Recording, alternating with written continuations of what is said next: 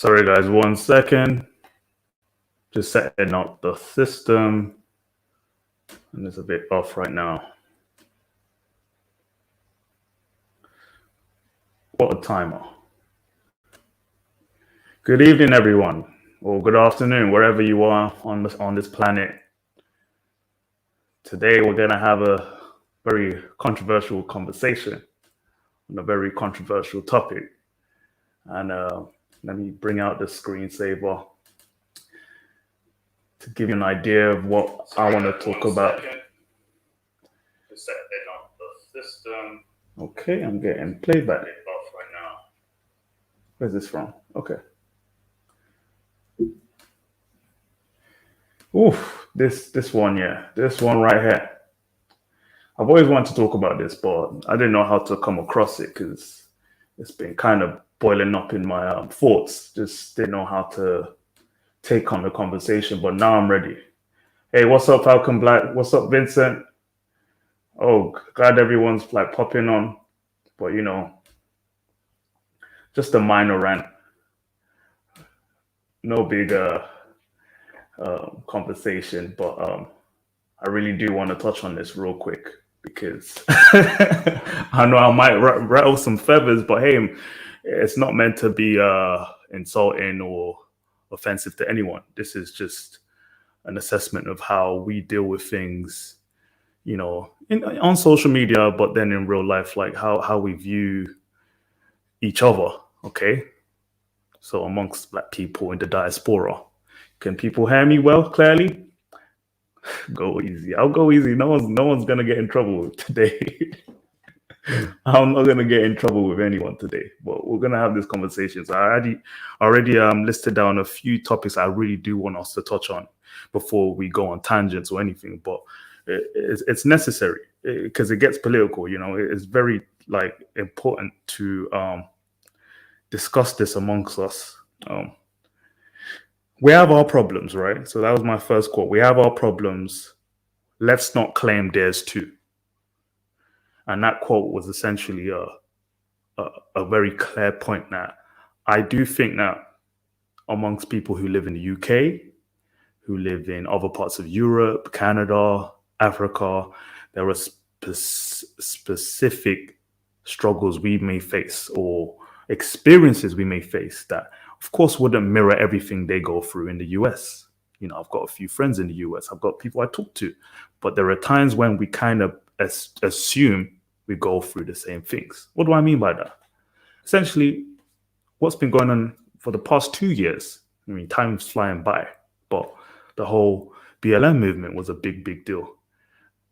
And, that sparked, in a small place in Minnesota, was it Minneapolis, USA? George Floyd being murdered by a police in cold blood, and the whole world went into a huge, spark for good reason, of course. But then what was the conversation that was being had in the UK, in other parts of the world with Black people who live there? Are we discussing things to show solidarity, or are we claiming things to say, do we go through the same things too? And my problem is, I don't believe we do. Let's start with the UK. When it comes to police brutality and deaths by police custody, people try and make quotes and statistics, but if really look into it, a lot of people can really pay attention to how realistic things are for us in the UK. But because we're so sort of infatuated by the American experience, we kind of imitate, impersonate their experience and place it on ourselves. And I think to an extent, it's detrimental to us. And also it makes them think that, whether they believe it or not. For example, when we are discussed in their circles, when British actors, Black British actors and actresses go to America and take certain roles that are considered, African-American roles that are very important, what's being said by, big names saying that Why are they taking those roles? How would they know our experience? And of course, that triggered a few people in the UK. Like, what do you mean, know our experience? The truth is, they don't view us the same because they believe, yes, you're in a different country, you're in a different system.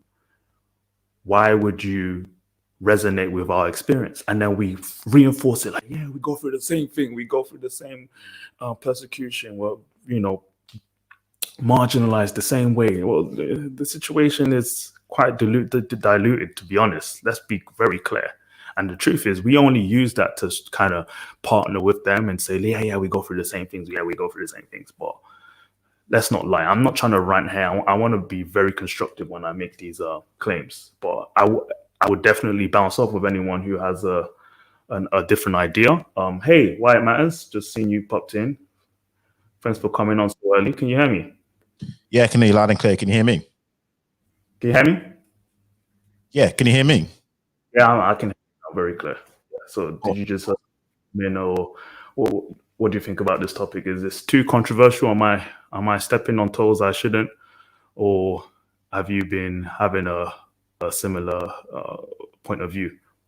No. I think there's something which I like about this topic and I hate, because what I've always realized is we come across like begs for a lot of things where, we can distinguish ourselves, because here's what I'll say.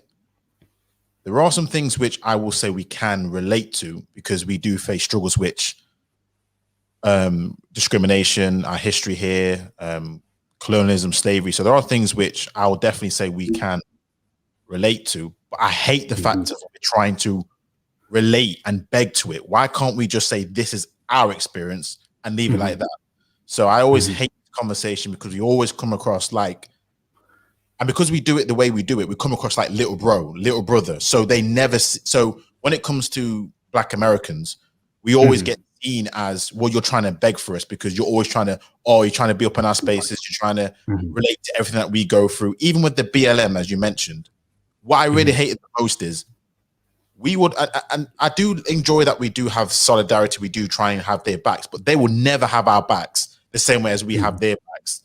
And it's all because we always try and beg off them. So we are in that situation where not just African Americans, but when the whole SARS thing from Nigeria, a lot of Brits also with them. And again, it's like, I have no problem saying, you know what, we are, we support your causes, but the way how we do it, I hate it, because we always just, it's always one-sided. I found a lot of times we just try and beg it. And I just think we need to stop doing that and just almost cultivate our own and just be talk about our issues. And that's what I hate. This whole thing is just basically us being begs to the US, and I hate that. Unfortunately, that's really what I resonate with too. And the thing is, I really wanted it to stick to solidarity. Essentially, just that's the line we should really cross. That, yeah, from a different part of the world across the pond, we recognize them, we understand them, but do they recognize us the same way?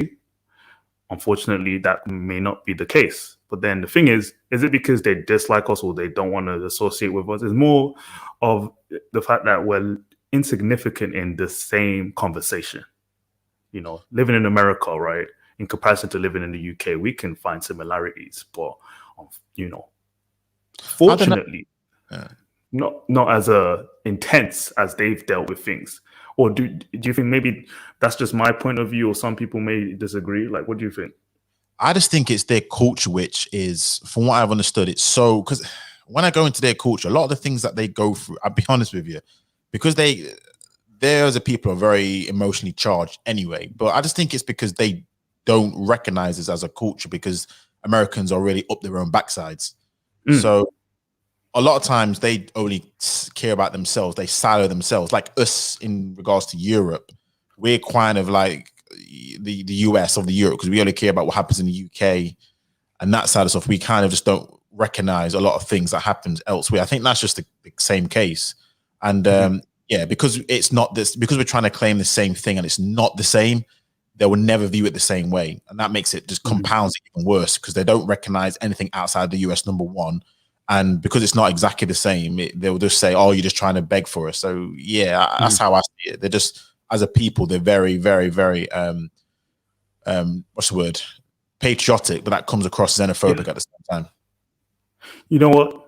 Agreed. But to be fair on them, it's not their fault in a way. Like living in their own sort of bubble and world, there's a lot going on within the states alone for them to even think of those outside, the diaspora. A few are very curious. They want to travel. They want to get to know different cultures, in Africa or in the Caribbean. That's amazing to know. And some people who do come from these countries but grew up in America. But there's a very in sync idea of the world where our issues are our priority right now. Your problems, that's your problem. But what we don't do is do the same. This is what I wanted to touch on. Like, for example, when I first went on social media as a kid, like 15, 16, 17, when it came to understanding my blackness, my culture, whatever, you would go online, you search on Google, is it Twitter or Tumblr, all these social media platforms, and anything that had to do with blackness was 100% associated with African American culture rather than different parts of the world. You can find it, but most of the time the media was pumping the same sort of way of life that didn't resonate with me as a UK person, Nigerian, living in the West. But I found similarities, and along with that, I attached myself with their own experience and saying, yeah, I dealt with the same issue, but then not completely. So in a way that helped us, I guess, partner with them in somehow, just kind of feel like, yeah, we all are in sync. Black experience in the West is all the same. But the issue was we were, what's the word? It's like imitating, but then there's syndrome something. I completely forgot. I'll think about it the time. I've used it before. Imposter syndrome, is it? Imposter syndrome. I always forget that term for some reason. Imposter syndrome. I think that's what we suffer from. Black people in Europe, even in Africa. There's sometimes I would have relatives who always wanted to travel to America, and they will say certain things to sound American, like, yo, my N-word, N-word, N-word, when they barely say the term, but to them, that was what resonated with them. And I guess it comes from us just claiming stuff that has nothing to do with us. What do we know about redlining and across the track neighborhood, black town, white town? We didn't have that in the UK, but we seem to think that we have the same sort of agenda, pro-blackness and staying with your own. I think the issue here is we do it to ourselves and we just expect them to understand it. So this imagery, I made this just 2 days ago. I was thinking, man, this is going to look terrible. Some people might think, why would you want to detach yourself from, showing us support? But the truth is, it's affecting us, and in a sense where our issues aren't even addressed because we don't want to address them. For example, for the BLM movement, when we were trying to address what was going on in the UK, people were just reiterating things that were happening in America. When it came to police statistics, it just didn't line up. It's like, okay, what are we dealing with? Crime? Okay, what type of crime are we targeted more? Is it black kids just because they're black or because they live in a certain neighborhood? We ignored all of that and just copied and pasted what we saw in America. And I was like, this isn't healthy, because then we can't address our own issues specifically because we're so flooded by that side of their media. And there's nothing we can do about it? Or do we just acknowledge that, look, disconnect and focus on ourselves right now? Well, this is why I like sort of your channel, and that's what I do on my channel. So I focus specifically on UK issues, so home ownership, when it comes to economic situations, when it comes to wealth, the categories, financial. And I focus specifically on that for that reason, what you said there, where what we've done is we've copied and pasted, and there are things which, I'll be honest with you, we do not talk about, which, I'll be honest with you, is worse than what they go through over there. There are things which are worse than what they go through in terms of their economic situation, their plight, their pro-blackness compared to our pro-blackness, our economic plight, which I'm thinking to myself, hold on a second, why are we not discussing this? Why are we doing that? And as opposed opposed to discussing our issues. There are things which we have are different, and that's what it needs to be, different, and that's fine. We just need to. I don't know what it is. Do we not believe in ourselves? Is that what it is? Do we not rate ourselves enough that we can actually be almost stand on our own 2 feet? It's not. We can be in solidarity. So I think it's not necessarily about cutting off ties. It's just about saying, cool, we support your movements.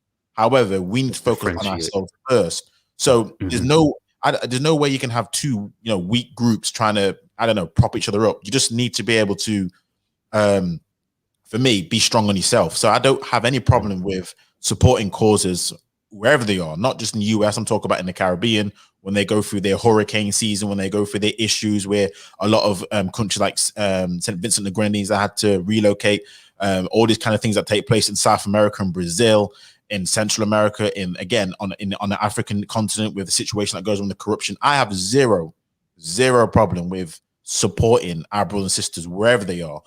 All I'm saying is what we should do, is most definitely just say, these are our issues. This is what we're standing on. If you are here in the UK and you're black, this is what we're all about. That's what I really, really would like, but we just don't do it because of, as you said, we always copy and paste. I'm like, we have our own issues unique to us.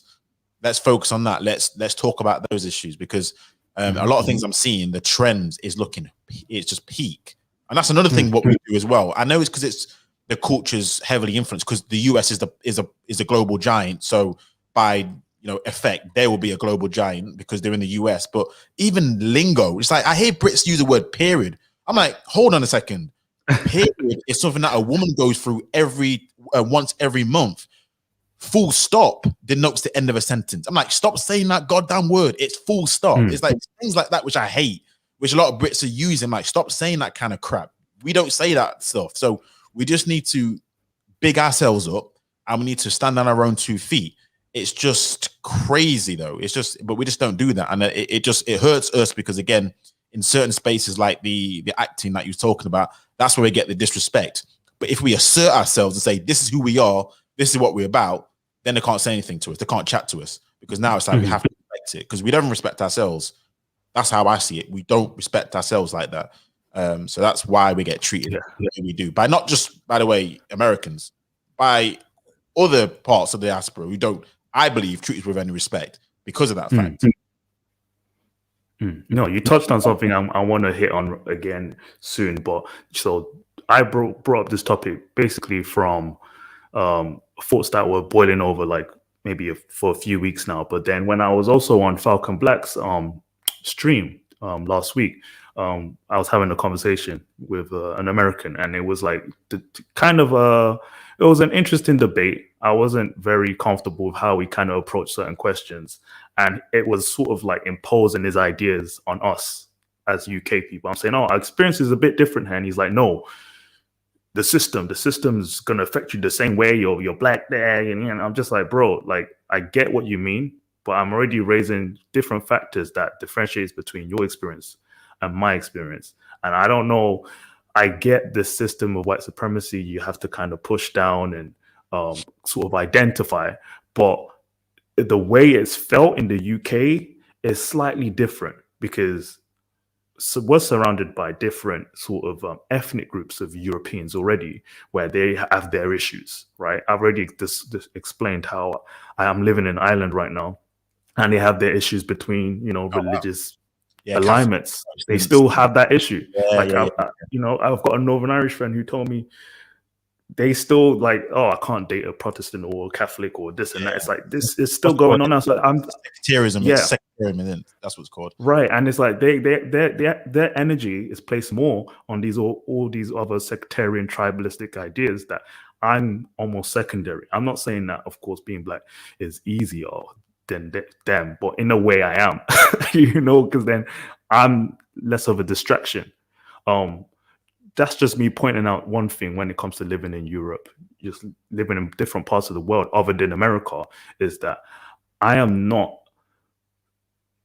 polluted by that sort of mindset. I understand it, and I know I have to maneuver around it to survive. But when an American tells me you should do this, you should do that, or else, it's like, no, you've never even been here. How would you even know what we're talking about?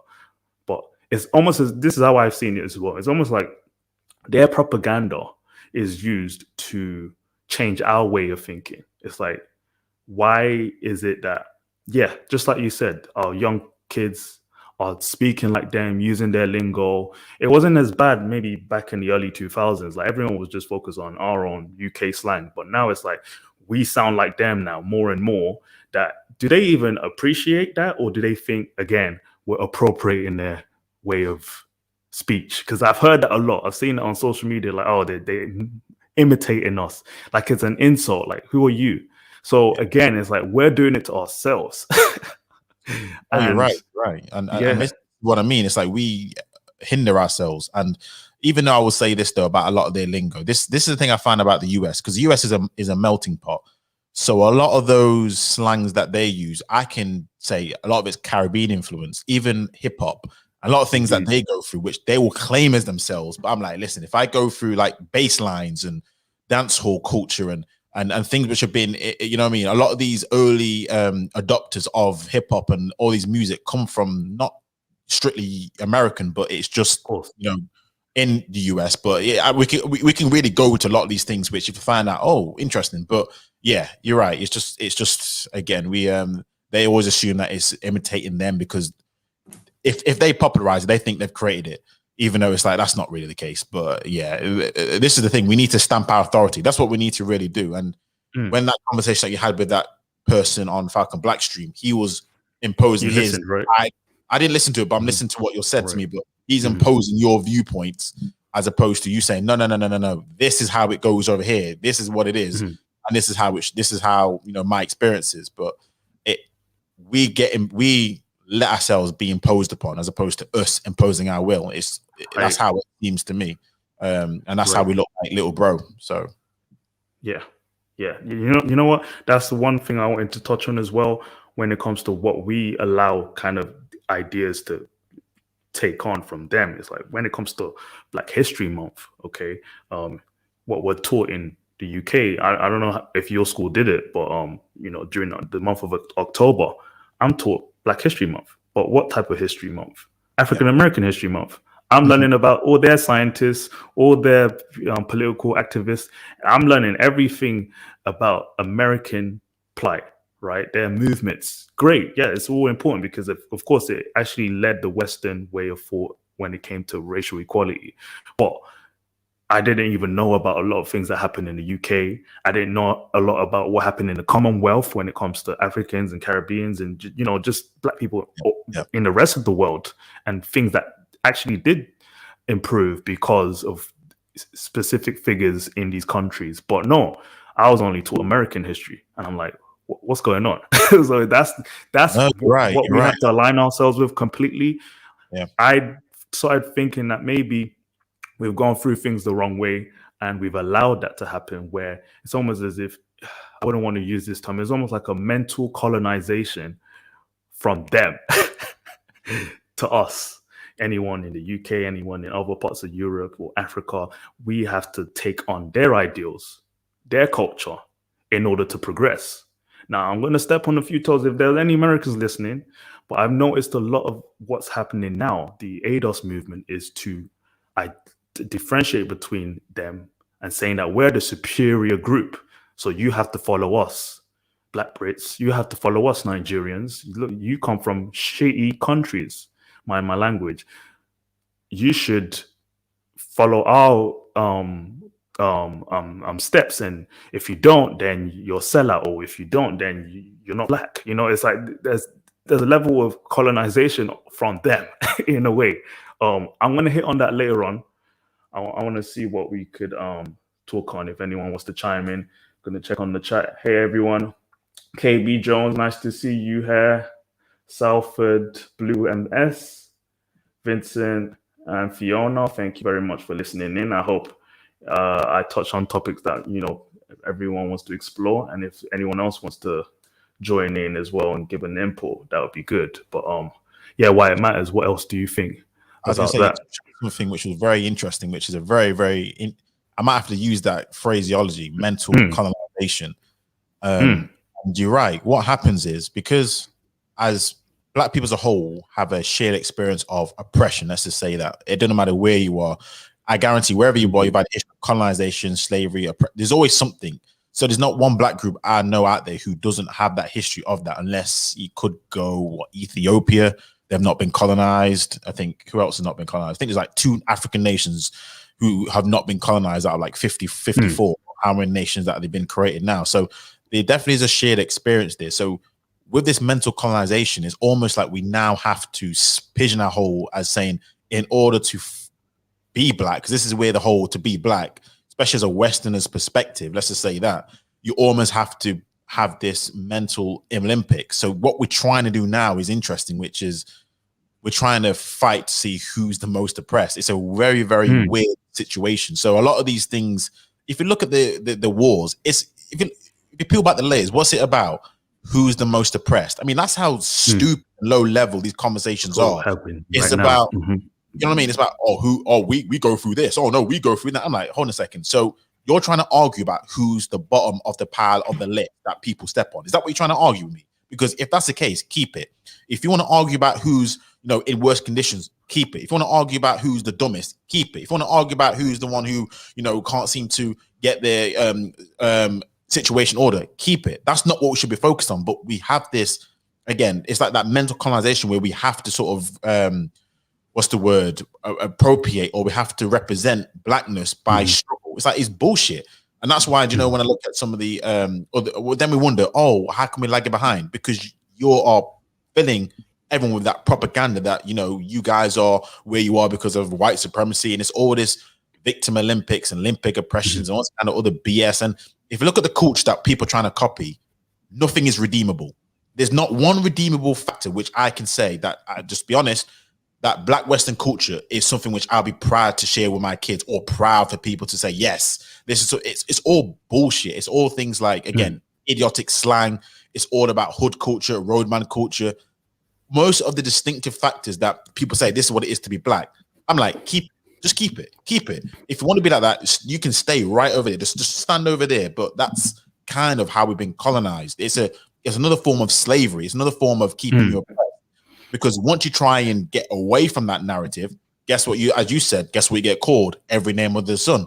And that's what happened again in the UK over the last it's been going on for ages anyway, with how the politicians are always act with how we have to have this sort of code of oppression. And if you try and say, well, hold on a second, I'm not saying racism doesn't exist, but that's not the reason why we're behind. It's like it's that mental colonization that they can't snap their brains out of, and it just infects the youth. And then again, once you combine it with, there are statistics which show that we're all behind. It's like that self-fulfilling prophecy, man. It's the mental colonization is real, and the mental takeover is real. But it's a one which is just, it's fascinating. As why are we trying to align with oppression, align with never getting on in life? That's not something which, I'll be honest with you, if black people are meant to be kings and queens, if black people are meant to be conquerors, if black people are meant to be the first ever people, there's so many like hypocritical statements and just ironic statements that come out of people's mouths. At the same token, you're telling me that you're always oppressed, and the same token, you're telling me that you guys are the smartest people on planet Earth. You created science, physics, you're the one. I'm like, okay, then so how is it that you've not been able to outsmart the white man, even though you built these nations? How have you not been able to outsmart this guy then? But that's another conversation in all of itself. But yeah, no, that love the rant. Love that. I could go on a rant about about that, which makes me just laugh. How I hear, especially pro-black sectors, how they talk about how amazing black people are, and yet I'm like, okay, then. So why are you not able to get out of a situation? Well, it's because the white man, but he's not. You're meant to be smarter than he is. So yeah, sorry, don't let me get started on that. Don't let me start on that. No, this topic you're touching on now is really based on victim Olympics, and how I guess the 21st century is monopolizing victimhood by using it like a power play, which is weird. It's like, when we want to show that we can be successful, we can be great, we compete. That's what we're meant to do. We're meant to compete with other groups to prove ourselves and establish ourselves in society. That's how it's always been in human civilization. But today it's more, who is the most oppressed? Just like you said, who is the most oppressed? And what I've noticed, the reason why I brought this topic, is that our narrative comes from the African American experience. And when they say that we paved the way for you guys in the West, or I the know rest they of the didn't. diaspora. No, they Yeah, didn't. that's what they say, right? That No, they they didn't. lead They this could never claim oppression. that.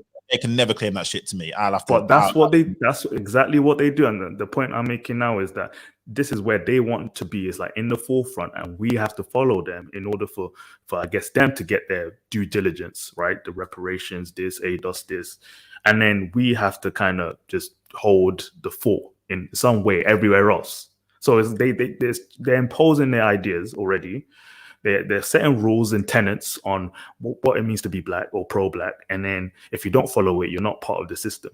But the issue is that they want the rest of the black population outside of America to fall in line, and I'm like, it's impossible because you don't know us, but you just assume, okay, because we, like for example, in the UK, we speak English like them, we experience Western racism like them, so we should fall in line because who are you? Like we have MLK, we have Malcolm X. We admirize these figures, so of course you have to sort of what's the term? It's like fall in line, fall in. I've heard this. Sorry. I say kiss the ring. That's what they want us to do. Bend the knee. Yeah, paraphrasing. Yeah, I've heard this term being said in a different stream where the African American guy said you have to fall in line, fall in cold. And I get, for them, it should be for what they need to do in their community. But when you start telling other people from other countries, like you're ignorant to, how dare you? Like, what makes you think you understand how we experience things?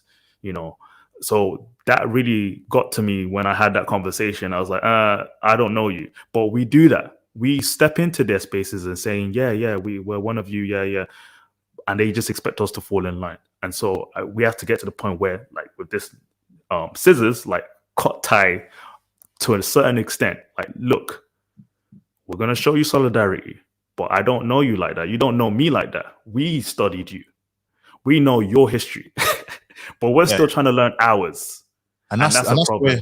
That's where I'll say we've dropped the ball for sure, because that's part of why we're not strong as what we need to be. And it's not just because I know we come from different parts, and even if you're British African, that could be that's a whole nother nightmare of trying to ascertain which African nation and which tribe, and there's so many things attached to it. But one thing that we've not done is we've not really almost have our own black UK propaganda from historical viewpoints, which even now I'm still learning it.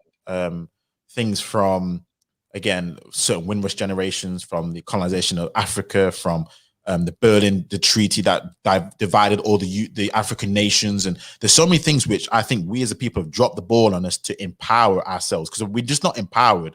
So if we can actually empower our own young people and ourselves with the knowledge about ourselves, who we are, where we came from, our experiences, that is ultimately what's going to help. So I think a lot of us are so fragmented. And this is where I'm going to pay homage to the church, because a lot of things which I heard from in terms of how a lot of my older West Indian aunties, uncles, granddads, but a lot of them, they were sort of testifying about what took place when they came over here, about how they had to set up separate churches, how, like, for example, my church was burnt down by a white person, by arsonists. Now, they couldn't catch him, but that was what it was. There's so many things which instills a bit of that, I know where we come from a little bit, or I know our history. So I think a lot of times the church was really good, well, at least in my humble opinion, was really good to let me understand certain things which I did not know, and I didn't get taught at school, and no one at school could teach me that kind of stuff. So they'll teach me about the no blacks, no dogs, no Irish, the renting, how they had to handle all the situation that took place. So we have dropped the board, I think, a lot of times when it comes to these things. We used to have community centers, youth centers. A lot of them really, man. I know in my city, we have a Marcus Garvey center, and it's really now not the same like it used to be. It's there for, I think, just historical purposes, but it almost got demolished because there was like no funding for it. I'm like, how can a Marcus Garvey center be at risk of being demolished because there's no funding? It boggles the mind because of who Marcus Garvey should be to a lot of us. But I think we've dropped the ball out, a lot of us, in terms of almost understanding our history and that propaganda. So it's quite crazy though, but I think that's what we need. And it's getting better though. I will say that, especially nowadays with as I'm following a lot of people on Twitter, and they retweet a lot of things about Black UK history, Black African history, Black Caribbean history. So it's getting better, but I think we just need that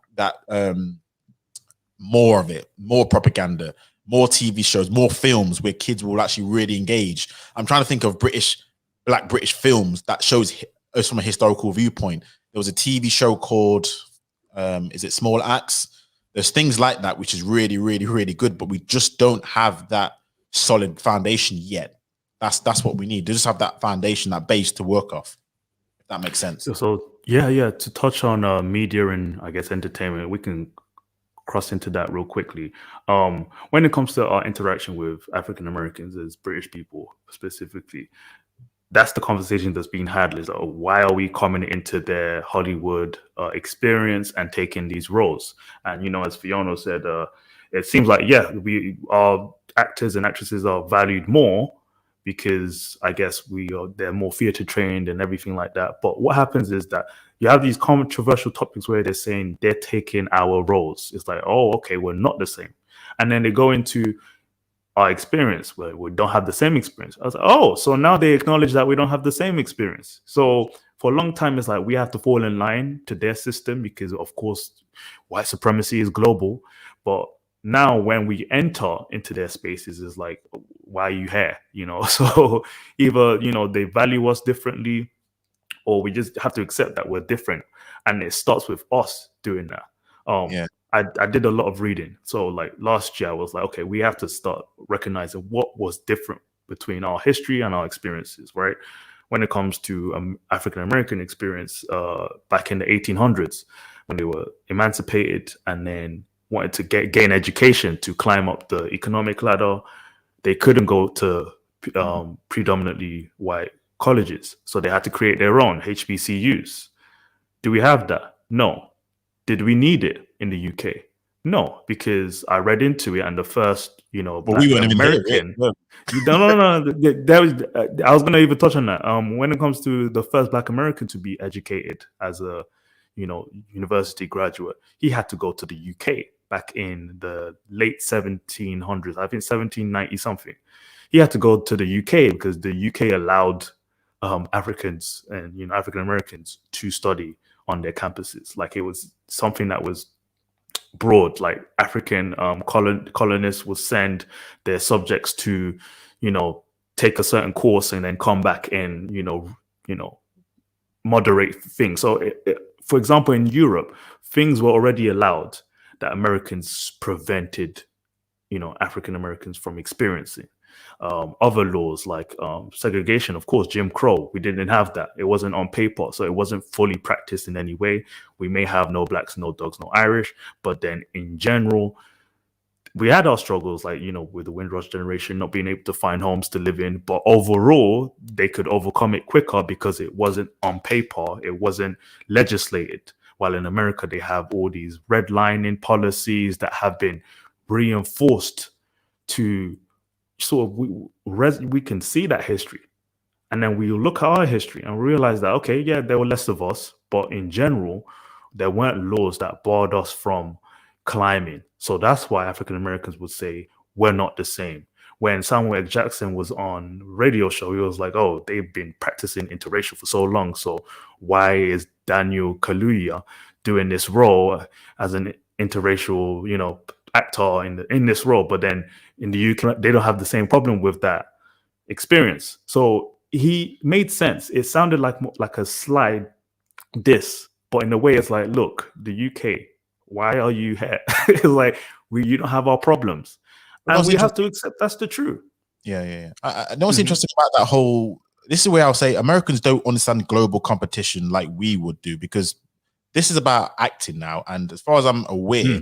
When it comes to acting, you have an audition and the best person gets the role. That's how I was aware of it. So when Americans see other nations come in and competing for their roles, they don't understand it because their system's geared up to help Americans. When it comes to their sports system, they have colleges that's linked to their NFL, NBA, MLB. They don't really understand global competition like we would do, because our sports, like football, cricket, rugby, we're not just competing against someone in our own yard or city or county. We're fighting against somebody who's in the slums of Brazil.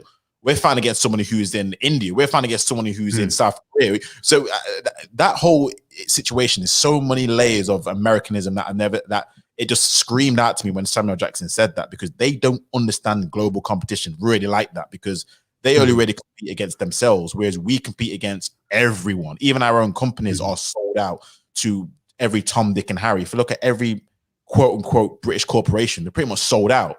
It's just mad. But yeah, I do get what he was saying, and I do understand the reason why I say, oh, he wants African Americans to take his roles, and it seems that way. But again, it just speaks of double tongue. It's like, so you want us to be on code when it suits you, but then all of a sudden when it's something like this, then no, now we have to have this like delineation. We have to have this line that says, well, you can only come so far, but you can't come far enough.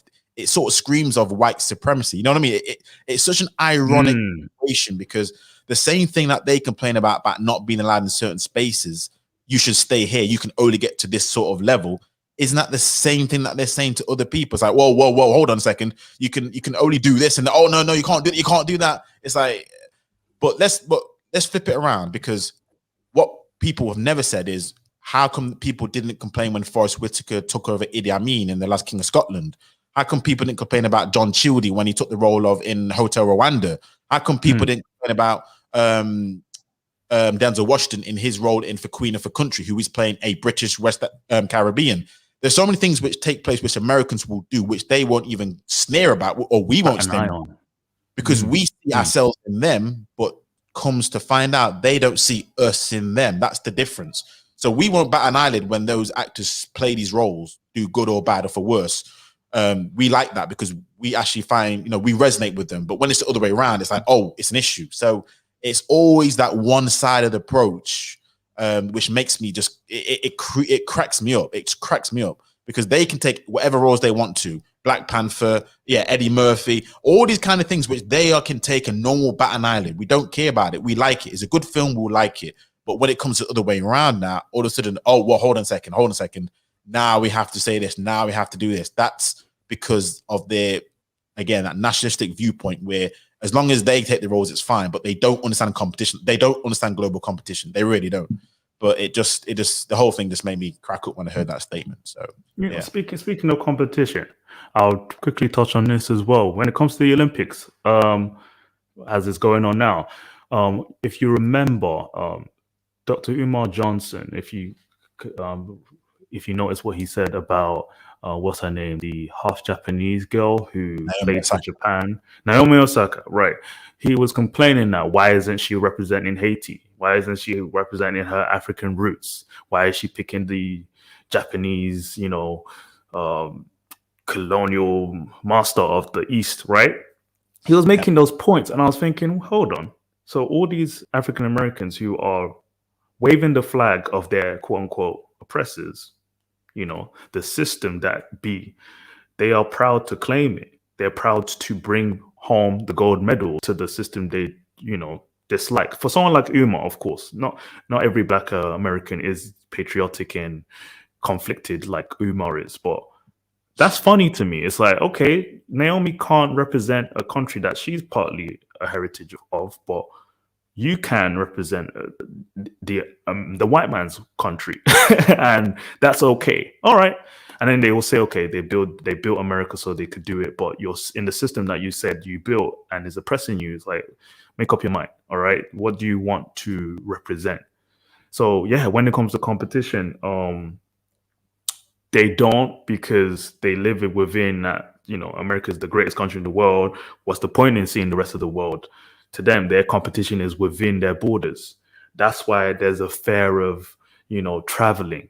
To them, it's like the conversation on passports, traveling out is a big thing to them. Compared to us, it's like, it's like minor, like, right. It's an Oyster card, just beat to the next airport. It's different to them. So I don't know if there's any help in that situation. That's them. I think that's what gives us an advantage. But instead of saying, hey, we're exposed to the rest of the world, we can maneuver, we can compete, we can enterprise in different parts in Asia and Africa, we decide to focus on the Americans. Like, we need to follow what they're doing. You know, okay, it's a big economy, but it's not the only place you can make the best out of your, you know, your life. And you're focused on a community that is considered the most oppressed, and you want to resonate with that more when you actually should be competing with the, you know, the rest of the world. I didn't get that. I never really understood this, following the victim group. I get we all have similarities, but we can't continue to do that when, especially when they don't even accept us, you know, to an entirety. But yeah, I don't want to ramble on, so that's why I actually listed down a few topics on here. And if anyone else really, I would like to hear some input from people who maybe experienced firsthand a real life experience with other, you know, Americans, and how you view things. Another topic I was going to touch on was, yeah, I touched on the mental colonization, indoctrination, which side represents. Why should we take on? I was going to try and sort of broaden the conversation and say how you feel about this. Should we cut ourselves off from just other diasporans as well? So I know we have more links to like Caribbean and continent of Africa, but even like this Pan-Africanism movement, because this one is one which I'm interested in a lot, just because obviously we have a lot of us in here have more links to those kind of places. But should we also cut off ties in that regards as well, or so? I think you know what makes it different. When it comes to us being in the UK, there's this sort of attachment to our Commonwealth heritage. It's kind of weird to say it like that. It's almost like we're accepting what colonialism brought, but it attached us to the rest of the English-speaking world, right? Why does it matter? I guess it's because we have our own family ties. You know, if you're from Jamaica or from Nigeria or Ghana, you know you can travel back, and it's like, why wouldn't it be another conversation to have? Okay, detach ourselves from the rest of the world. I don't think we need to. And plus, we will just be doing what Americans are doing, you know, in their own bubble, expecting nothing to impact them from outside. And, you know, that's it. Because the truth is, the UK is almost like a sponge. It would just take in, you know, I don't want to scaremonger people who are against immigration and all of that, but like the rest of the world, like people come in and out. People might not remain here. They would emigrate to another country. So in a way, there's no need to detach ourselves from the rest of the diaspora, because I think we don't have the ability to do that. So yeah, that's how I see it. But do you want to give an example of why maybe it's necessary to do it? I think it's just because even when you go back to some of these places, a lot of them don't see you as how probably you think they see you. So even though you may have family there, they will still see you as separate from them. Sure. And a lot of times, because that causes, again, a lot, in my humble opinion, for a lot of UK Brits, mental instability in regards to identity crisis. So I think a lot of Brits go through this at least twice in their lives, at least, where they have their own identity crisis as to who they identify as. Even David Lammy was bringing up, why isn't there a category on the census called Black English? And a lot of it comes down to, I do believe, and it's not just him, but a lot of us are conflicted by our own identity, just purely because we're there, we're everywhere. We're if we do well, we're, you know, maybe Caribbean or African. If we do badly, we depending on what side of the fence you fall on, you either be Brit or you be African. You know what I mean? There's always that ping pong to and fro where you don't know where you actually stand. And a lot of times that can cause a lot of instability in people's minds. So should we just almost say, okay, boom, this is where we are, this is where we are now? Not necessarily, I think cut off is the wrong word, but just, again, solidify ourselves as who we are. Because, again, it's just that identity crisis that we have. And I've seen it. To an extent, we already do, because, okay, those who are raised in the UK, definitely we have a similarity in our experience. But then, again, I think if you acknowledge the population of people who were born outside the UK and those who were raised outside the UK and then live here, they're the ones who would never kind of detach from anywhere else. So that's how I see the UK. It's almost like its own UN, because even the percentage of my Black friends aren't from here. You know, it's like they're living here now, but it's never been like me, where I've born and raised here, know nothing indifferent to how my white friends who live in the UK grew up. But that's how I see it. Not every black person in the UK resonates the same way when it comes to living here. So yeah, I think that's the only this dissociation that will never leave. But we can do our best, because we definitely do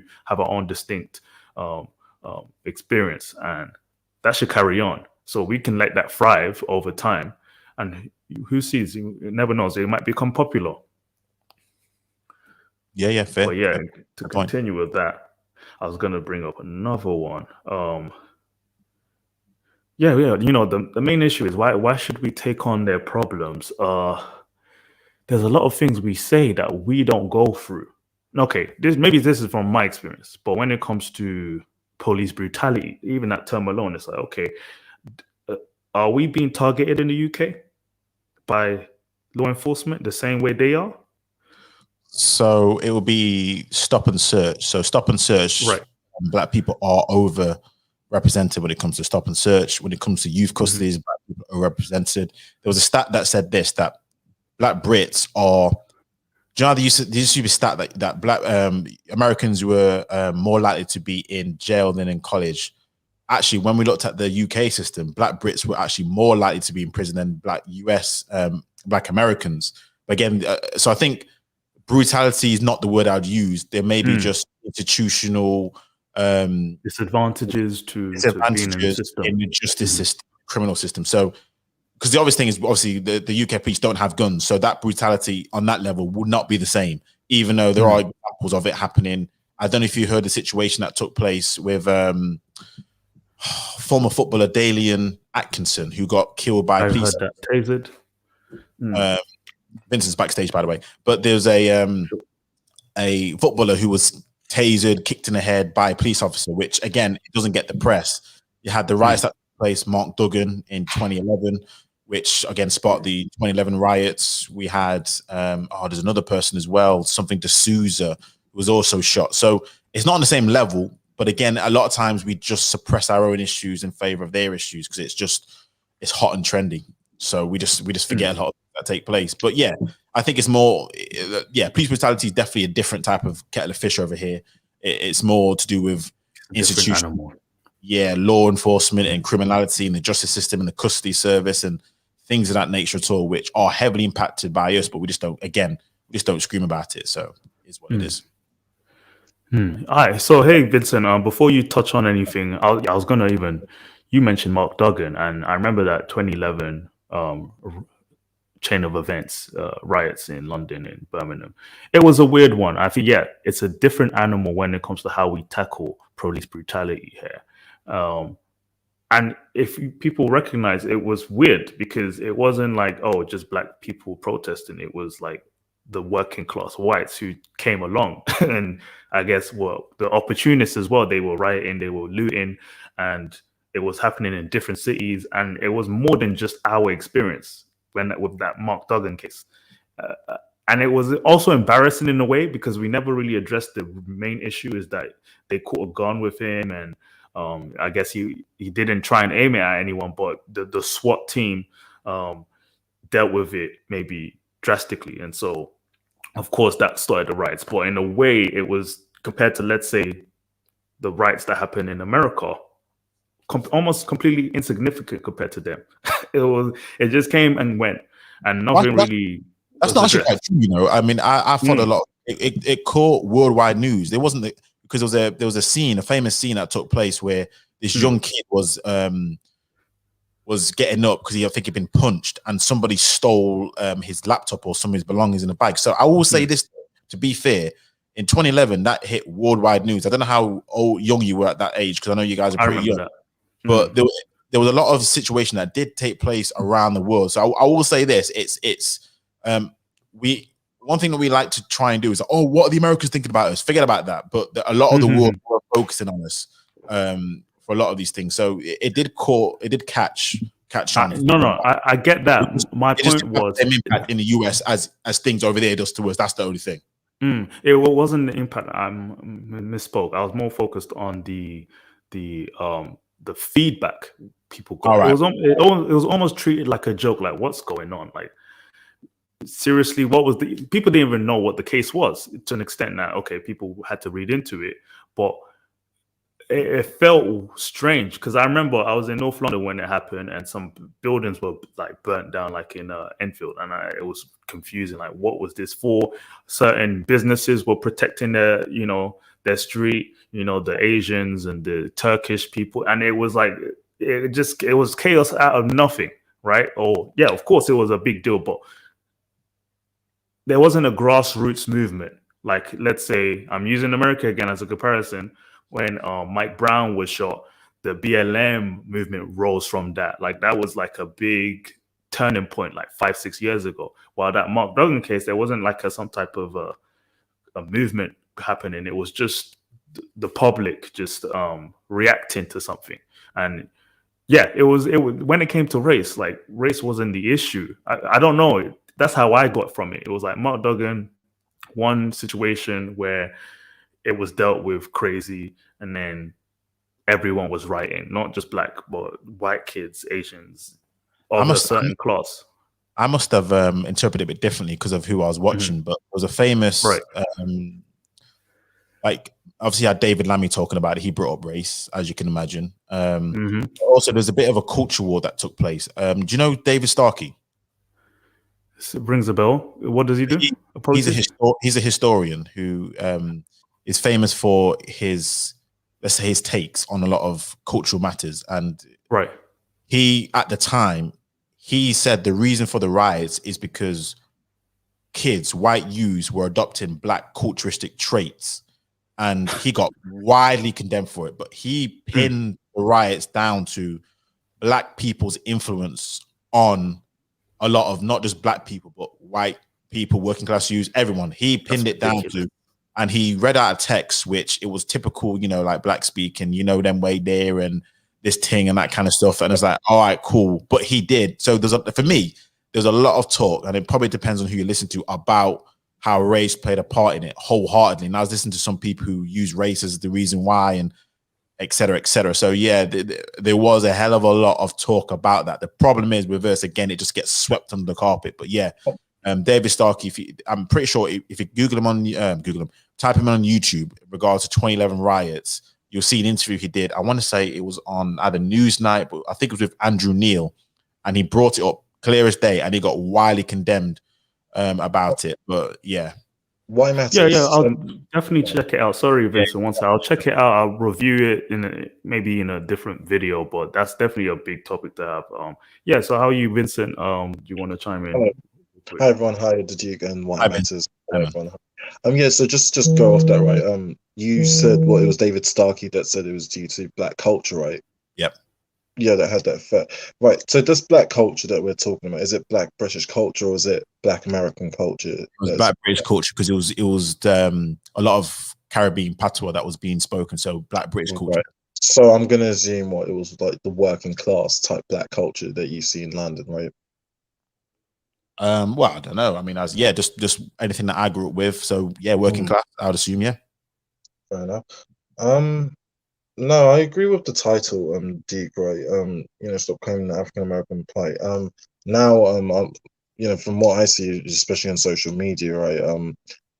All this, yes, we're black, or let's do it this way, or it could be. I'm not trying to throw shade, because I know Fiona might get on my tail, right? But I'm also seeing a lot of black women saying, "Oh, black women are this," or for example, on Love Island, right? The representation or all of that. A few years ago, did you ever see any of this happening? Like, did you ever see this? Sorry, I'm kind of a bit having a brain fog right now on this. No, that's all right. Is it with like media representation? Right, yeah, things like that. Because I know this started recently in America, and now it's trickled down. So whatever happens in America, obviously we tend to follow next. Did you ever see things like this occurring a few years ago? And also White Maz, if you want to chime in.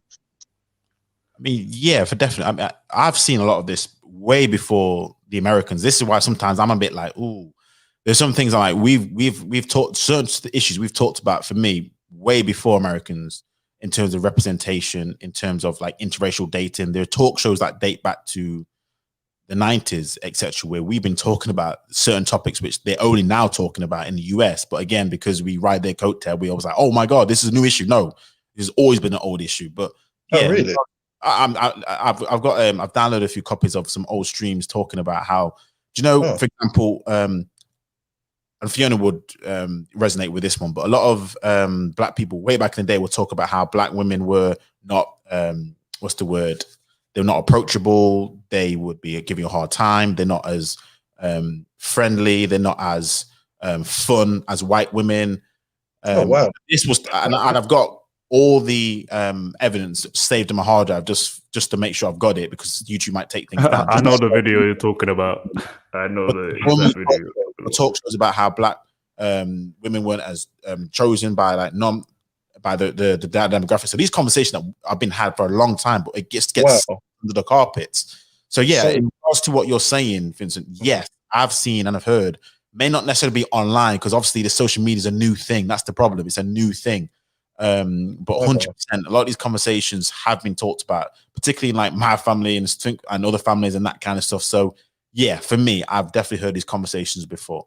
Wow, I've never, because growing up, I never even paid any attention to interracial dating, right? Because growing up, London is so diverse. You see a lot of Asians, blacks, all from different countries, and white, East Europeans, and then so it's only like within the last 5 years that this has really been brought to my attention, and also coming onto YouTube and seeing content creators like Senji and that bring out these topics and highlight them. But yeah, I wasn't even aware. And like, growing up all about that kind of stuff, just because of the nature of how things have transpired, and the whole issue about calling a mixed person, are you called mixed race, half caste, right, dual heritage. There was a massive issue about it, is like quarter caste. There were loads of things like that took place where I was growing up. We was talking about it. So yeah, why man? I don't know if this, you guys. I don't know if sorry, how did you? Yeah, I wanted to just bring up touch on this real quick. Media representation. When it comes to like a lot of the shows that came out in the 90s and 2000s, to me, from what I've observed, we were more represented, like disproportionately more represented in the UK than in other parts of like Western countries. That's what I saw. I felt like there were more black faces on British TV than a Hollywood show. From what I've seen, like if you remember Little Miss Jocelyn, do you remember Little Miss Jocelyn, the black female comedian? This was back in like 2008, 2007. White Matters. She was a comedian. She had her own show. Guess what? She was the first black female to have her own show in the world. I mean, well, like in the West. I'll have to research maybe Africa, but that made me think like, okay, so we stepped on toes earlier than places like America or Canada. Why are we? 2006. Yeah, that's not long. That's not like it's 20 years ago. Well, I say it's no, but then she was the first. Yeah, I was making the point that she was the first black woman to lead a show, and only recently a comedy show, and only recently an African American woman did the same thing last year. So I'm just saying that when it came to British broadcast channels, and even to today, I feel like we are overrepresented. We only make up 3 to 4% of the country. Yet, in a way, I see more 40%-ish on TV shows, hosts this on news channels. I see more of our faces on kids shows. So I'm thinking I'm just convinced that we kind of take on the idea that we're not represented in the UK, but I'm convinced we are overrepresented, but we just imitate what we had on their side. I always bring them up because that's how I think. Like we're lying to ourselves. Like, okay, if you guys are watching Love Island, I've been watching a while, but half of the cast members are black, and I'm like, where are the Asians? Where are the Chinese, Arabs? Exactly. Like, they won't go on the show, but our faces are there. We're always in these spaces. So recent. So I agree with you, and that's why a lot of white people are upset because because of BLM, that's why a hell of a lot more we face. In my opinion, disagree. I'll say even before then, I would say the early 2000s, our faces were more visible on British broadcast shows. Do you know why that is? But do you know why that? Do you know why that is though? Yeah, go on. No. I would say because they encouraged it more. They encouraged it more than in other Western countries. That hey, we have black people here. I think they're more obsessed with us than we don't we don't actually realize. And you know, White Matt has mentioned how they're annoyed now because it's more reinforced now. It was almost like a politicized thing. But even before BLM, our faces were everywhere. See, I'm not saying it was a. I'm thinking we're like this. We're everywhere because in terms of comedy, the last great comedy show I remember is like the Rue McCoy. I mean, I know there are things like what's that comedy show which is more on like BBC Three. Can't forget. It had a lot of controversy over something. I can't remember it now. But can I address it? Sorry, 1 second. Fiona says that no. Is it to do with the show? Is she talking about the reality show? I'm just saying in general, like in comparison to our population.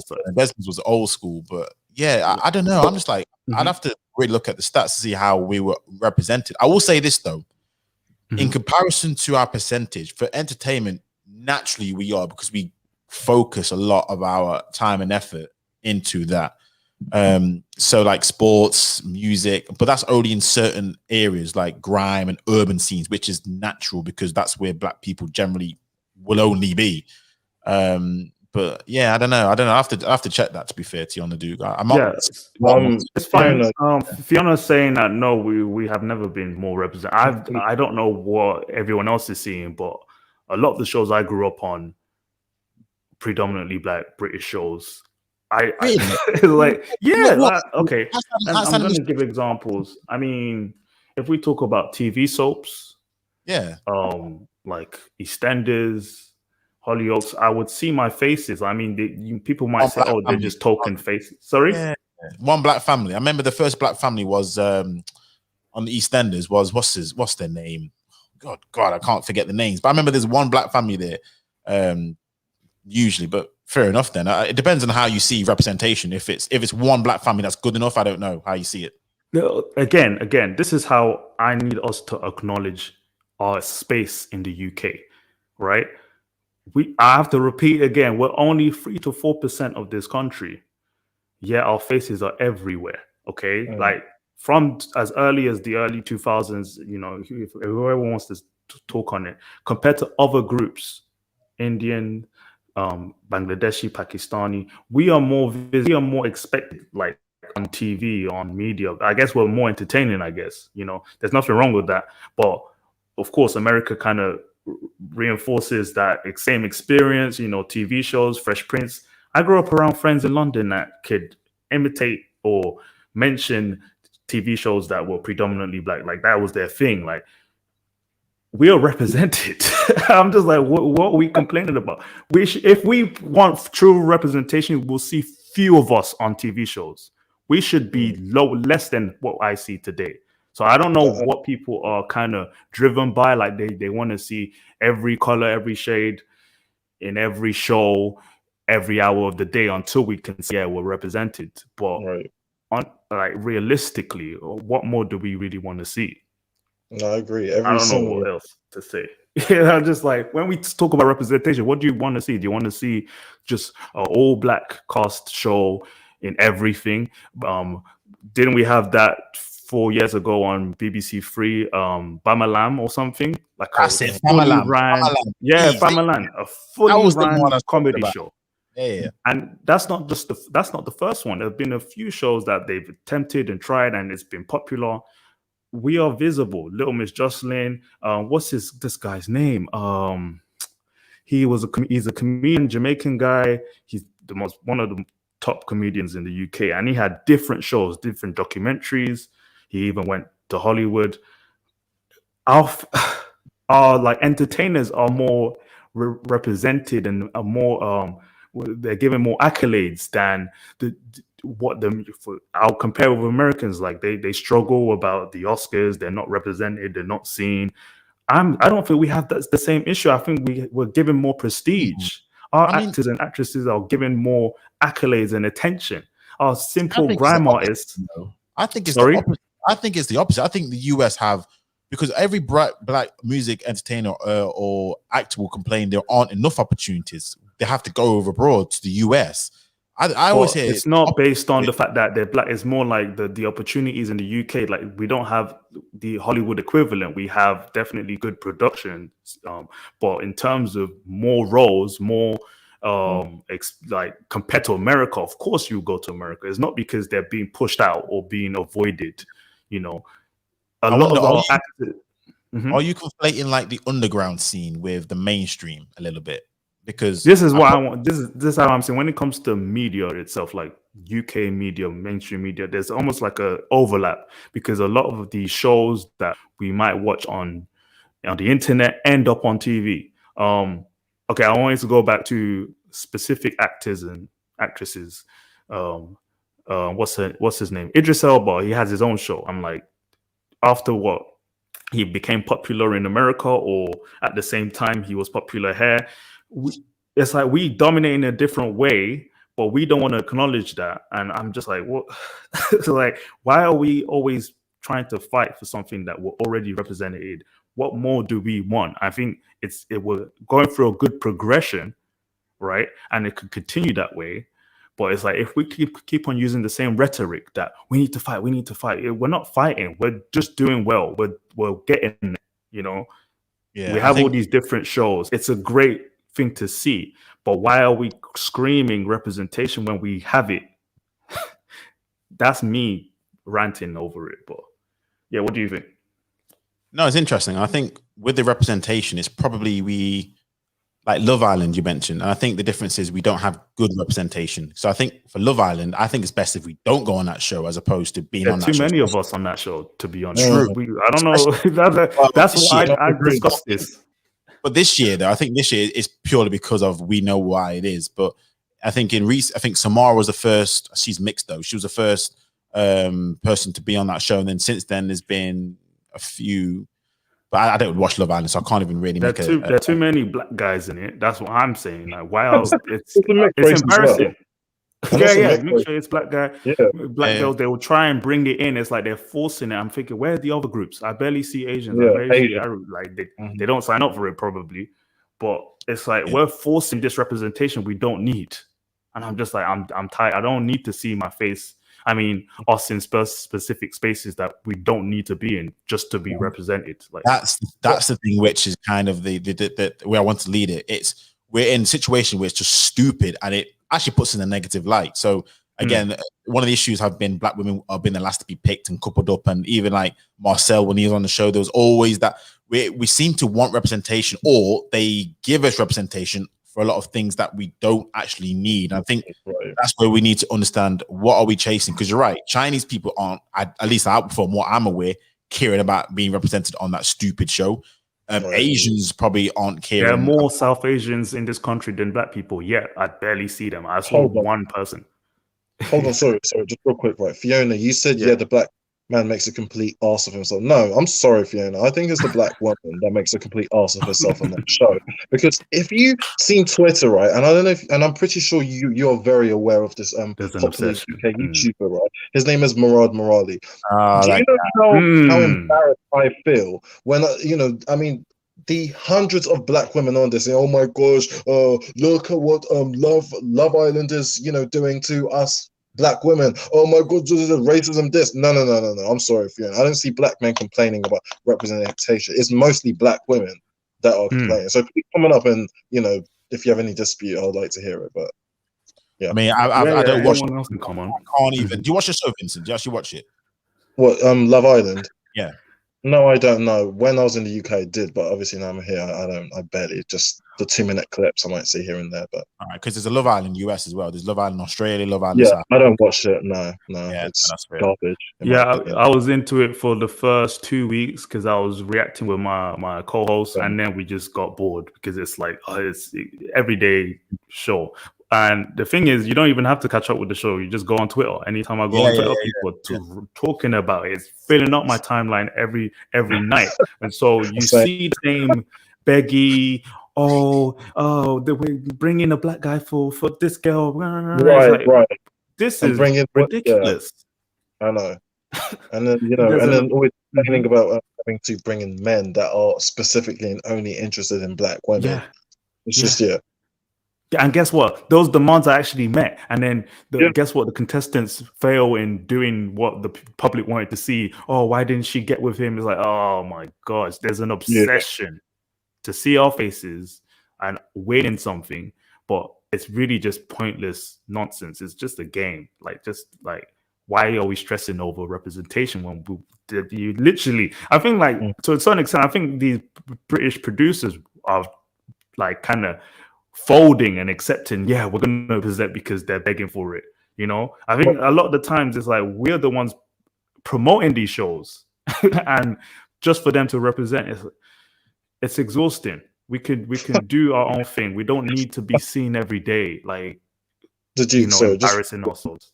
you see Fiona My again, you're God. proving my point, right? Black people need to fade into the background again on that show. So look, so what? Okay, let's just be generous, right? So black Brits, right? We're what, like 4% of the UK population. So let's just say out of that, 2% are black women. I'm just saying,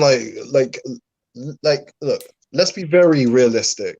For 2% of the population, right, you expect almost all the men on there just to be into black women alone. It really doesn't make any sense. Personally, I mean, you should even be happy just seeing even just one black person there. I mean, seeing two black people on there, that's just a bonus in my opinion. But I don't know if someone else wants to chime in. That's what Fade I'm into saying. Look, You know what's interesting about representation, the whole topic, because this is something which I've battled with, and I'm like, why am I looking at it this way? Because why do we think that because we're 4% of the population, that must mean that we should only see ourselves represented equally across the board? That's not how life works. That's not how groups work. Groups normally cluster in certain areas. As you see, South Asians normally dominate the field of IT. right. Indians dominate the field of medicine. You have maybe Pakistanis and Bangladesh dominate certain industries of Transportation. yeah, exactly. So I always get interested about this idea of representation as if you should only see 4% here. Where in life would you ever see groups evenly distributed across the board? Never. Even when it comes to, let's take a bigger pool, male-female split, 50-50. Most males go into probably more STEM, more logical, analytical fields, which is why certain fields like IT and other tech jobs are dominated by men. Other things like HR, operational excellence, more humanitarian, socialism, that's dominated by women. Why? Because it leads into their kind of strong suit. So I think we need to look at it probably differently. Where do we sort of go to? Are we represented in the fields that we actually target the most? That in there will lie, for me, the true answer to representation. that's the thing. Are we targeting these areas that we need to represent? We're complaining about these. We're complaining about Exactly. We're complaining about it. But yeah, you're right. The question is of say, for example, of the 100% that people have going to the music industry, are 50% of them black people? Are 50% of the UK workforce black people going into the entertainment industry? And if so, if we can only see 4%, we're actually technically underrepresented. You see what I mean? So it all depends on how you twist the conversation into representation and not representation. From a statistical perspective, it's of that pool of that population size, how many people of that population go into those fields of each race, then we can decide whether it is. But what we do is we do this blanket sweep. UK is 4%, therefore 4% must be here, there. It's like, it doesn't work that way because groups don't operate that way. Other groups target their industries. So that's a conversation I'll be interested to have probably another time. But yeah, it's always funny, that representation stuff, how I look at things, at least. Yeah, that's the thing. I don't like that narrative because I think it plays into this, or like we have to mitigate everything. We have to make sure, okay, women are representing 50% in CEO positions. I mean, that sounds great, empowering, but you want to be 50% in plumbing roles, in all these other manual labor roles. Like, let's talk on that too then. So in a sense, it's like we just want to choose where we want to represent, when we should encourage things like more go into healthcare and STEM courses. And we have to pursue these, not just push the idea. They say that, okay, we're not represented enough in Cambridge and Oxford. I'm thinking there are other good schools out here, Russell Group UK schools. Like, we don't have to make sure there's 3% of black students in here. I mean, you can encourage it. You can make sure there's like programs in secondary school to push, more Oxbridge applicants from other ethnic groups, but you can't expect an institution or even assume that it's a racial thing that they don't want us there, when it's just that we just have to push more to compete to get into those roles. South Asians aren't begging for representation in medicine. They're fighting for it. You know, it's like they're going into it, and we just have to play that same role. But we sound like them. I'm always going to bring it back to this topic because it sounds as if we want some type of affirmative action in the UK, I guess, to mitigate what's happened in the past. But why? Why do we need to? Why?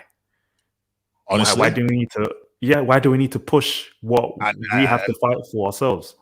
This is weird. All right, so I'm going to say it, and it is what it is. I think, I know it's because we can't compete on the same wavelength as other groups.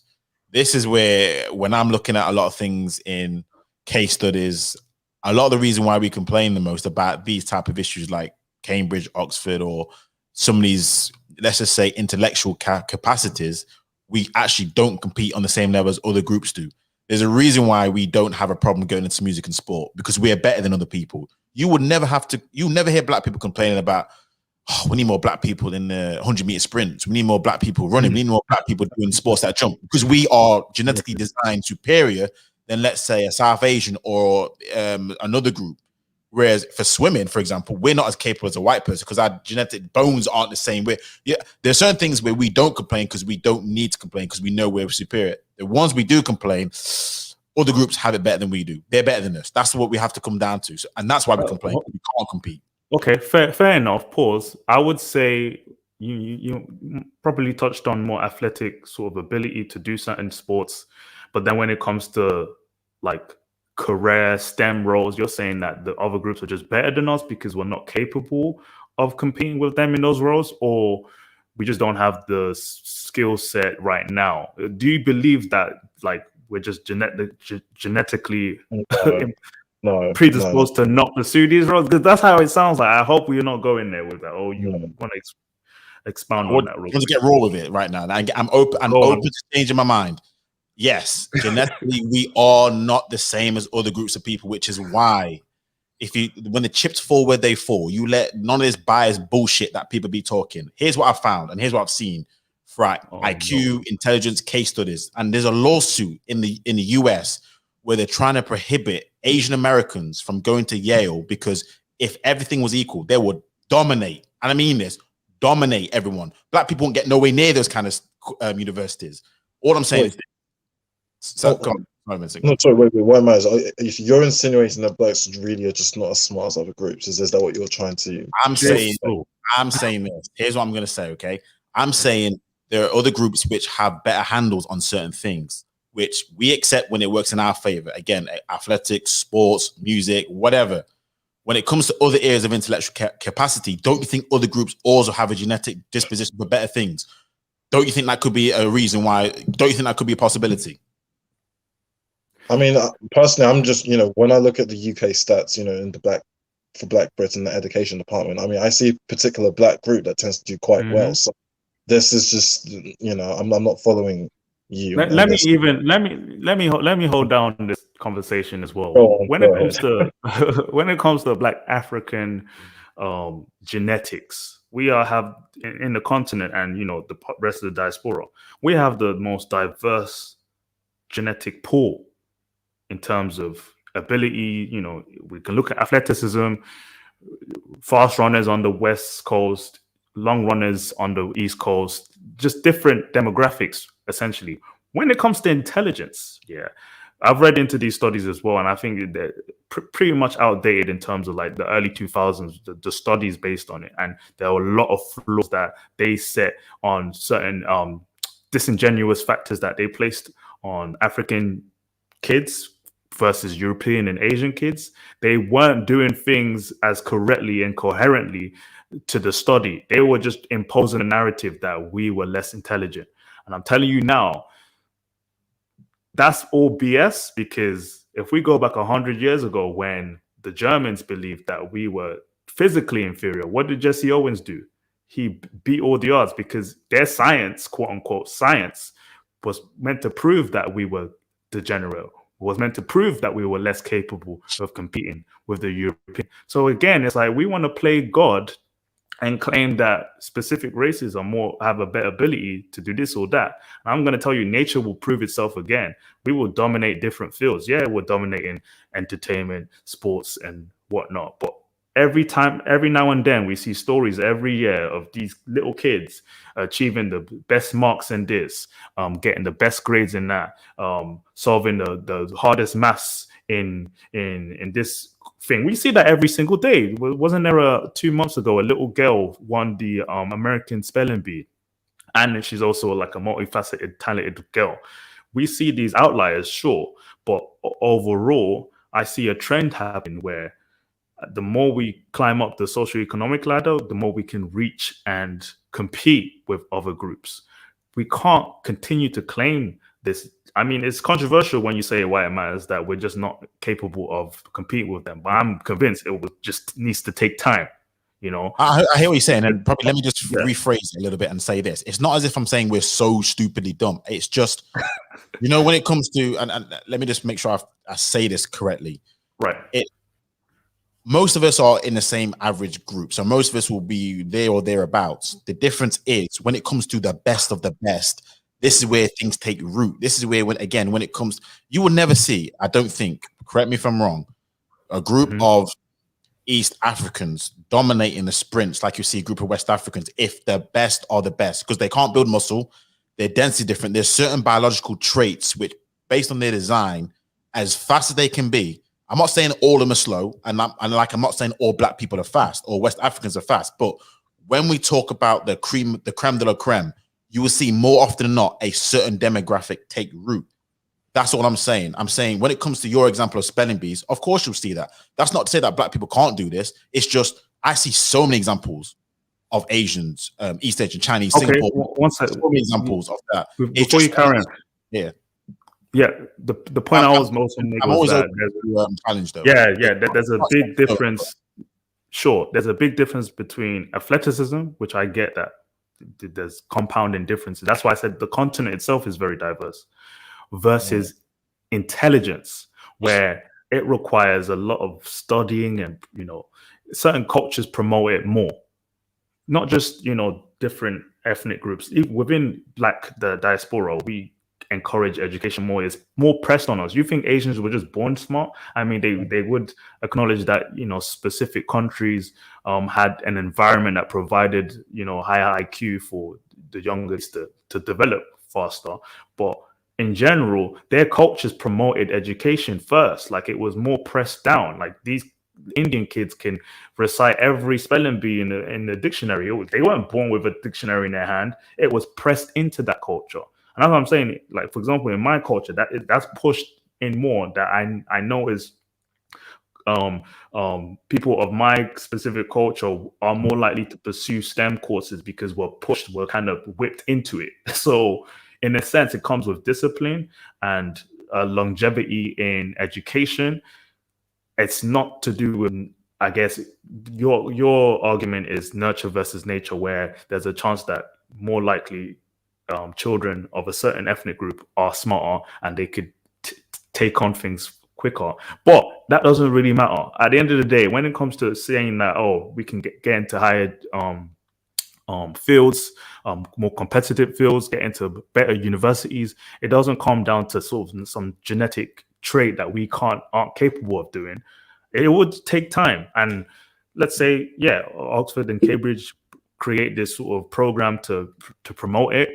It's not because we aren't capable. It's just it takes a lot of work. These ethnic groups. My question is, why does it take so much work? For example, the continent of Africa is 1.2 billion black people. Why does it take so much work for Africans and smart people to get their act together when China and they can send their kids over? Can do that. It's like, how much work does it need? How much work does it take? I know you know history. I know you understand history very well. When it comes to proximity, Europe was tramping on Africa as a continent because of how close it was. It could dominate quicker versus Japan, which was the furthest from the European Empire. And I read a course basically describing why Japan was never conquered by Europe, because they never felt the need to. A lot of the other East Asian countries were more preserved. Their sort of civilization was more preserved because they were so far away from the superpowers that were taking over the rest of the world. You know, if you look at the Native Americans and the Africans, there's similarities there. We were just dominated faster and quicker. It's not because we are incapable of progressing. There was a time, right? I'm not one of those pro-blacks like, oh, we used to be kings and queens, but I do know the history behind it. You know, I was going to say, I was going to argue this though. Colonization helped Africa more than it hurt it, because before controversial. there were a lot of studies about that. where a lot of Africans. If you look at African civilizations in comparison to this, and I'm getting into a topic which I know you're going to hate me for, but it's hurting me as well when I say it. And again, I'm looking through a lot of studies. If you look at inventions, if you look at historical time periods, and you look at how all the races compare, you look at the greatest civilizations that the world has ever seen. How many African civilizations would you put alongside them? How many African civilizations would you say, forget colonization, because the history of the world is a lot longer than European ever stepped on the foot of Africa. There was Africans way before that. What was going on before then? What were these great civilizations? Who were they? Arabs was in Africa, the Hyksos, the Hebrews in Africa. There was so many colonization that took place. My question is this: if you look at the groups and how they've been formed, how they've been, whatever the situation is, you look at them and who has been the best, who has been the dominant force for God knows how many times. Let me just go some nations, except for Egypt, which every man and his dog's trying to claim. Yeah. I mean, one second, Vincent. I'm a history buff. I'm in love with reading history. I learn something new every single day. And the thing about Africa is that we look at things on a very surface level ideology, that we try and compare it with how other continents have progressed, and we have no idea what has gone through this continent in particular. It took a long time for Europeans to even colonize the whole continent because of the diseases that occurred in the coast. They couldn't travel via boats because malaria was killing off the Europeans every single time. Why do you think it didn't affect us as much as it affected the foreigners? It's because over time, our population actually dwindled over and over again. We've had several epidemics in the continent than other environments. If you lived in Europe, your fields were green, your environment was clean, and you have different seasons. In Africa, it's completely different. The climate was... I can go into it so much. That's what I'm saying. When it comes to one sec. When it comes to human civilization, it depends on where you live.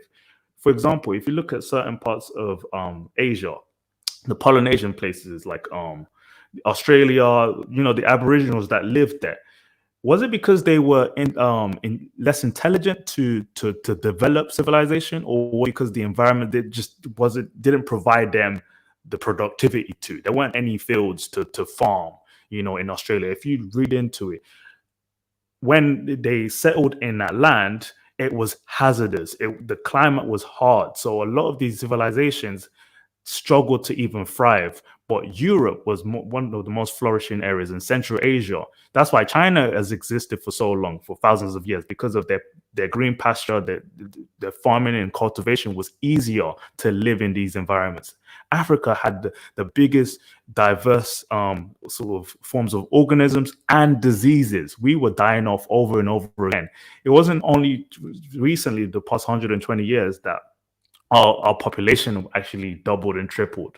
For a long time, we couldn't even develop, because of how exposed our environment was. For example, when they talk about developed civilizations, right, they always talk about the wheel, about inventing the wheel, like the Romans and Central Asia invented the wheel in order to ride and create mobile objects, right? And the only way that could have stepped in, sorry if I'm running, but I want to get to a point. The only reason that the wheel was invented was because they had horses, and horses or cows to plow the field.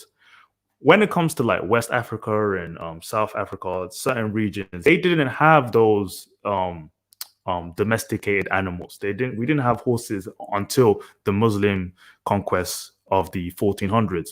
We didn't have certain capabilities because it wasn't in our surrounding. You know, the idea of high buildings and building with bricks, we didn't have all these resources around us. We lived in lagoons.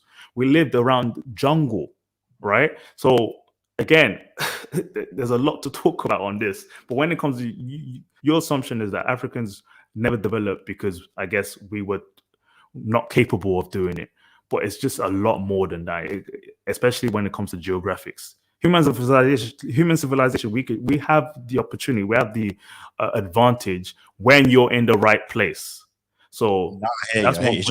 Europe's waste. I hear you, but it's just okay. You know, we this is a topic which we're going off a little bit. So and it's going to get emotional for people. I can only tell. But I get you. I get you. But it's when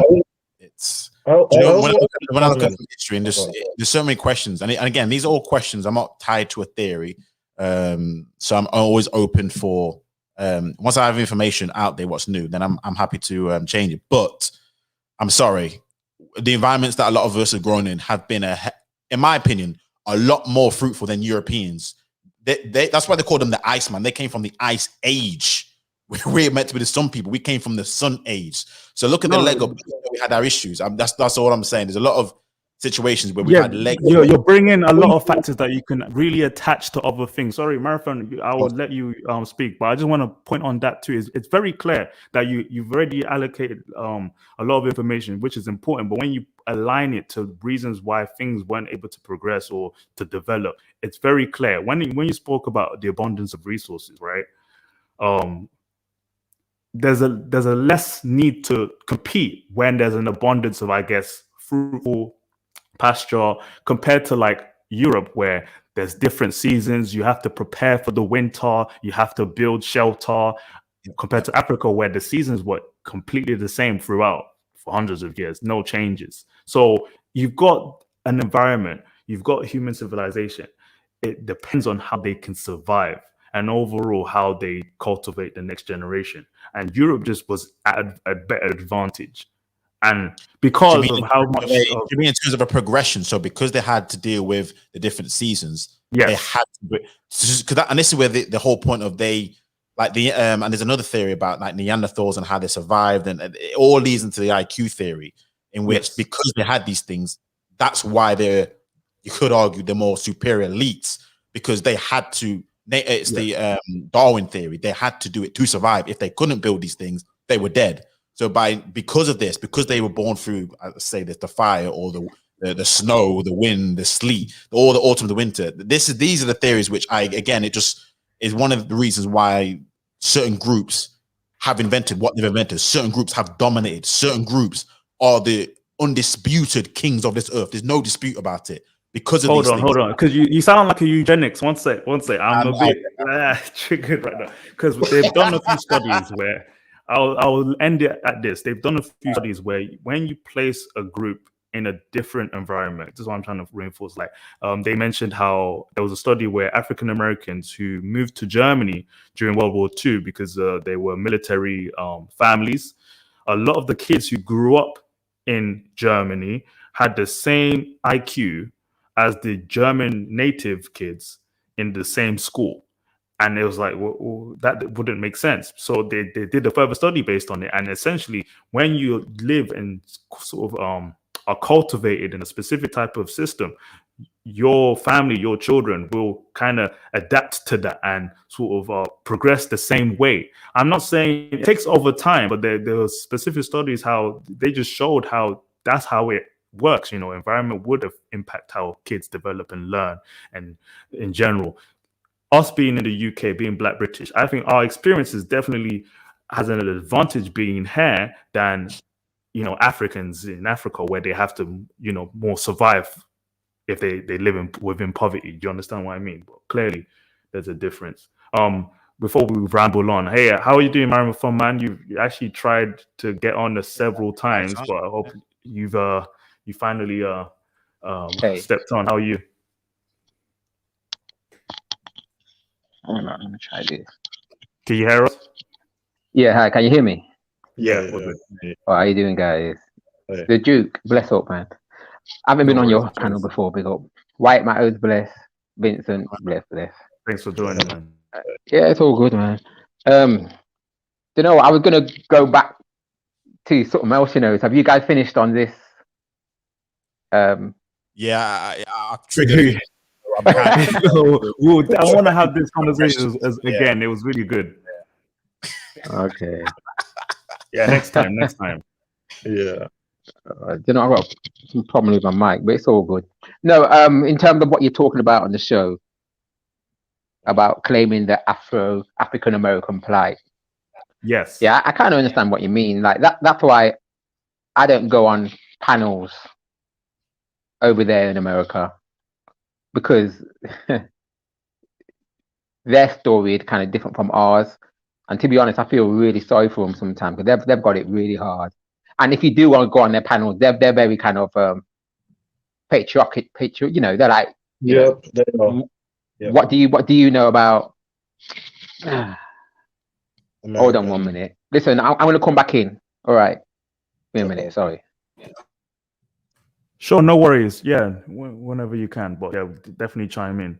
Yeah, we want to bring it back full circle to the conversation I had. Any other questions? You know, even just about go on the one as well. Sorry, Vincent. I've been talking a lot, so I apologize. I was just saying to Falco Black, if I had to send my closing statement, I guarantee I'll trigger everyone on this panel. But yeah, sorry, go ahead, Vincent. Oh, man. Okay. No, you know, with the culture, right? And again, right, just also quickly adding on when you said white mass earlier about the was it the literacy rate or the education rates, right, of blacks in general? And I you know, said, well, a particular group within the UK, they tend to do really well in the education department. Well, I mean, wouldn't that also, you know, have to do with the culture as well? Like in my particular case, remember me and you have had panels before on this, right? It's because, you know, it's reinforced within in my culture, you know, education is the way, and you know, we're pretty much groomed right from birth that, you know, to aspire for, you know, the well-to-do professions. So with the IQ thing, I don't know about that. That just seems like a load of bollocks, if you ask me. So it depends on how you view nature versus nurture, because there's always a level of, and my brother says this a lot, and you rise to the level of your incompetence. So culture would always, and I mean this, always play a major factor. No one will ever, I will never ever dispute that. If you tell somebody reinforced negativity that you can't do anything, they will never achieve anything in life unless they're headstrong or their person just says, you know, I don't care what you say. So culture would always play a part. So I'm never going to disagree with that at all. So I know, but like I'm still trying to understand and establish why you said that are we just genetically dispositioned to just be less than other races. That's just I'm still quite confused as to what you meant there. But fair enough, I guess. Like you said, it's the culture. But sounds like a white supremacist. Vincent. Yes, hi, my friend. Vincent, you need to stop causing trouble. You know, why are you causing trouble? Now, do you know what? Today, you know, I'm the one causing trouble today. No, but you know what? That is such a deep and complicated subject to talk about today. It's a really deep one. I ain't touching it, but what I'm gonna say, like the situations for the Afro Americans, they have a different situation, and they don't like us butting into their issues. But the elephant in the room is us from the Afro-Caribbean diaspora. We can relate more to their struggle than you guys from the African diaspora, if you know what I mean. Because of the slave trade. I agree. I know. Do you see what I mean? So we can relate a lot more in terms of interpersonal relationships and the issues that they're going through. We can relate a lot more than maybe you guys can. So we still need our own space, our own issues, because some of the issues they have over there is just absolutely crazy. Our issues are bad, but even the most ratchet women over here, like the guy like from the Afro-Caribbean background, like Wyatt Matters, you know, even the most ratchet girls, Them will probably cook. They can cook. Do you know what I mean? They'll do little things like in America. They don't do anything. So our situation is slightly different, and we do need to talk about our experiences. And plus, the Americans don't like us getting involved in their business. I've seen it. I've seen people from the UK try to get involved. They don't want to hear what we got to say. You know. Exactly. You can say that again. I will say this though. It's just to be fair and balanced. It's probably this base attracts a lot of just low IQ'd ratchet people. Here or America? You mean just the manosphere in general? The manosphere space. I don't know if you would agree with me on this one, at least, that this space attracts low IQ black men, low IQ black women who just are the very definition of what they say that they aren't, which is ratchet. So I think a lot of it is to do with that, where I will say this, maybe on different types of panels, you might get better welcome from Americans. Because I do have conversation with Americans like, but you know what? Sorry, White man. Sorry to cut you, but I don't agree, because even on some of the more intellectual panels, they still don't really care about our struggle. You know what I mean? So, and I think there are a lot of intelligent, learned people in this space. But even when we talk about our issues, I don't know. Maybe it's just the American culture. They really they like to show off and they like to brag. I think it's more that than they're doing it for any grievous reason. But even on some of the intellectual channels, they will listen to you, but like they know best, and I respect it. I respect that. Do you know what I mean? Because some of the doctors, some of the PhDs, and some of the studies they've done, they put the work in. So it's like America got the best of black people and it's got the worst. Do you see what I mean? It got some amazing scholars, and like you say, white matters. It got like the bottom of the barrel. It's an amazing place.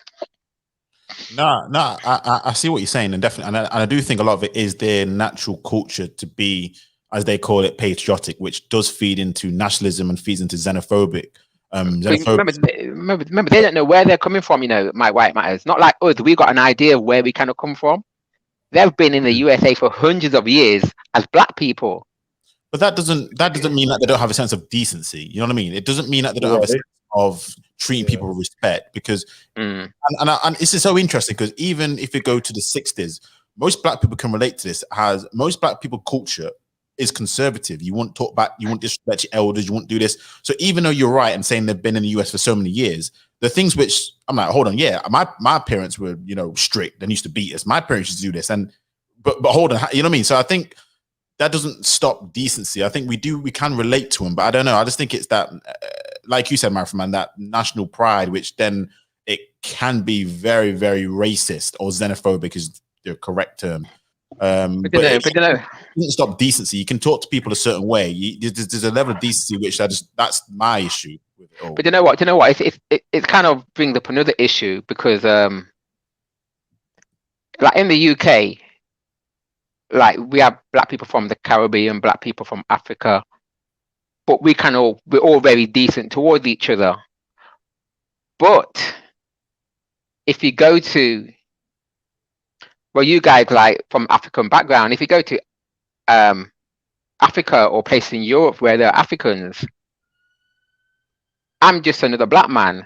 Like if I go Europe, anywhere in Europe, and I see other black people, like in the UK, you could be African, you could be Jamaican. When you walk past that person, they'll kind of acknowledge you. They'll be like, yeah, cool. But in Africa, where I've been, or in Europe, when I've seen other black people, it's like, if you're not from their same country, they don't really acknowledge you. I don't know if any of you guys noticed that. Well, really, I've never. Especially in Europe. One thing, Vincent, in Africa, you guys don't respect someone because they're black. Like if someone's not from your tribe or something like that, it's like you're just another person. Do you see what I mean? Right. True, okay, yeah. true. We're all talking about tribal differences, right? Like, yeah. I'm not saying in disrespect, but you're not going to be like in the UK. If I pass you, if I pass the Duke, I'm gonna probably nod my head and say, yeah. But like when I'm in Europe and I see Africans, you know, when they see me, they look the other way. It's like I'm just another black guy. Do you see what I mean? You mean the UK? You're saying? It depends. Like I'm in Ireland now. Anytime because there's barely any where I am living. There's barely anyone there. So like who's black? Yeah. So when I see them, they're mostly African. They would give me a nod. Cool. Like, yes, that's what I'm trying to say. Outside of the diaspora, we're all kind of together. But when like I go to Europe, like when you're in Europe and you see Africans there, they're like, yeah, you're black, so. And I find it hard to get my head around. Yeah, but maybe it's if you're in Paris, then it's like London. It's like there's plenty of black people around. But if you're in a countryside somewhere, then they're more likely to respond. It's almost like that. It depends where you are in Europe, you know. I was gonna say like it. But do you know what? I haven't been to Paris, but I've been to Lisbon. No, I said I've not been to Paris, but I've been to Germany, Switzerland, Italy, Spain, and it's you know, I'm not even talking the tourist areas. I don't know how Paris is, but maybe like London is a different beast as well. Do you know what I mean? London's kind of someone else is black because it's like who are you?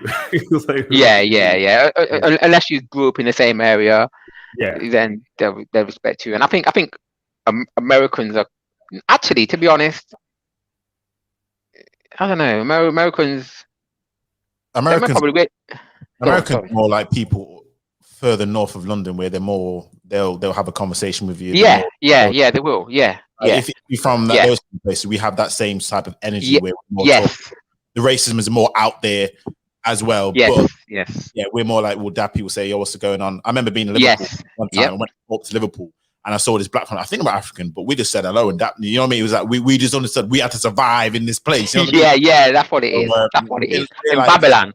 Yeah, that's it. Babylon. Even in like majority like black areas in around the UK, you still get that vibe. So exactly. Big up England. So that's why you got to big up. That's why the stream last week that KB Jones did, and like when you go abroad, you know your English, and there are certain traits that we do have, like in terms of Africans and Caribbeans. We kind of we're all here, and we're all kind of together, and we're more mixed. And that's a real good trait of the British, the black people in the UK. So you got to respect that, man. Even like you're talking about the Mark Duggan riots, and that was more like poor people against rich people, but you know, black people came together for that. So which is nice. Yeah, and I think we need that more as black people, and it's getting there better. So I think we just need to almost have our own sense of pride, like you said in the KB stream about you're proud to be from the UK. You know what I mean? It has its problems like all places, but let's big up our own country. I mean, again, the US, the Black Americans, for whatever they say about their own country, they big it up to the max. You know what I mean? You were saying how they fly their flag high, proud to be American. And how many times has we as Brits ever heard, "I'm proud to be a Brit"? I'm proud. You know what I mean? It's not. I'm gonna get myself a British flag in my home. You know what I mean? Whereas Americans, you know what? It took me years to understand that philosophy. You know what I mean? Because I was always like that as well. I ain't British. The British are this and that. But you know, and if I seen a black person with a Union flag, I'd be like, you sell out. but it's a crazy mentality, and it takes a while to understand that we're born here, we're here. There's nothing wrong with big enough a British flag being British. I agree. And has anyone read the book? There is no black in the Union Jack. There's a book. There's a famous book, about it. No Black in the Union Jack. Yeah, that's the kind of thing which. Again. I'll check that out. I haven't heard of it. No. By Paul Gilroy, but I've got that book myself actually. But it's an interesting read. But it just leads into that whole idea of we're not welcome. That kind of stuff. It leads into that whole, and it's all about the politics, about the race and nation, and it's a very famous book. Oh, sorry, popular book, shall I say? But yeah, absolutely. So yeah, we should pick up ourselves. It's not like we're saying we're not proud of being of other connections, whether it be from the Caribbean or Africa. We're not saying that. Well, that's the misconception. We're proud of all of it. We're just saying we're proud to be where we're born from as well. That's not a problem with that, is there? So yeah, I think we should big up ourselves, and that's why, you know, we should not only that, we should support ourselves, and we should make it a business to talk about our issues and be about ourselves. Can I ask the panel a question, right? So, you know, during the George Floyd, right, when that was going on and the whole BLM thing, right? Let's just assume, right, let's say that outside of America, none of us, you know, did any protest or any of that BLM nonsense for them, right? Do you think they would have even noticed? Because, you know, Americans, right, they're so, you know, in their own bubble, they're really wrapped up in their own issues that they barely even notice what's going on. Do you think they would have realized that Black Brits are not? I'm just saying, assuming that never took place. Do you think they would have cried about that? Or so what do you mean? What do you mean, Vincent? I'm confused. Okay, so what I'm saying, and that's that question. No, they wouldn't have really known. I don't think they wouldn't have really cared. They would have still assumed the world was protesting. So, okay. The most part, but yeah, there'll be people who are clearly more conscious than that. But yeah, 100%. I don't think people would have cared about. Oh my days, the Brits are not protesting. What's going on here? What's going on here? Nah, they wouldn't have been like that. But Vincent, you know, in America, they don't really care about us in the UK, do they? Really, No, they don't care what we're doing. They don't care. Like I when I went there, I used to kind of, because sometimes in the UK we kind of think we're really big and popular, but when you go to America, most people don't even know where we are. Yeah, We're like, you know, Mate, England. I only started appreciating living, like being from the UK, once I started living in different places. When I went to America, I was speaking to a group of people and they were like, "Oh, do you want to apply for your green card?" I'm like, "Green card? Why do you think I want to live here?" I mean, to me, I felt like, what's the point? They maybe thought I was escaping the UK. Like, no. No. But yeah, that perception is raw in the US. They think everyone wants to be there. I'm good. Right. And like you said about the why we are not the same, right? You know what, right? You know how a lot of, especially now in recent times, a lot of Black Brits, and it's mostly Gen Z, those under 25, are complaining about racism, police brutality, BLM stuff, right? I've seen in the comment section here on YouTube a lot of Black Americans say that us Black Brits have nothing to complain about because we willingly chose to leave our countries to come to the UK, a white man. And so to them, it's like, because we did not have the same plight like them, you know, because they pretty much had it the worst, I guess, out of every Black race, because, you know, they were forced to live with whites for 400 plus years. So to them, it's like, why are we complaining about racism that, you know, we always have a choice to go back to our own countries, but they don't realize that we are the children of immigrants. So it's not as if we ourselves, most of us didn't choose to come to the UK, it was our parents. That's the discussion. They don't care. All that explanation, they don't give a damn. They're like, they don't. Right.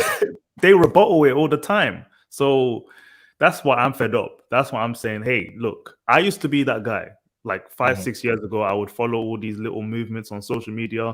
And then when I saw the ADOS movement, I was like, this is good for them. This is good. I'll show solidarity. I'll put hashtag ADOS on my Twitter. Yeah. And then they were like telling me, like, what are you doing here? Why are you? Oh, they thought it was suspicious that I was showing solidarity. Like, who do you think you are? You just want to take advantage. You want reparations. I'm like, I'm not even in America. What are you talking about? So I was that person obsessively involved in trying to fight the plight too. And I was like, I'm neglecting my own needs. Why do I care? You know, for such a big place, some Americans are so small-minded. Do you know what I mean? Yeah, I agree. Even like, and even like, and some content creators are really on it, and like Tariq Nasheed. You know what I mean? I rate him, but you know, they're blaming immigrants, and it's like, I don't know, man. Sometimes it's when very small-minded. Let's be honest about it, and this may hurt them. They are the most privileged group just by the basis of where they are. That's what so for a lot of other groups is frustrating. They don't realize they are the most privileged group.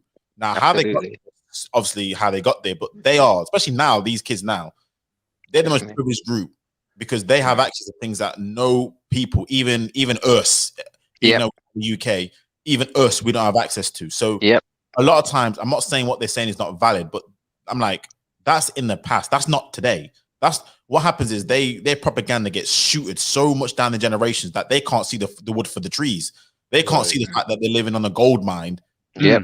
They're shackled in their mental cage.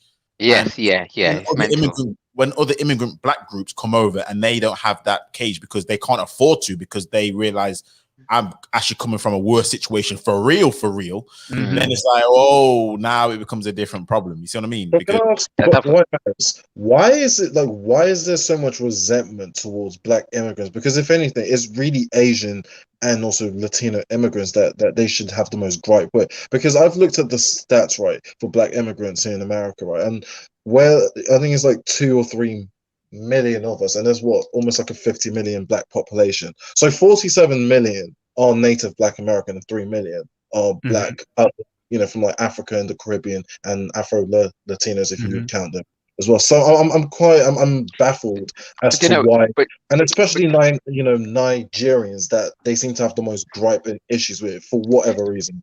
Do you know what? It's kind of I think it's a case of all the civil rights that they fought for the ADOS black people. It's basically get distributed to all the different black people in America. They could take advantage of it, as well as women. Do you see what I mean? So they really look deep into it, and they're saying that they should get it first. And but they get it. But that's but they get it, but you get it. You know, you guys get it as well. So it's still a bit small-minded, but I don't know. I kind of understand it.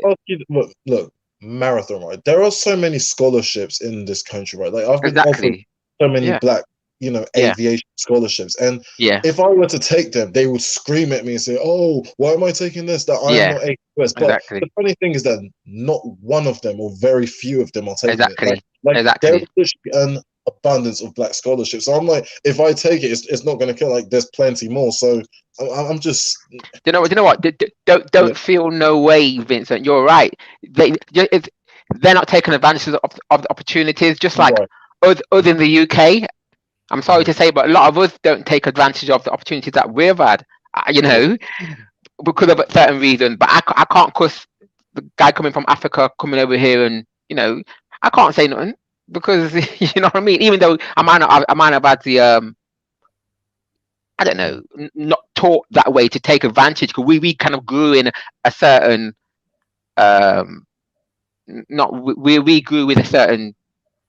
Not luxury, you know. We had it kind of easy as well here in the UK. So even like, is that how you see it? Do you think that, you know, the Windrush generation and, you know, the people that came after for the Caribbeans, is it that they deserve more sort of upper hand than the Africans that came after? Is that what you think? Do you know what? I don't. Personally, I can understand that view, but I don't. Nah, I don't. It is what it is. You know what I mean? Because like, you know, you got people coming from Jamaica, coming here and just working hard and doing their thing. You got to big them up, man. You know what I mean? Because we've had opportunities, like the African coming over now, especially recently. Some Africans are, you know, they're doing really good.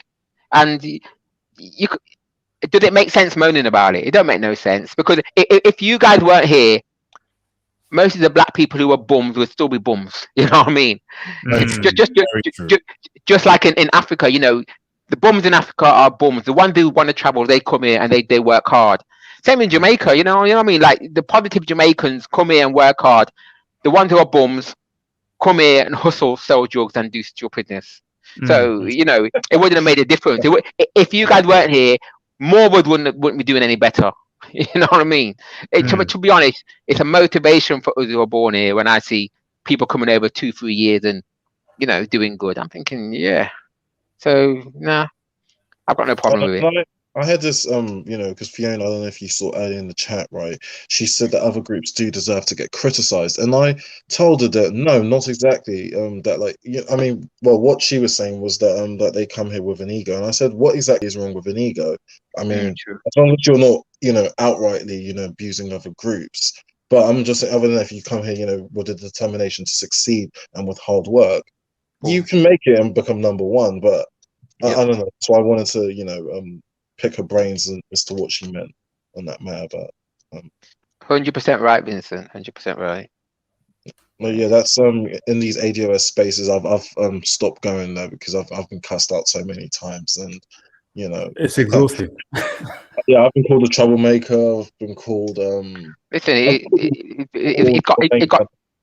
America's got the dumbest people and the most intelligent people. I'm telling you, but the dumb people, like White Matter says, the dumb people are absolutely are really dumb and stupid, and you know the real and the loud, you know, the loud, they don't stop, they were trolled, you know, the dumb ones. Yeah, you can't beat them, man. You can't beat the dumb ones. That's the thing, that there isn't like a hierarchical.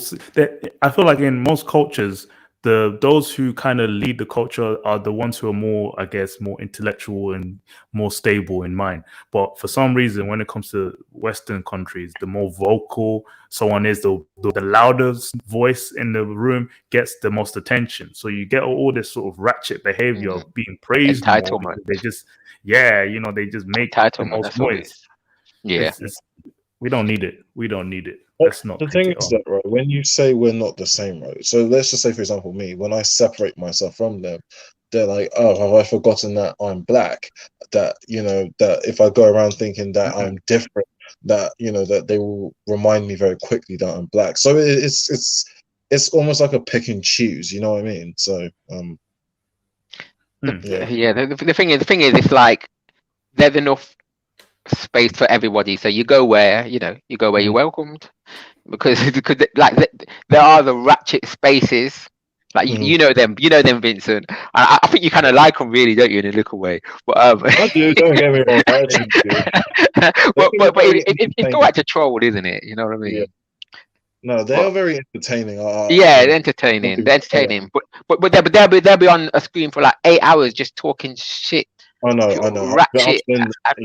Wow. I've been in those spaces. I'm telling you, it's just, oh my gosh, they are draining. Like, unlike us, you know, in the UK, like it's like after 3 hours, okay, let's just, you know, give it a rest and let's just call it a day. Man. This is why I'm saying this space, and I do believe a lot of it. I know you probably disagree, my friend, but this space particularly, because to be on a stream for 8 hours, they can't have a job, at least. This is sometimes a weekday. You can't go. I've seen streams going for 6 hours. You can't have a job on a weekday if you're going on a live stream for 8+ hours. You can't. It's impossible. I'm sorry. Yeah. It is impossible to have a job. This is their job. This is their fault. Again, do you know when that whole stimulus check was about? People who had jobs hearing about that kind of crap. You know what I mean? This is like, I know some people may be like, us is furlough, but it's just like, how many people really were on furlough in the UK? Us. How many of us were on furlough? I don't know, but it's just a lot more of them will be on that side of the fence than we would do. So they can't have a job. They can't have any sort of situation. So that's why these spaces are the way that they are, because, you know, unfortunately, a lot of people in the sector of YouTube, because it's unregulated, they don't show their face. It's just have an internet connection, a mic, chat shit, boom, boom, boom, set up a cash app. You know what I mean? That's what. That's true. Yeah, that's true. Once you understand that kind of situation, you understand who you're dealing with. Yeah. Well said, White Man. Well said. Perfectly well said. You know. I agree. So, Vincent, since you're in Florida, how do you like handle that sort of interaction with African Americans, since you're from the outside? How do they treat you then? Generally, most of the time, right, they'll say, "Oh my gosh, so are you from London?" And you know, I would say, "Yes, I'm from London." And you know, just a few questions. They'll say, "Oh, do I know the Queen?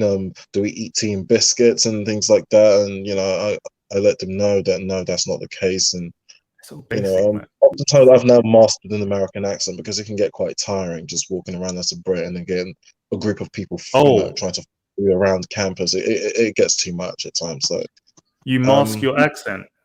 Yeah, I do. Yeah. I will talk like an American. I've literally now mastered the art. So yeah. Raw. Okay. Yeah. The reason why I asked was because compared to like the social media space where people just don't have a filter. physically, Yeah. you know, me being there, it's like, yeah, they treat you a certain way, but then long term, like, how have you experienced interacting with Well, African Americans, like, in person? okay, well, generally when they find out that I'm originally from Nigeria, they will just call me a Nigerian. They would seem to disregard my Britishness or just me being British. So I'm always just labeled as that Nigerian, despite, you know, In visibly a being from. negative way? No, more so of just like, oh, that's where you're really from, you know. I've heard some saying that why am I hiding my Nigerian identity, and Oh I said, my no, I'm not God. hiding my Nigerian identity. I'm from London. I am of Nigerian descent, but you know, to them, they're like, oh, so why don't you speak like a Nigerian? Again, you know, that's their ignorance. But I let them know That's that, yeah, I let them know that, look, I grew up in London. Yes, I mean, I can do a Nigerian accent, but it's not my natural accent because that's not how I naturally speak. But yeah, that's that's the argument that's been made so often. I've heard Umar Johnson make it on Breakfast Club. I've heard Tariq Nasheed. All these people would describe British actors and say, why do they use that accent when Daniel's from Uganda? You know, you yeah, know, colonizer. Like, what do you expect? Like, yeah, you're American. You have an American accent. You should sound like an yeah. African. Why And you know the the same Duke, thing? right? Yeah, and you know what the Duke, right? They always like to say, "Why do I talk like a white man?" And I just tell them that, have you even been to the UK? Like, this is how we normally speak. Like, no, I wasn't born there, but I was raised there pretty much all my life. So, you know, for them to tell me that it's just a complete disregard to my, you know, nationality and also me also being part from the UK. So I don't know. Mhm. It's just ignorance. I'll just put it down to. So yeah. Exhausting. Oh, another thing. The reason why I even started this stream, there's a beef happening between Sana Garvey and Tariq Nasheed. Have you heard it? Why it matters? Do you know what? Funny enough, Sarah Garvey, I've not seen his response, but he did a response video to Coming Tariq up Nasheed. And tonight. I didn't know it actually aired on 9 p.m. and I didn't know what it was about. So I know there's an issue. I didn't know what it's all about, to be fair. Yeah, So I think so. You know, Sarah Garvey. He talks a lot of commentary on yeah, politics and I do know him. racial I'm issues. subscribed to him. Yep. Yes, I believe Tariq found one of his videos and basically chastised him on his stream, called him all kinds of names. These black Brits, they're fake, they're sellouts. All this. I haven't watched the full Right, stream. right, I'll, right. I'll watch I his actually got reaction called a to it. sellout. Can I just say real quick? I actually got called a sellout, right? So in my uni, there's this black thing. It's something. Yes, it's like a Black History Month. That's where I got cussed out.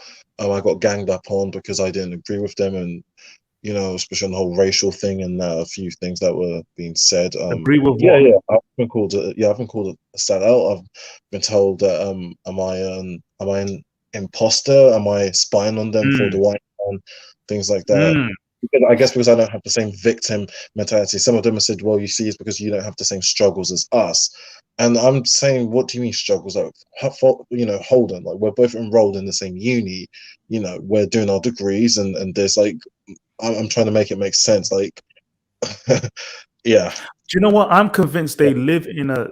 Not no offense to any Americans listening, but when it comes to the African American plight hmm today, it sounds right, more like they live in this type of simulation where they hmm find struggle where we can be sitting in the same room having the same advantages, but they found something else that's pushed them down. So when they compare yourself to them, it's like, right. what struggle are they looking for? So the system imposing it, that's the argument I was making in the other stream.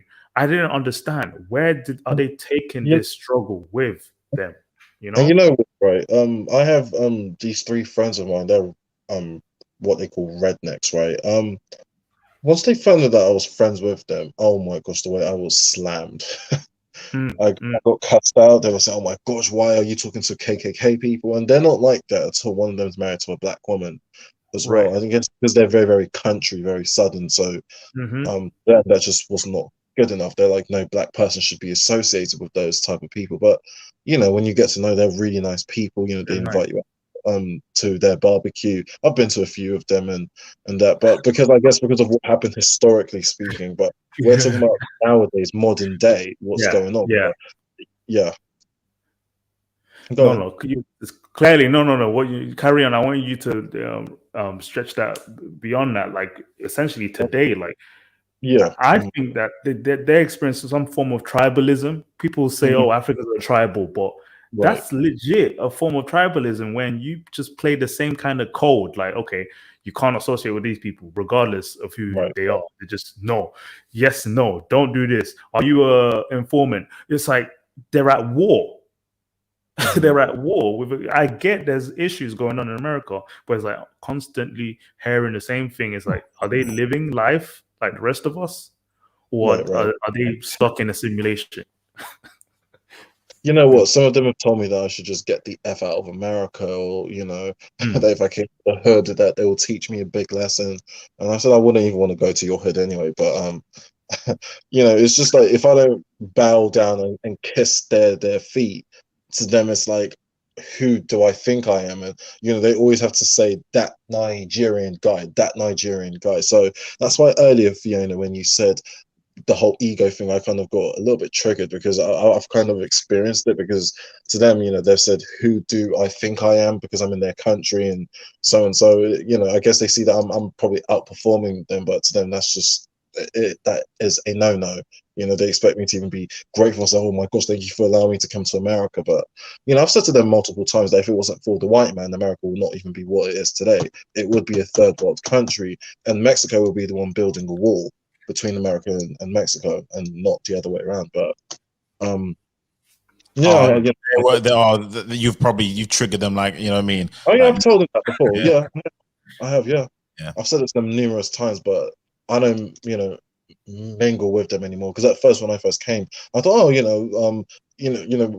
was fresh out from the UK, I thought, oh my gosh, it's Black Americans. Like, I've never really spoken to one like that on a So personal level. awesome, But yeah. I was really, at first I was Excited. besotted with the culture. I wanted to know them, and then, at first, don't get me wrong, there was a lot of good experiences, but then I Of course. started encountering, oh, okay, so since you're here now, you need to think like this, and so, I'd question them on why do they feel the need to use the N-word all the time, and and they're like, oh, well, it's part of history, man, nigga, this is how we do it in America.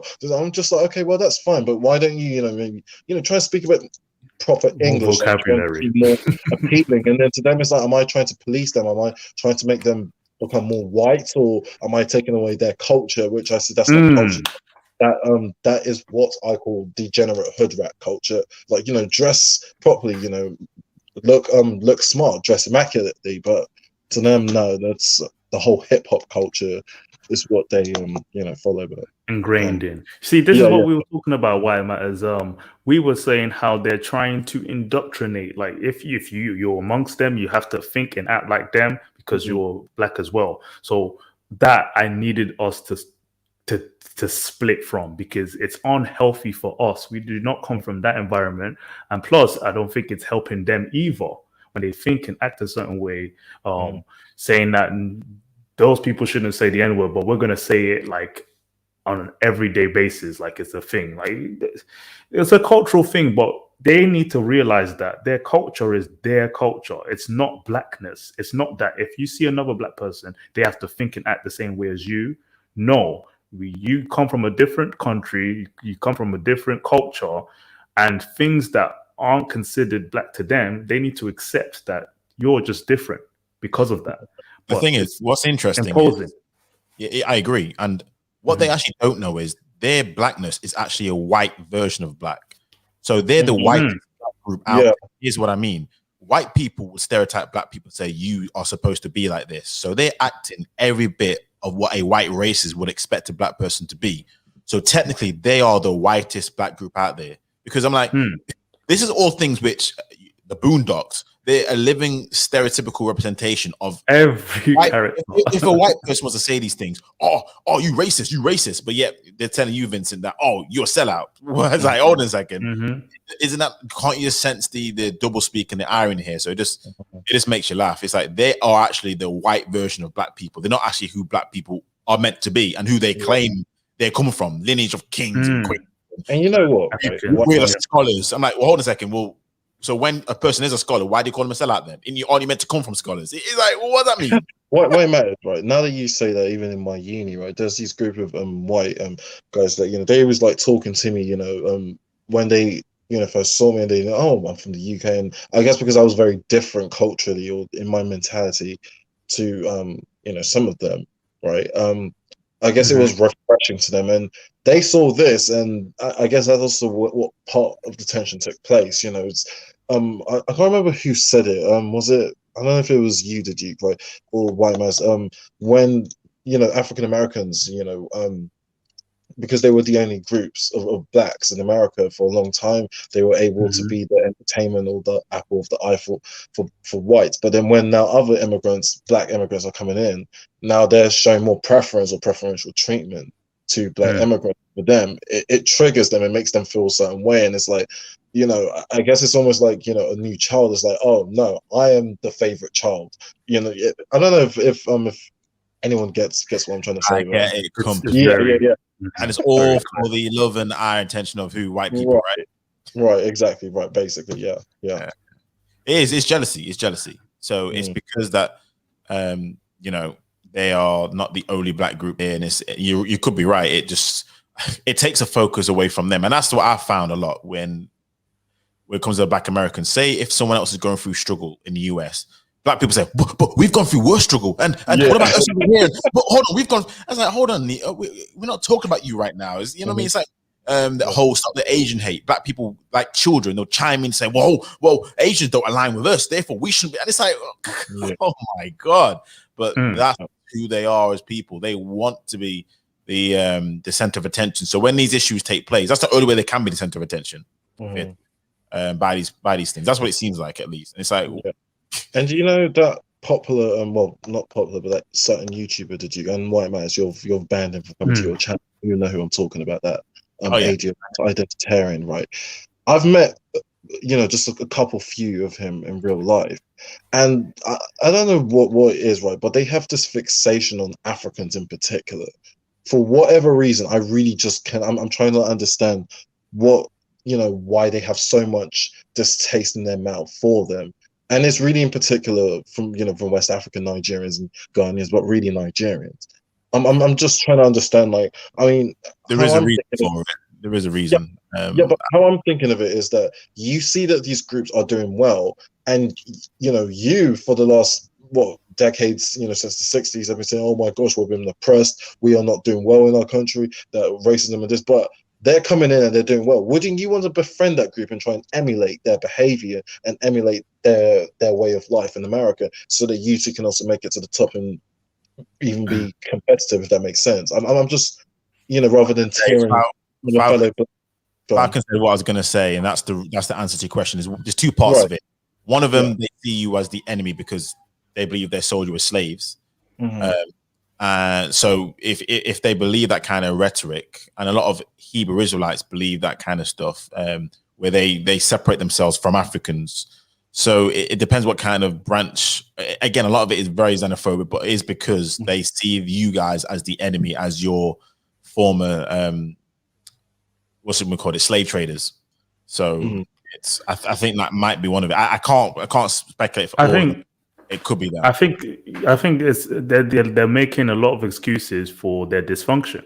I mean, not all of them. I think a lot. That's the thing. A lot of African Americans don't want to be part of this narrative. They actually want to sort of revert away from all this agenda, and that's who they call sellouts too. So it's not just foreign blacks. A lot of African Americans actually want to move on and focus on competing with the rest of the world are called sellouts, and they apparently sound a certain way. If they sound white, that's a problem. Like if they have a certain voice inflection that's more suburban, that's not black anymore. It's like they want to designate what being black is in America and what being black is everywhere else in the world. That's what I'm telling you, why social media is their avenue for doing that. And they're trying to impose it on every other culture of black people. If you're a black person, you're part of the system. You should know that. Oh, see, you're still asleep. Oh, you don't know what you're talking about. Oh, they're imposing it on us. They're imposing it on people who live in America and people who are influenced by Americans. And they want to continue doing that, but we need to push back because it's not healthy for us, and we shouldn't continue to validate that behavior because it's affecting them. They have to realize it. And the problem is with us, though, I'll say this: even in the UK, we're not as if we're the norm of thinking. So in the UK, there's still a heavy proportion of Black people who do still think with that oppression mentality. So that's also have to come back. We're a niche of a niche of a niche, if you see what I mean. Again, obviously, there's more conservative thinking patterns that's coming out in the UK, but even still, we're still getting a bit of pushback because, you know, that's still not conventionally how it was beforehand, where you had a lot more left-leaning voices saying that we are oppressed because of race. So that's another reason why it's you're fighting so many battles on so many fronts. One thing I do want to say, though, and this is gonna, I know this is the top of the conversation, but I kind of want us to stop talking about them. I kind of want us to start not even don't pay attention to them. I kind of just want us to say, you know what, I don't even care. That's what I kind of want to really have that stoic mentality of, okay, cool, and move on. And that's what I kind of want from us. I really want us to get to a point where we talk nothing about ourselves, we big up ourselves, we see nothing but ourselves, and then anything happens, we're like, okay, cool, big up yourself from over the pond, and that's it. Move on. Don't even worry about anything. No worry about anything at all. That's what I really want us to do, but I don't think we're close to that kind of place. This is what the stream was about. I was hoping that we have this discussion and we start to say this, like, okay, for example, when it comes to being online, we are influenced by their algorithm too. Like the things we click on, the things we listen to is majority American. I get that, but when we have our own conversations, we're gonna have to differentiate. So maybe they speak on topics that affect us too because we live West, but we don't want it to be about their Black experience, but more understanding that there's a difference. We live in the West too, but we're not them, and that's beyond that. We can't attach ourselves to everything they say because we're not them. So it's going to take there's a lot to intertwine and sort of detach from. So over time, we'll figure that out. But if we reiterate that we're not them, then we'll get somewhere with this. I don't think we need to do that. The problem is what we end up doing is we're trying to bring. Do you know? It's like when I hear content creators say, "Oh, for my US people, this slang means this." Never. It's things like that what gets me. Like, don't do that. Just speak your piece, and that's we don't. They never translate their lingo to us. Therefore, we should never translate. If they want to know it, they come ask us. We should be doing that same thing. It's things like that where we just speak our piece, let it lie. That's it. You know what I mean? That's how I feel that we should be. We should just have our spaces, speak our piece. Now, if they want to come, I know some people may disagree with it. If they want to come in, cool. But we act as if this is what we're talking about. We do not cater to them. We do not change our viewpoint because this is who we, you know what I mean? I think that's the case. We're always trying, but you know, in the US, it's like this. No, don't even talk about that. Talk about what happens here and leave it like that. Just that's what it needs to be. I agree. You know what? I'm going. I was just gonna say that I'm convinced they would agree with that too. They don't want us to be them. They actually want to see an idea that Black people live in a different space and live differently. I mean, I'm convinced. For example, when it comes to our music, you notice they don't really like our hip hop or rap music. No, they do not. Nope. They don't, and it's not just because of the accent. They just the idea that we imitate them, like yo, dressed the way they do. They don't like that. They think that, oh, you should be drinking tea and crumpets. Like, you should be posh. You know, why are you hood? Why do you want to prove that you've lived in the streets like us? So they don't want us to be like them. I think in general, well, that's what you'd notice. Yeah, what are you going to say, Vincent? No. You pretty much just, you know, explained it well. And it's because again, they see it as an offshoot of them. So again, it's that whole little brother thing. We see their begs, or we're acting like begs. It's that and vibe. they call it that. Yeah, they literally call Black Brits begs, especially with the whole drill music. It's just. I mean, when I was on one of their live streams, you have no idea how embarrassed I was. It was just, you know, you know, my friend Kevin Sells, you've been on his live stream before, did you? Yeah, that Nigerian American, right? The other day, right, some Brits and obviously Black Americans, they were on there. They were comparing drill music to, you know, normal hip hop music that's played here in America, and they were just trying to prove which one sounds more hood. You have no idea how my stomach was behaving like a washing machine, like how embarrassed I was. I was like, Brits, we're supposed to, be different, try and show that, look, we are really, at least live up to the stereotype, not try and be like them and show how dysfunctional and degenerate, we too can be. But it's just no. But you see how interesting that is. You see how you see what I mean? you see how you're trying to fight for something which is BS in the first place. I mean, what are you trying to fight for? I mean, I said this to you to do. If you want to fight about who's the most degenerate, I might keep it. If you want to fight about how much you guys are ratchet, and keep it. If you want to fight about all the bullshit that you have, keep it. This is why I always find it interesting when people come, oh yeah, I'm this. I'm like, listen, why are you fighting with me? Keep it. I don't care. The thing is, at the end of the day, I'm like this. We have one life to live, and how I want to live my life is actually prosperous. I don't want to be getting dragged down into dregs. I'm convinced a lot of people actually want to live in a life of destitute, not me. So I always find it interesting how we're trying to, what we're trying to beg for. It's like all these things aren't redeemable qualities. All these things aren't things which I'm like, oh yeah, I'm going to bring my kid up on drill. Oh yeah, I'm going to bring my kids up on a single parent home. Oh yeah, I'm going to bring my kids up on, what are we talking about? Hold on.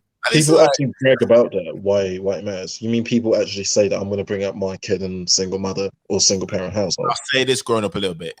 Especially I'm talking about the UK now. Single mothers and stuff. It was a sense of a trophy situation where they got housing. Oh yeah.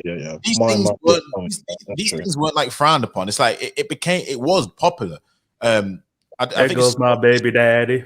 Yeah, these weren't like, it's changing now a lot, but because of the effects. So it's funny now because of the effects of now we're putting the blame on things, and now we see the effects of what's taking place.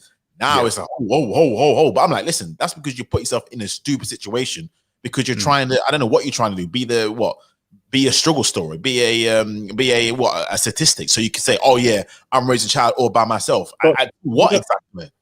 But you know what, white man's in the Duke, right? Whenever, like, okay, I'm going to use Nigerians for example, right? Whenever all, other black groups are, recognition for the success of other black groups, they always seem to want to tear it down and say, oh well, we built America, or we come from the greatest country on earth. That on average the Black American group is the richest of all black races and of all black groups. So it's kind of like, can you really win? Because whether you show the positive side of other black groups, they really don't care. They will tear it down. They will still deface you. Like, for example, here in America, they love to just tear down Nigerians and say, oh, well, if it wasn't for, the affirmative action or for the hard work of their black American, they wouldn't be able to, make it. And then also when you show the bad side, so for example, like drill and trying to act like them, they're like saying, you see, they are trying to beat us because they want to beat us. And I'm just saying, like, is there really a common ground? Like, can you even really Vincent, what you notice, a lot of the narrative they want to throw is that they're superior, they're the best group in the diaspora.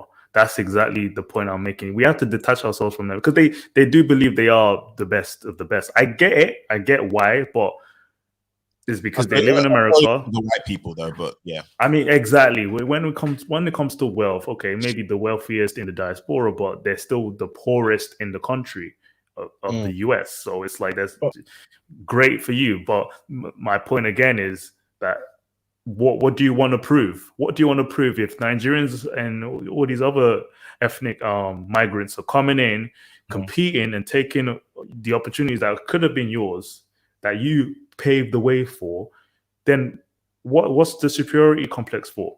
Or inferiority complex? Like, what are you trying to prove? What do you want us to do? Bow down? Right. It's tiring, man. Just leave it. Well, we're competing. Compete with us. And the thing is, truly superior groups, they actually don't act this way. This is how you know it position, because only low self-esteem people act this way. For example, I'll use this example. You know how Scotland or Scottish people have such a bee in the bonnet to the English. The English don't have a bee in the bonnet towards Scotland. Why? Because the English people kind of think, well, we're better than you. So, you know what I mean? It's like in the Euros, Scotland were cheering that England lost. We're like, well, we're in the final. Where were you? You know what I mean? It's like at the end of the day, that's how it works. If you are truly believe you are better, because at the end of the day, you don't have to prove yourself. It's the proof's in the pudding.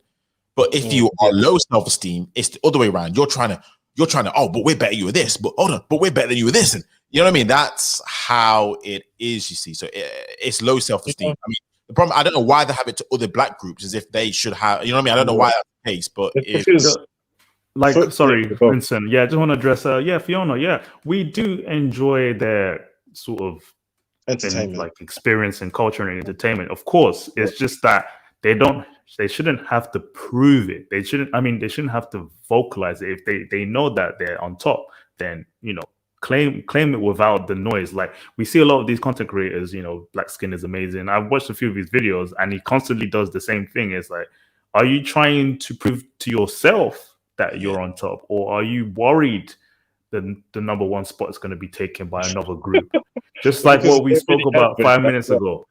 Yeah, there's this fear that we are going to overtake them in some way. That's a valid point, though. That's a valid point. Sorry, Vincent, go ahead. Yeah. Sorry. No, I was going to say they are not the number one group because Ghanaians are, Nigerians are second. I think Jamaicans are number 3. Even Haitian Americans even do better than them. Is that the household income stats, right?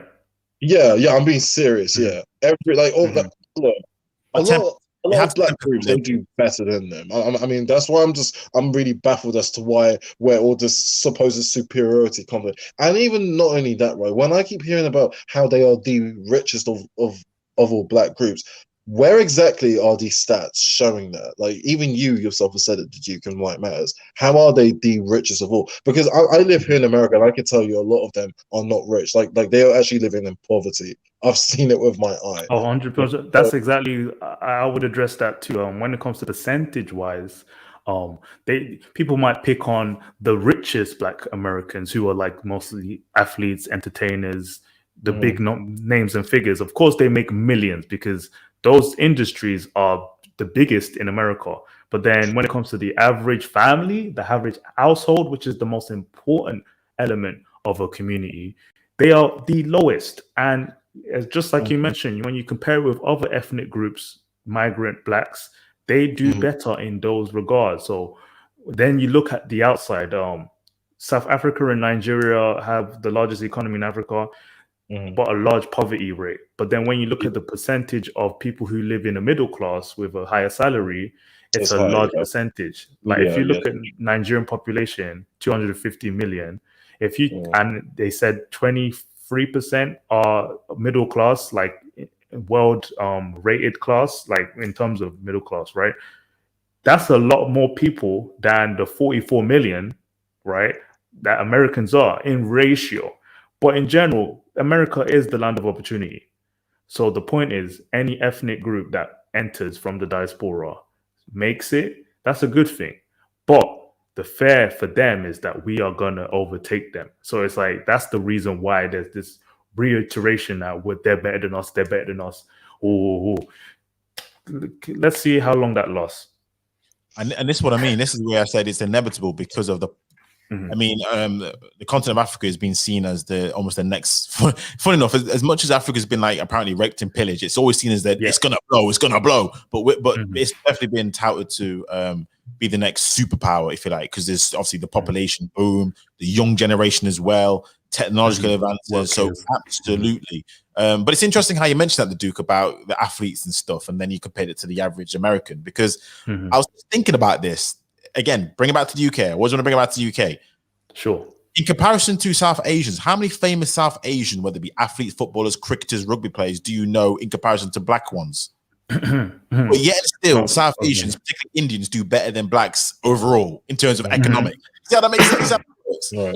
So we confuse fame because we're people who look at the media as a barometer of, we see how so many successful people because they're famous people. But actually, that's not how it works. That's not how power works. We have a distorted viewpoint of these things because just because you're famous, I get like who is it? The Baby. He's probably a millionaire or whatever it is. He had to crawl back in his cave, go on an apology tour because he upset the LGBTQ community. If you are as meant to be as powerful as you say you are, that should never happen. But you know what? That's not what power is all about. So it's always interesting our viewpoint about wealth and power. We're this, we're that. watch them disrespect a group who we like. Who's this? Who's that? Who this? Then we see what time it is. That's why I always find our conversations about these things interesting. It's like we should be looking for power as well, but it's just that's just a deeper conversation. And then another thing, right, is the whole they say that their culture is the best. You know, you're number 6, right? The deep, right? You said which side represents family and culture better. I would like to talk on that a bit more. So obviously, in your opinion, which side do you think represents family and culture better? I mean, if you just look at America, right? The migrant groups, you know, from the islands, the continent, they tend to do better because the family unit is strong, because they have to stay together, right? That's a good thing about traveling. Emigrating with your family is a close-knit community. So they individually have their own communities, and it works, it thrives. But African American culture doesn't really promote that anymore. And so when we talk about culture and then what they emulate, you know, hoodness, the streets, it's like, that's nothing to be proud about. And I think they know that. A lot of them do know that. But why would we compare that culture with ours, where we have more family oriented, you know, system? Why should that's not even up for discussion? You know what I mean? So culture wise, yeah, we have an advantage that I guess they've lost. I agree. Why, Maz? Did you have anything to say on that as well? Or? It depends how you define culture. You just talking about family structure. That all we're talking about, because obviously cultures are. I mean, that's the foundation of a culture. Is that okay? We look at a community, right? We look at a community where specific things are promoted. So if the family system works a certain way, that's the way it is. But when you think of African American culture, you don't really see that sort of promoted as much, or there's more individualism in their culture than less. You know, they always talk about sticking together and working as a community, but it's not promoted as much. It's not really. If you look at their community, it's a weird dysfunctional. One. I do think that they're more united as a black group than any black group. I feel that's a anecdotal play on words, because they're really not united. They want to be, but when you look at them, they seem to stay on code more. I don't know. I mean, Vince, you can tell me. But then that's the thing. That's what I'm arguing, is that there's always this agenda. There's this simulation that they're trying to work as a system. But when you look at the simple family unit isn't stable. So what's the point in having an agenda, working in code, but you don't have your home together? You know, that's where it starts. I mean, I put that down to just Western civilization as opposed to anything. But yeah, because I think that's a Western trait, just because of how it's more individualism and the family structure is just changing in general. But again, most groups still have that traditional. Even white Americans are still into this family picket fence type of system. Like they have more married families, and you know, of course, the wealth contributes to that too. But they're not dysfunctional.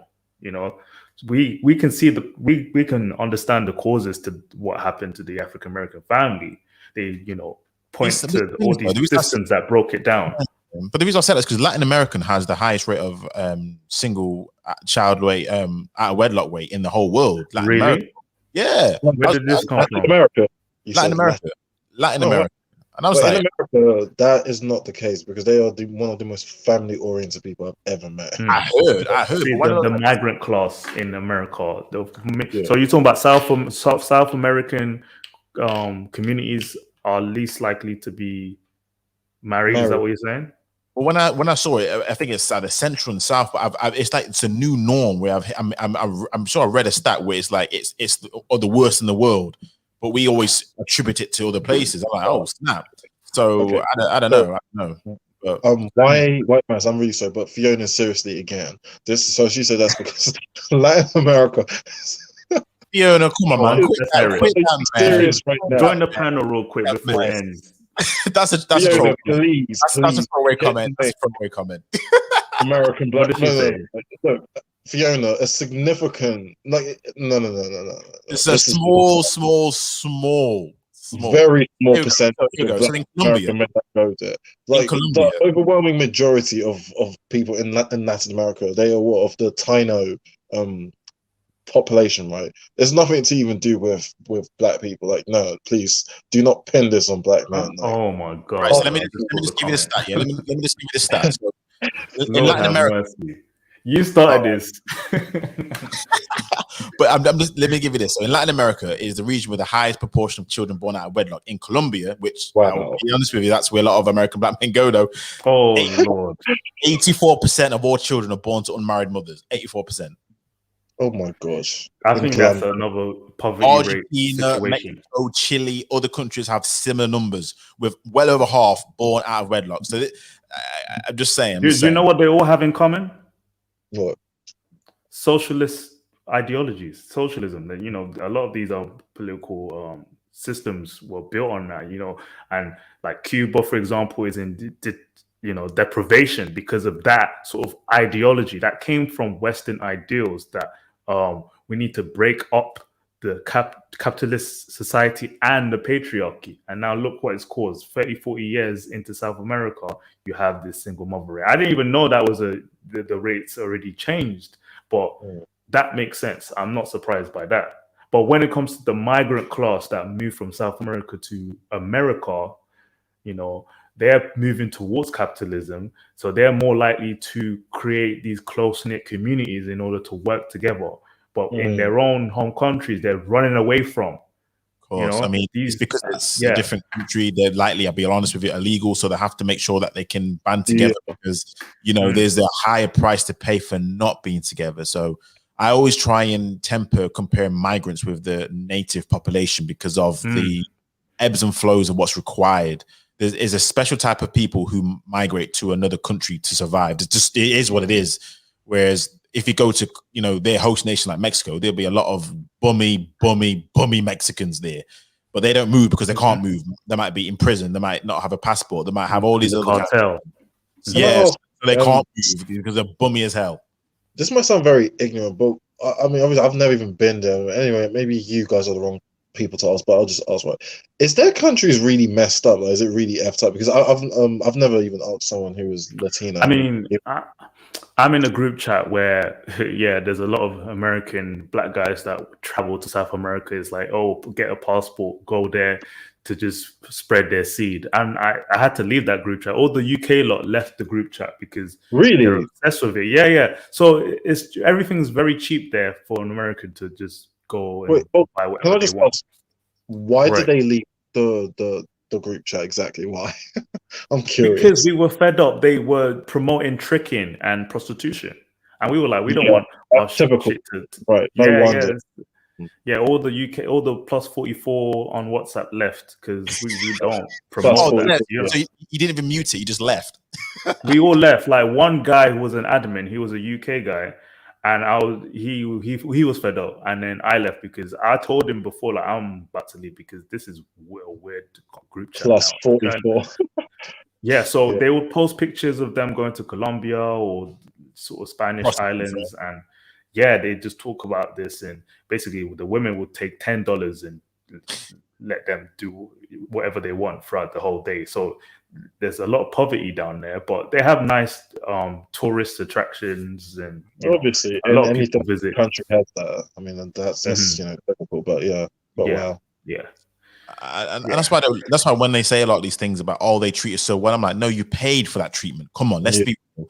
The reason why you don't get the treatment in your home country because you can't afford that treatment. When you can afford the treatment there, and because it's so cheap, you don't see it that way. Because if it's so cheap, it ain't bothered. But you know, they should know this line from Lil Wayne: "It ain't tricking if you've got it." So they've got it down there, so it's not tricking to them at least. But we know it's tricking. So, Fiona, can you please hit the link and coming up on the panel? I'd like to, hear your thoughts. Now she's just setting bombs left, right, and center in the comments. Like, boom, that's it. You deal with it. Yeah, it's funny that we touched on that because I completely forgot about this group. I left it last week, and it was because of that I had to remove myself from their conversation. They just seem so weird, I don't know how to explain it.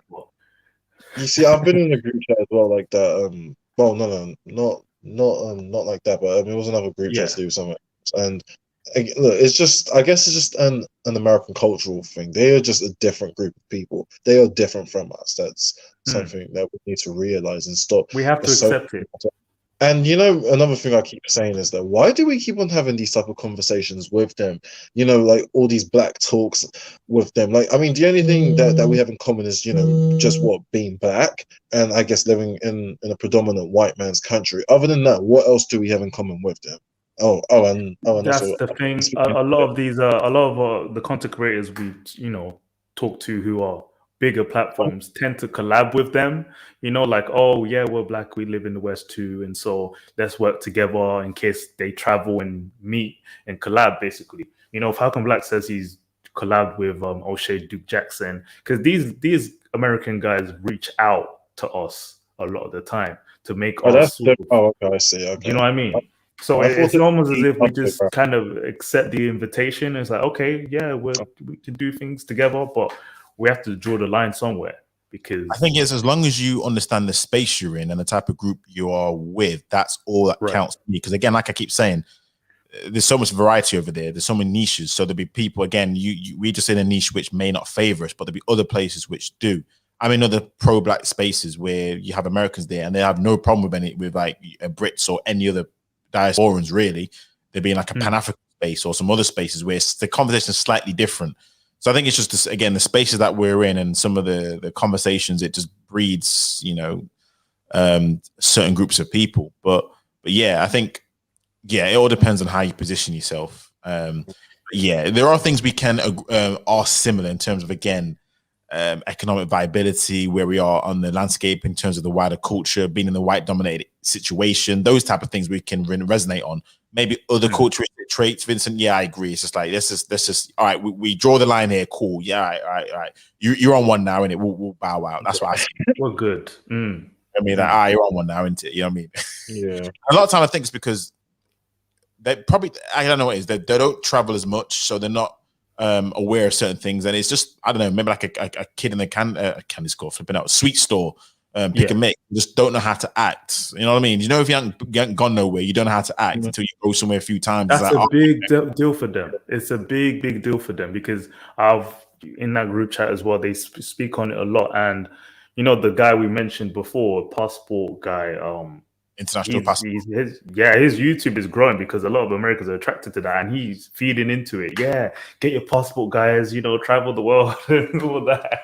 But the difference is, sorry, John, I was gonna say the difference is this slight difference. We travel for travel's sake. They're traveling specifically for one reason. That's the only difference. It's just literally for women.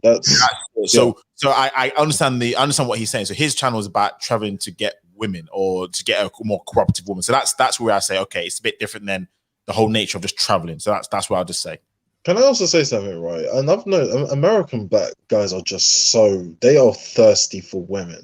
Like I've never ever seen a group of men. I mean, you see the way they speak about women is just.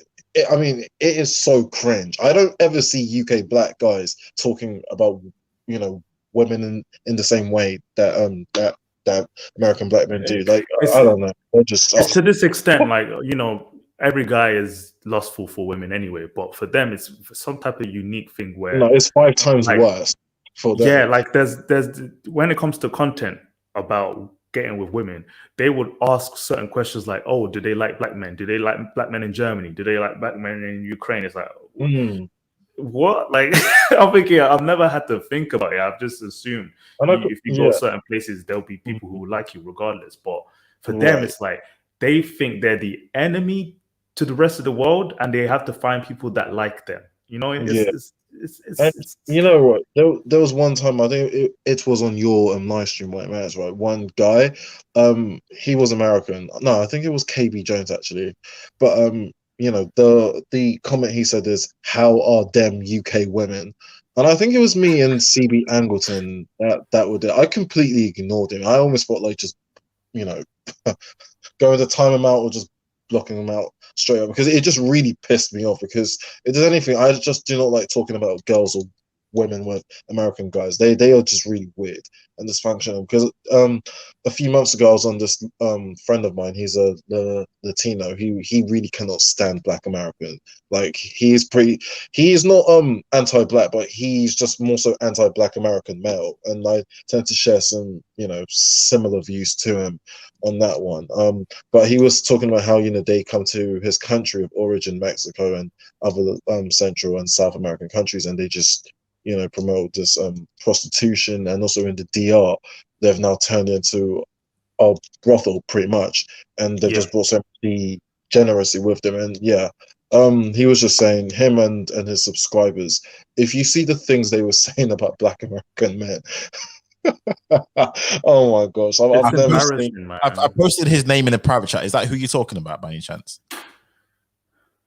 Yes, him. I mean, I can say I don't know if the Duke wants me to say, but you sent me a link. I listened to his. Yeah.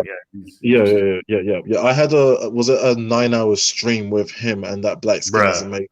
We were talking about immigrant and just Black Americans. Just 9 good hours till like 3 a.m. in the morning, from like 8 p.m. Yeah, I know it was intense. It was He got cussed out. I can tell you that for sure. But yeah.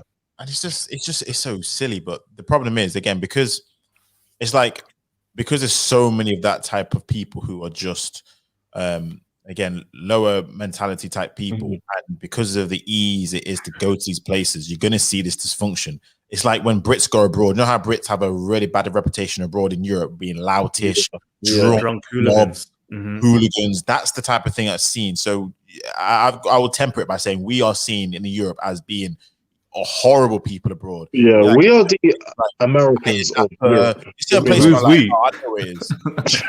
I mean, as Brits in general, as a collective, we are the Americans of Europe, really. Truly and honestly, we really are. Do you think that's the same? Do Black British men, for example, maneuver the same way in Europe? Like, no, we do not. That's what I think it's because we're still more conservative. Like, for example, I can talk, if I talk to a white person in the UK and say to him, I drink but I don't get drunk, white people look at me crazy. What do you mean? What do you mean you drink but don't get drunk? How do you not get drunk? If I talk to a Black person, the average, they understand that concept. I think most Black people here are a bit more, I don't know, you're different when we're abroad. It's like, right. Yeah, it's like Black people, they ain't gonna be drinking pints unless you're like that white type Brits, like a white boy's drinking like a Stella or something from like that. I don't know. It's like it's a different vibe in it. What we are, so we're a bit different. So no, we're not like the white Brits abroad, Vincent. We're a bit, at least ones that I know about. But there are some. There are some. I think I've noticed that we would be more preferred than, like, let's say, the Black American. Oh no! When it comes to traveling. When I first got here, right, my friend, these rednecks, right, they said that I shouldn't be like them. And at first I didn't really understand what they meant, but I remember also telling them, saying, "Oh yeah, they said I shouldn't be like you guys," and they were like, "See, they are racist as well." I'm just like, I don't know, and I'm saying it is because what they meant was don't emulate that victim mentality. Don't try and start acting degenerate and hood and start speaking with bad English and I guess getting a few gold grills in your mouth and all of that, which a significant number of them do have. But I can just tell you that. So are we saying, so this is the last thing I wanted to bring up was that we see ourselves above that behavior? Like, do we see us as Black British people in a better position to represent? Like, that's how I've kind of noticed it. Like, we have more prestige. Yeah, this is where I think we let ourselves down with our marketing, and I know why we do it, because we don't want to be seen this way. And this is the whole purpose of a lot of these big conversations. I thought about rebranding myself, and I thought, you know what? Why don't we play up our Britishness? I know we don't act like tea and crumpets and the Queen, but why don't we play it up? Because I will say this: there's something graceful about us which can't be rivaled by any group ever, anywhere. And that's something which I'm like, we don't seem to have a handle on. It's like, how have we not promoted the fact that we are graceful and elegant? That's a great trait. That's a great trait for a man. That's a fantastic trait for a woman. So I'm like this. There's situations where we don't really promote ourselves that way because we're trying to make sure, we're keeping it real. We're keeping it We're giving it. Who cares? leave that stuff into it. I mean, it's like, Yeah. I get it. We're not all like, I get it. In the UK, it's mostly working class people. It's like, I tell Black Americans who think about white women here, look, if you come to the UK, it's the home of the common white woman. Don't get it confused. It's the common white woman here. It's the beans on toast, right? drinking, chain smoking, Great. Drinking, you know what I mean? White woman. It's like, you know what I mean? Hit the wall by 23 white woman. That's what it is. So a lot of the UK is very, very common, but we still have a grace about ourselves that we can sort of elevate ourselves. So I think we need to, we definitely need to have that prestige, and you know, it's not just an accent for a reason. There's a going on with it. So But to be fair, remember, like, especially on KB Jones, when you guys call me bougie, they've said the same thing to me as well, because I guess it's that, you know, I've been told you really are. I mean, I'll be honest with you, you don't represent the majority of UK Black Brits. That's what I'm going to say. You really are a different kettle of fish than most Black Brits I've ever encountered. Me personally. I'm curious as to why you say that, because I thought like I'm just like almost any other, but like in a way I'm also separate. But then I don't know. I was just thinking, like, aren't we kind of the same? Like, I don't know. No, I vibe with you, and here's the thing: I understand exactly what you're saying. This is the difference. So I don't see you as you're so different, but you do act a little bit like you're above everybody else. That's all I'm going to say.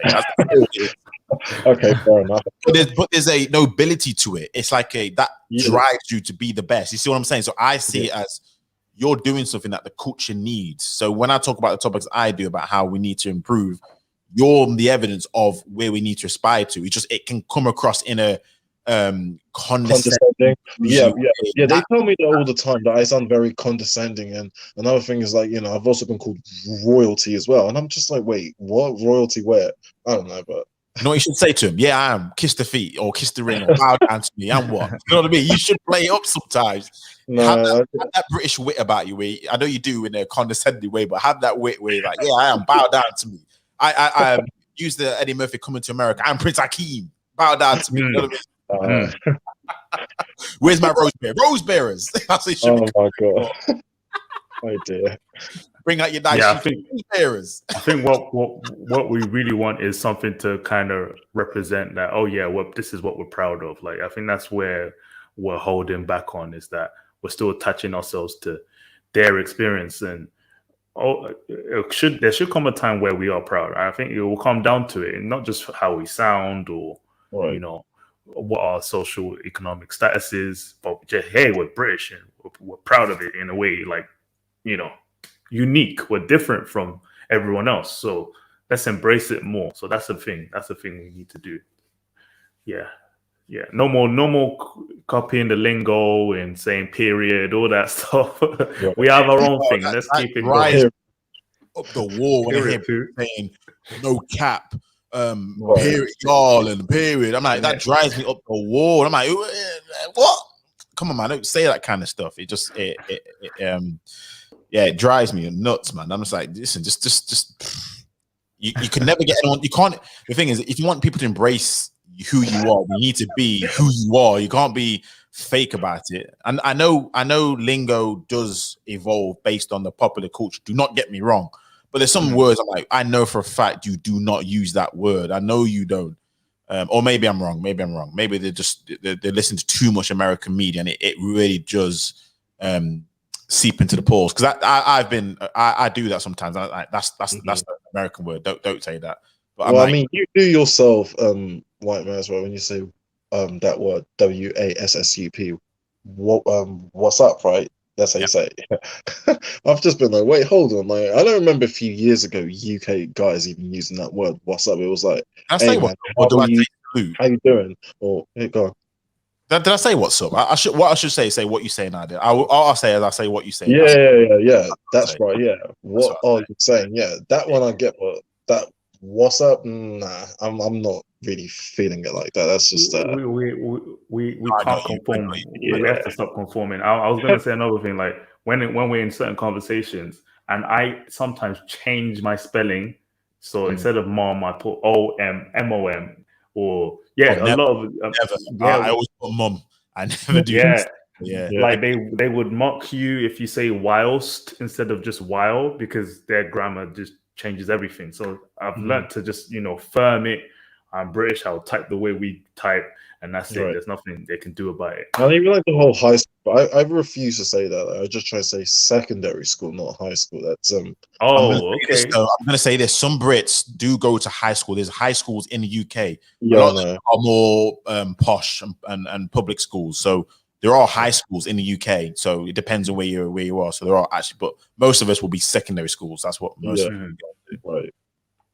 But yeah, you're right. We just need to again big up ourselves and actually have confidence in who we are. So I agree. But a lot of that just comes with distancing ourselves and making sure that we take care of one another. So that's really what it comes down to. And yeah. At the end of the day, it's like are we trying to be the best at being the worst? Is that what we're trying to do? That's what I always think to myself. Is like what are you trying to achieve in life? I mean, you got one life to live. What are you trying to do? You know what I mean? You know what? And another thing, right? I'm kind of end up on this night for me.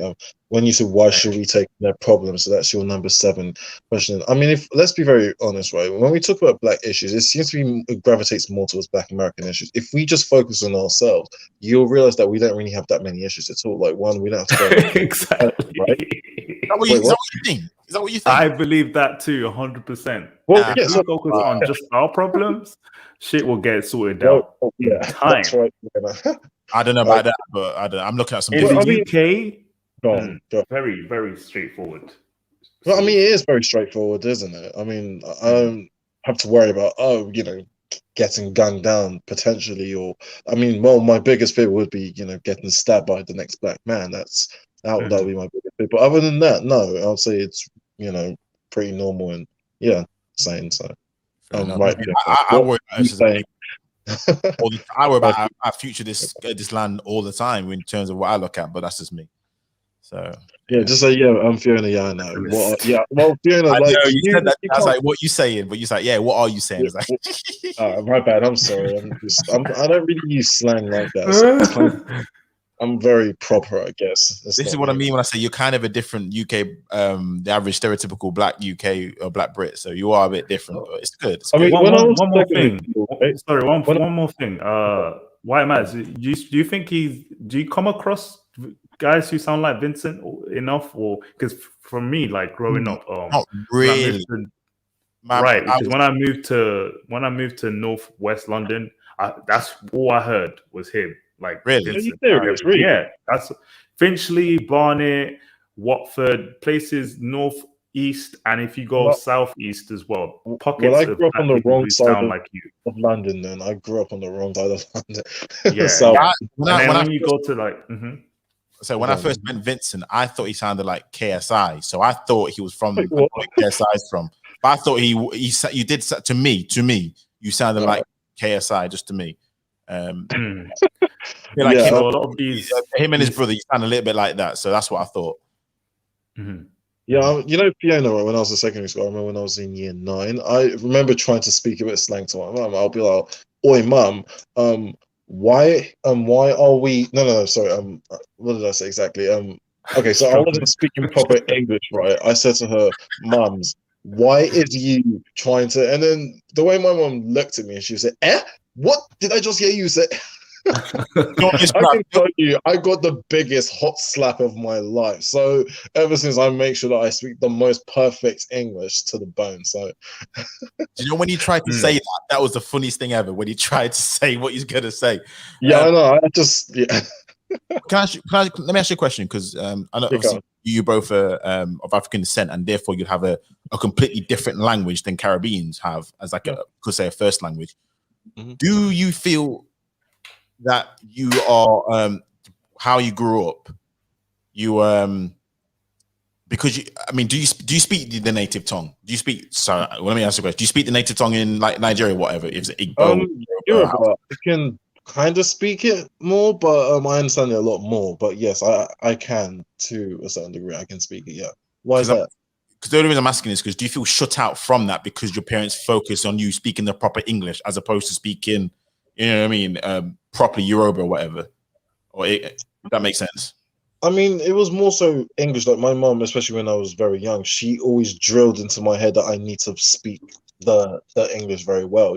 For example, she would always get me English grammar books. I'll have to learn all these, grammatical words and, the dictionary, the Oxford Dictionary, and even watching Sky News, BBC News all the time. She made sure that my English was perfect. She wanted me to sound a certain way. So I guess that's the reason why I speak this way. I'm sure she didn't do that. I might have sounded more stereotypical black South Londoner, like Unstoppable Force. That is very, very typical. That's Wow, that sounds like it was forced into you because, for example, I guess it was. I really guess because in my secondary school they sound exactly like Unstoppable Force.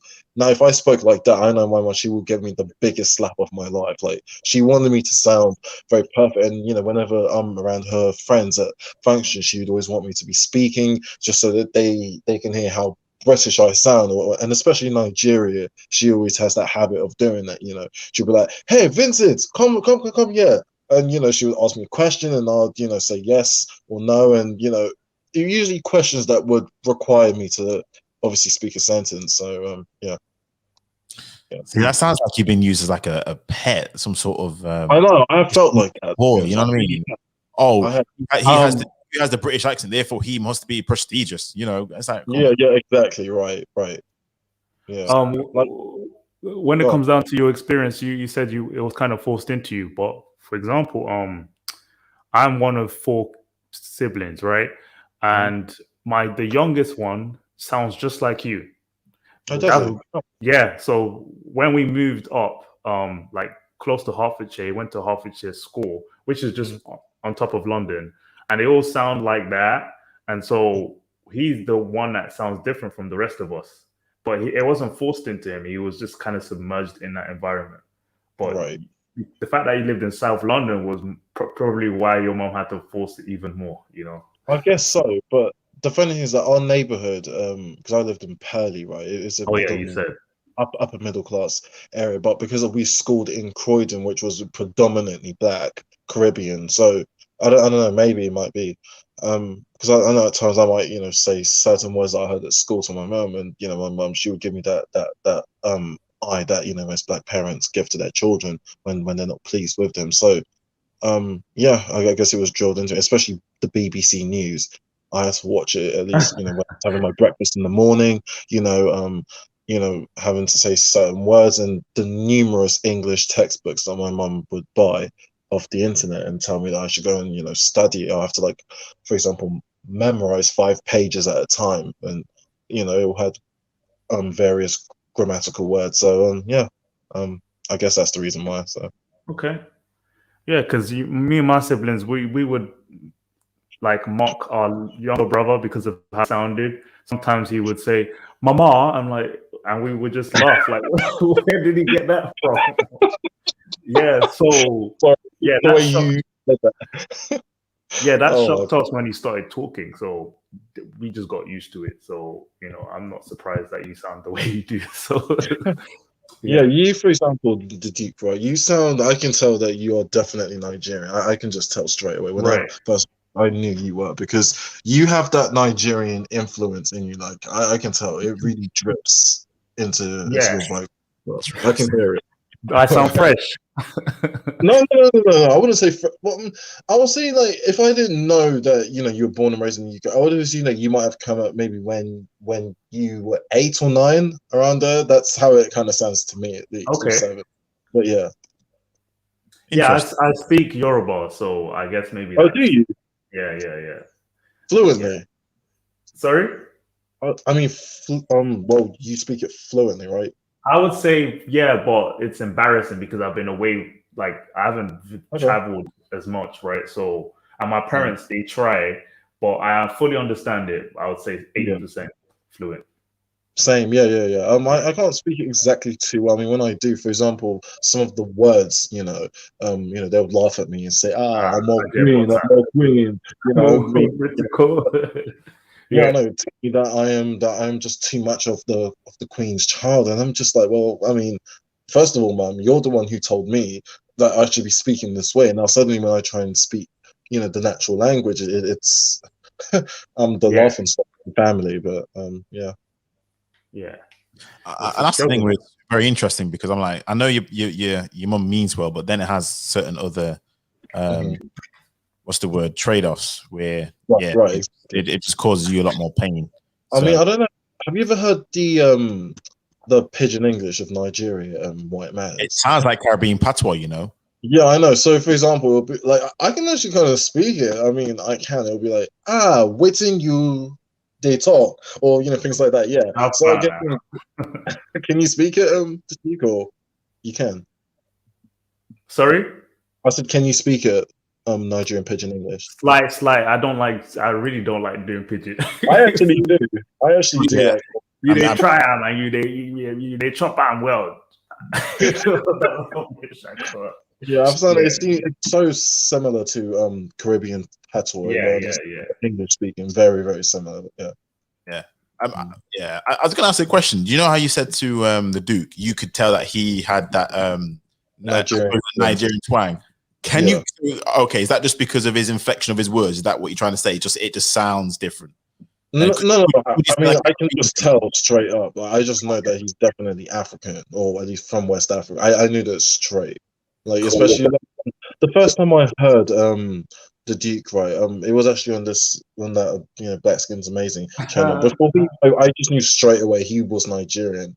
And I don't even know. I don't know how I sound. So, but he also sounds British at the same time. He sounds like a London Nigerian to me. Okay. But, yeah. Okay.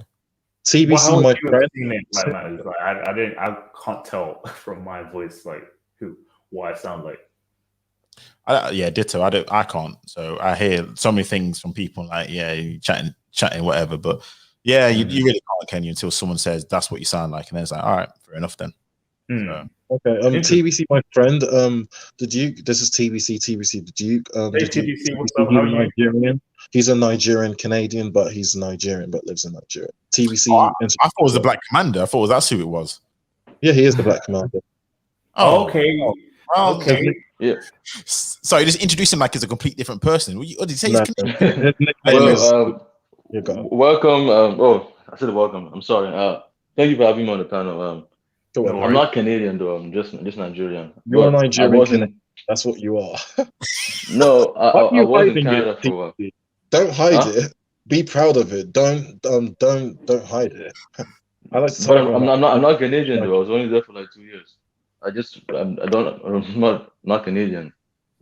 Okay. I'm just Nigerian, and I'm not American either. I'm not British either. I'm just Nigerian. That's it. Okay. So you. But anyways, you said Black Americans were the superior group. That's a troll comment. That's a troll comment. Yeah, I was just joking around with that comment. He's trolling. Okay, what are your views then? Well, I do think that Black Americans are superior in some ways, and like some things, like some elements, like media. No, the representation they have in the media is quite bad. I wouldn't say that's an advantage, but they do have. I guess they are quote unquote popular now, and they are able to send messages around the world. If that makes sense, and have influence on social media and things like that. They can make things go viral. Now, that might sound stupid, but it's able to publicize information and spread type of thing. You know what I mean? Right. And this is where I'm going to say this. This is where, again, for a lot of like African nations, you guys need your own real strong sense of propaganda, because they are propped up by the white media. That's what a lot of times it can take a massive impact. So you're right. A lot of their cultural traits gets passed on so easily because they can make things go viral, because they're in a situation where they have the media, the machine, the Hollywood machine, whatever machine it is, so it can just go beam right across the world. I think, that's the reason why they are the most popular group by proxy. You see what I mean? But it doesn't mean that they're all Americans. They are all ADOS, because a lot of them, they aren't ADOS who make things go popular, but it just gets morphed into the Americanism, if that makes sense. Of course, that's also true as well. But when I see a lot of people, I'm like, oh, you're actually from the Caribbean. Oh, we're actually from Africa. Oh, we're actually from South America. But they'll say they're American. That's a very good point. That's a very good point, because what happens is when someone who is non-ADOS does something amazing, they claim them. So, like, for example, Obama is half Kenyan. And a lot of Yep. these other significant figures are like migrant black, but because they're in a position of power or influence, they just claim them, you know. And a lot of the times, these migrants, like second generation, will claim American first before they say they're something else. Look at their most powerful leaders. Louis Farrakhan, his parents are from St. Kitts and Nevis, the Caribbean. Malcolm X, Marcus Garvey, Jamaica. he was raised by a Grenadian woman. His mother, his father left, and Malcolm X, the most powerful leader, he had West Indian influences, Indian roots, right? yeah, and roots, and he was raised under Marcus Garvey's leadership. You see what I mean? So all these things that take place, Biggie Smalls, and then he's another guy. He's from the Caribbean. If you look at his heritage, all these people you don't know because it doesn't get publicized, because it's like, oh, we engraft them as part of you, and then it's like, oh, you don't realize until afterwards, like, oh, I see, but that's how it works, you see. So yeah, you have to look out for it sometimes. It's funny. It's funny because if they want to talk ADOS, only ADOS, you know, representation, then you're gonna have to strip through all the history that they've claimed as, you know, them, but half of them are non-ADOS, which is funny. And it's not a surprise. We don't actually mind that. We, as far as I'm concerned, if you're born in the US, I see you as American. You know what I mean? I don't care. Like, really? Someone like me who was born in the US, you see me as an American, really? Wow. No, sorry, let me just rephrase. If you brought up in the US, so clearly, if you're born in the US and you're brought up in the UK, and I see you as a Brit. You see what I mean? So if you're brought up in that place, I see you like that. You know what I mean? Just because I understand, just because you have certain culture, heritage traits, unless you see yourself that way, I see as you're a Brit because you're raised and born in Brit. You're from Holland, you're Dutch because you're raised and born in the Netherlands. You know what I mean? You're German because you're raised and born in Germany. That kind of stuff. So I don't see it in the same way. How, oh, where's your mother from? Where's your father from? How many generations back do you have to go through? Oh, you must be this. No, I don't work that way, does it? Because culturally, you're not going to be that. So I really don't like when black migrant second gens strip off their other culture and they just claim American, because that's what happens is people don't acknowledge that they have a history somewhere else. I don't like that, because I have cousins who are in America and they act nothing like, they don't have no Nigerian trait in them. I don't know what my uncle and auntie were doing, but they are completely washed, American washed. No, they don't even know how to eat pounded jam.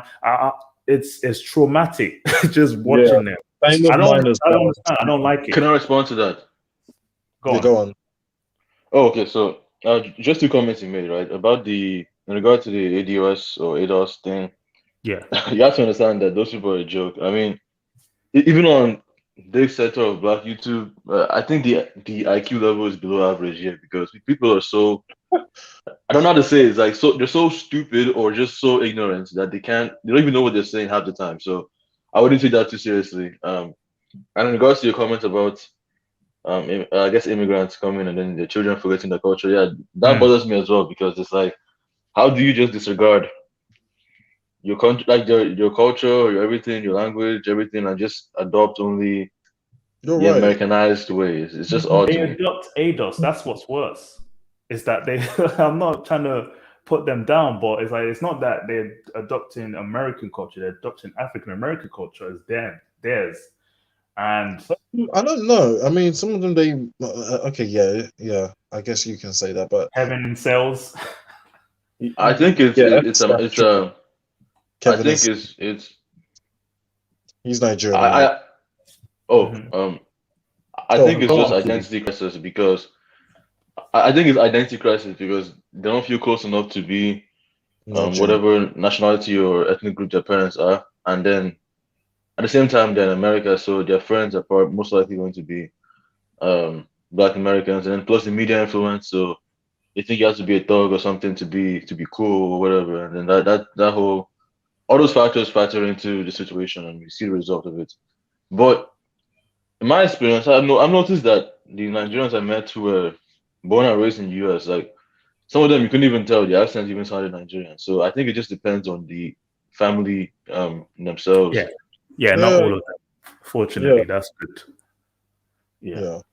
It's not all of I agree that not all of them do, but those who have I'm shocked by it, because it's as if they don't realize that, even today, Well, how the ADOS movement is going now. They're trying to root out all the informants or the people who've infiltrated their ranks. That's how they see it these days, and I'm just fed up. well, believe it or not, something similar is happening here in Nigeria. Actually, there's some people who are, let's say they're Igbo or something, and they go to Lagos or Abuja, which is a Yoruba area. They start purposely not speaking Igbo and trying to be more Yoruba or whatever because it's more cool there or something. So I think it's just something that just dumb youth do, and then they try to. It's almost like identity crisis, like I said the first time. I think that's what it is. Just confused for a while. Can I ask on that though? Do you know when they get older? Because I can imagine, like you said, the young, so they're just trying to fit in. That's what everyone's trying to do when they're young, fit in. But you know when they get older, do they have a sense of, I'm interested to know about myself more?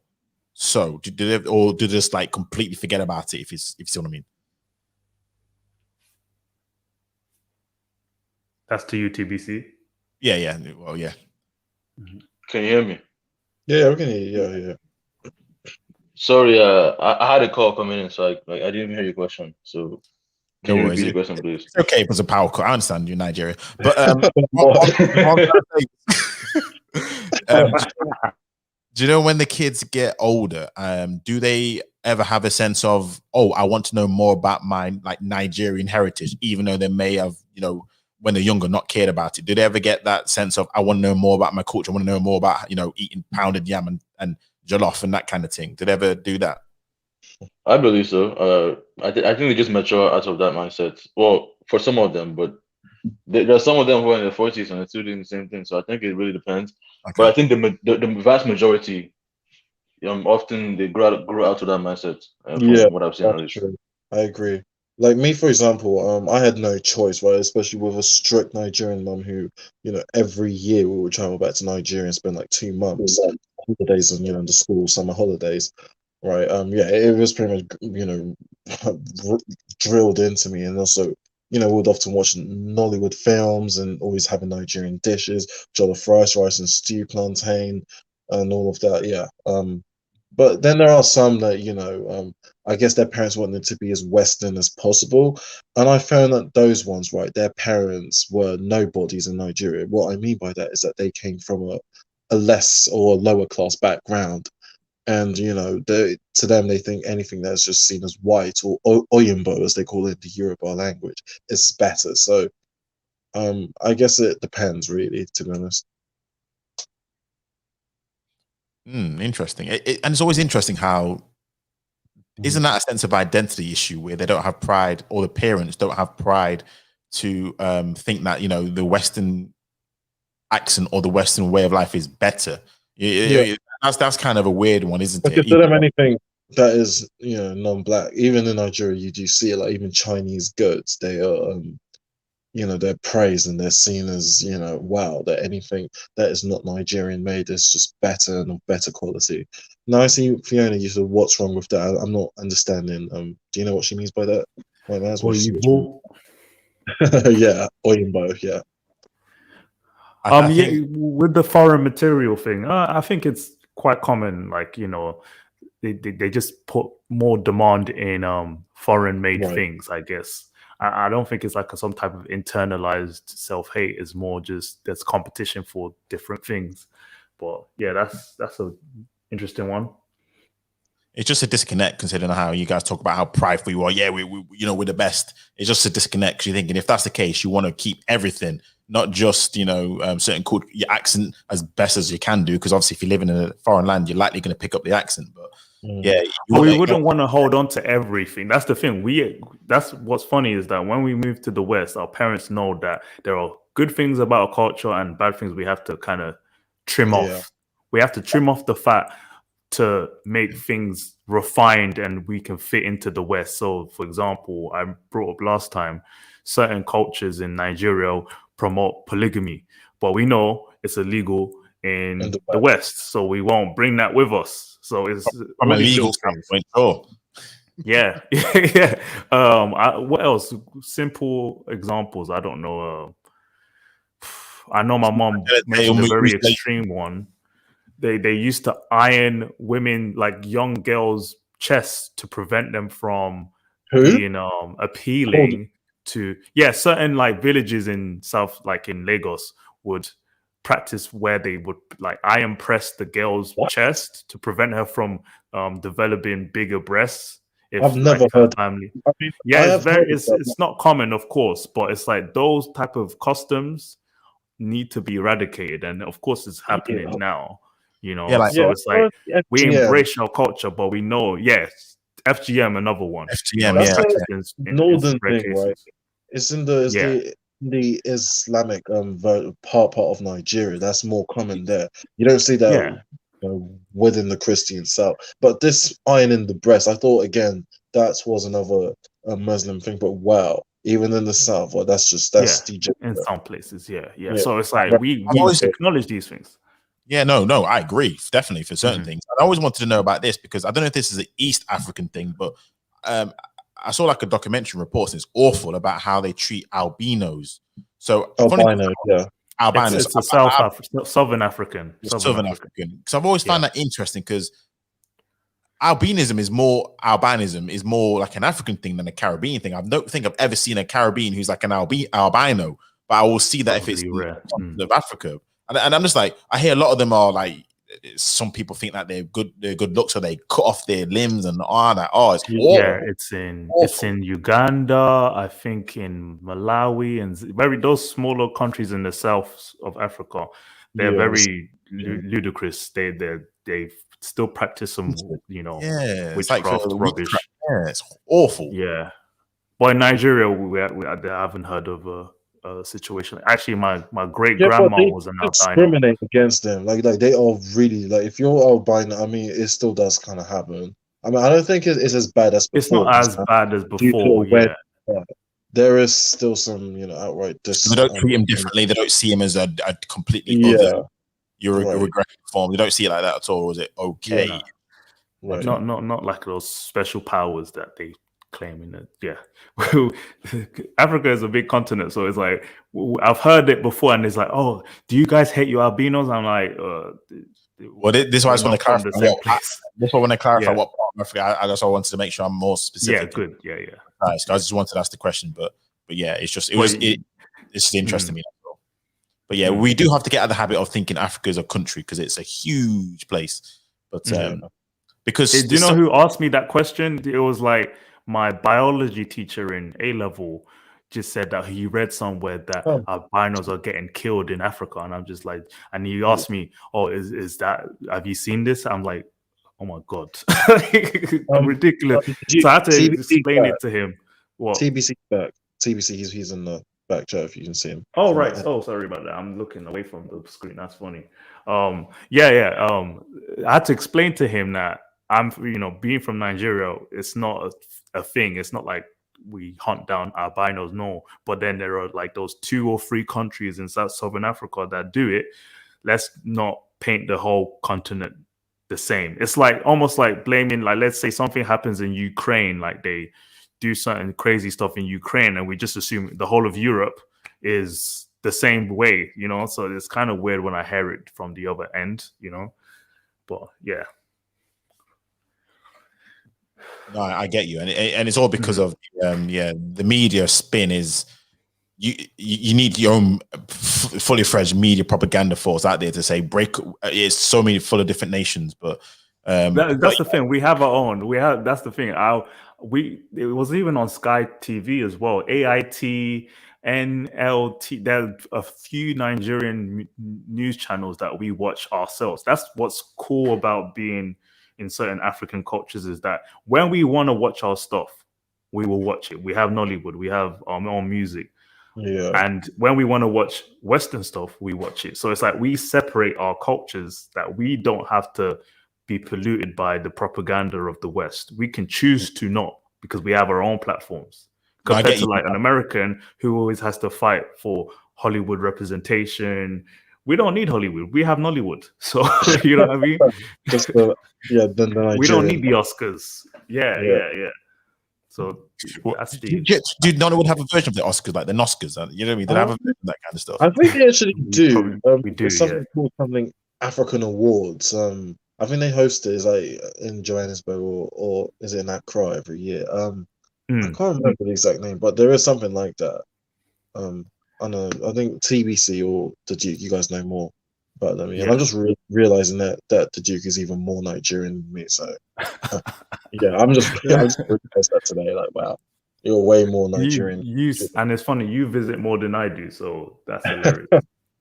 Yeah, when I'm back home, they make it very clear that I'm just too British for Nigeria. So my next big trip is definitely to Africa. I've not been, so my next trip is definitely there. So that's sick, man. Where would you want to go first? Well, I'm not really. I mean, Ghana's a place I did want to go. I had a person who was from Kenya on like a little thing I was doing. So I did want to go Kenya. That's on my to-do list. Egypt's on my to-do list for natural reasons.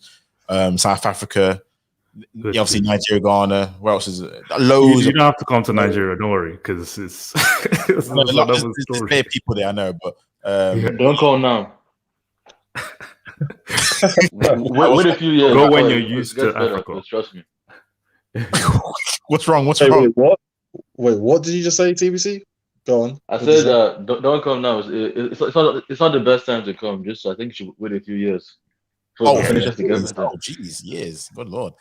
But yeah, that's cool. That's cool. But I'll definitely do want to go to a few places and continents. So yeah. Ghana and Kenya is good. Yeah, absolutely. Rwanda. It's meant to be like the cleanest, like Singapore of Botswana as well. It's blowing up. Yeah, it's blowing up. So that's it's a hidden gem. Like, is it? They don't want you to know about it because they're making money over there. They don't want you to know about Botswana.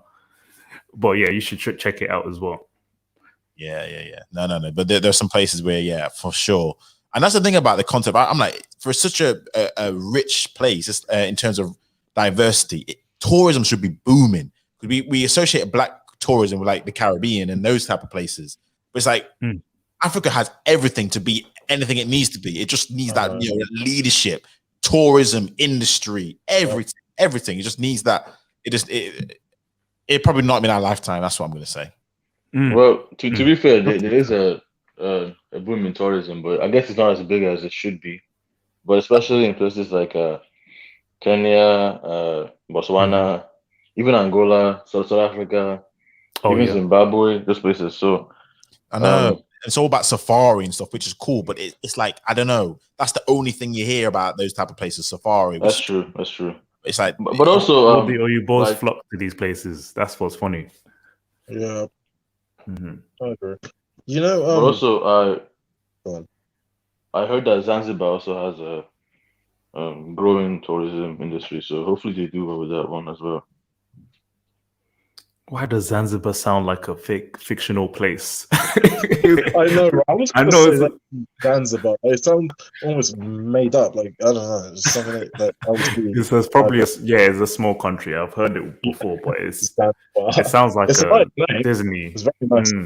Yeah. Zanzibar. I think it has a monarchy. I think it has like a king with like 10 wives or something. Yeah, I'll read into it. But yeah, it's a nice place as well. And one thing which I'm assuming it's not something that's been done now. Do you know how in the EU, if you're part of it, you can pretty much travel freely across the different nations? Right. You can't do that in a lot of places in Africa, I'm assuming, right? It's a lot of... No, you cannot. There are different blocks. There are not the whole continent, but you have different regional blocks. Like, right. Yeah. So they have the eastern region of Africa, then the southern region and central African. It's not really connected like that. No. They are working on it though. Yeah, they are. I think the AU is. Did you have any question for me? Did you? Because I know you like to grill me a lot in the group chat often. You know. No. I think your number 8 is now open panel ideas. So feel free, because I feel like that's kind of the elephant in the room. No, I'll say I'll give the stream another 20 minutes. So yeah, sure. I'll grill you. When it comes to you living in Florida in the US now, right? what's your plan? Are you sick of the US, or you don't mind like tolerating what you're dealing with now? My thoughts on that will often fluctuate. Like there are times when I'm like, I'm going back to London, like this and that, and then the next minute I'm like, but hold on, my career I can make 3 times more in the US than if I go back to the UK. So honestly, at this time, I'm just gonna it's just on pause. I'm just gonna wait a few years. Undecided, yeah. Yeah, because I'm still in school anyway, and I'm just also kind of put into God as well, and just ask God that God, you just take control of my life. That's how I see it. That's the attitude I have. Take the wheel. Yeah. Okay. Do you think that it's purely because of the state that you chose? Do you think if you chose a state like I'm trying to think of New York, more of a pro-black accepting state, like New York or something like, I'm trying to think of another state like that, but I think a different state, it would have been a better situation for you. Probably, possibly, I guess. Yeah, maybe, because I don't really intend on staying in Florida for. It's just a bit now. It's What is it about it? Is it too redneckish? Is it too ratchet? What? No, it's not. I've been in redneck area. In fact, I'm often in redneck areas all the time. I just find myself there, and at the same time, I also find myself working class areas. I'm about to say the city I'm in, which I'm not going to say in live, but I tend to find myself being more comfortable when I'm around those areas. I don't know. I guess because it reminds me a lot of London, because in the downtown areas, right, you see more blacks who are on the lower scale of the middle class, and then you see a lot of Puerto Ricans and Mexicans, and then working class whites. And for some reason, I don't know what it is, but I feel safe when I'm in those areas, which is kind of a little bit weird. But when I'm in more whiter areas, I feel a bit more out of place. Like, oh my gosh, like if a police stops me, which happened the other day, and I got a warning, thank you. But I don't know. I just feel a bit more like I have to be on my absolute best behavior. But when I'm in the working class areas, I feel I can just let my guard down. I can just be myself, and America is an interesting place, man. It is. It really is. Well, I'm always interested. Can I ask you a question? Go on. Go ahead. Oh, did you guys? I just had a question for you because Sure. You were on a panel with me, but I'm not familiar with you. So, are you? That's all right. Obviously, you're Nigerian. I can hear by your accents. You have like a British Nigerian accent to some degree. I don't know if I can tell, but cool. So, like, have you been to America, or are you just in the UK, or like, do you plan to come back to Nigeria? Do you have any plans like that? Okay, yeah, I'm in the UK. I've been to America. I've been there for like 3-4 months. In New York, it was okay. Traveling to Nigeria back and forth, but I feel fine where I am in the UK right now. So Okay, I see. That's it for me. Yeah, but definitely visiting often. Of course. Yeah. But which state do you usually go to when you travel back home? Or is this just Lagos? That's where most of my Lagos, family is from, and Akure as well. That's where my grandparents live. So and also Ibadan. So between 3 of the places. Ibadan that's in Lagos, right? Or is it outside of Lagos? Yeah, it's outside of Lagos. Yeah. Outside of Lagos, yeah. It is. Yeah. Ibadan is just outside of Lagos, I think. Yeah. I always get it mixed up. But yeah, that's my familiar places. Are you from Southwest as well? No, I'm from Southeast. Oh, okay. Are you from Igbo? Or are you Igbo or are you Delta? Well, both actually, Delta and Igbo. Oh, okay. Funny enough. Oh, okay. Well, yeah. Good guess. Yeah. Very accurate guess. Yeah. So, I guess my next question is: do you speak Yoruba, or do you speak do you understand it, or do you just can you speak it, or do you just only understand it, or can you understand it at all? 100% understand it. Speak it like fluently. I would say 80%, but I'm very diluted. They will, just like how Vincent said it, they will call me Britico. They will say, you don't know how to pronounce, like, my grammar is So terrible. Nigerian to the bone, like, oh my god. Yeah, but my grammar, like my grandma is terrible when it comes to Yoruba. Like, you have to get it on point, you know, or else they'll still mock you. Where's your But grandma I'm from? decent enough. My Your name? Akure. I've never So it's heard like of that. southeast, southwest, like close to Lagos. Okay, I Mhm. got you. It's in Ondo State. Okay. Yeah, I'm from Edo State originally, so Where? Edo State, Edo. Edo. Okay. Oh yeah, of course. Yeah. That's where my family hails from. So Yeah, everyone's sussed each other out. So TBC, are you in Canada, right, or are you in Nigeria? he's in No, actually, Nigeria. I'm in Nigeria right now. Funny enough. Oh, okay. So why is Canada mentioned? Like, Yeah, I'm not sure why Vincent said I'm Canadian. I mean, I was just there for 2 years. Like I did a okay. program there. Not to reveal too much information, but I did a program there and Yeah. opened an account there. But like, I'm not I'm not Canadian. I don't know. You know what I mean? Okay. I mean, I'm not gonna say, but I thought you said you had, so Oh no, um, like I told you that I've been to Canada, then I've been to UK, and I've been to like America, but I don't see myself as American or Canadian or British. I You thought know you what I said, mean? It's just dual nationality. That's why I was like, oh, that's why I called you that at first, but I was only joking. well, That's all. I do have dual nationality, but Right. it's just for business. It's not really for I know, but on paper, that is what you are doing. So that's why I was a bit, yeah.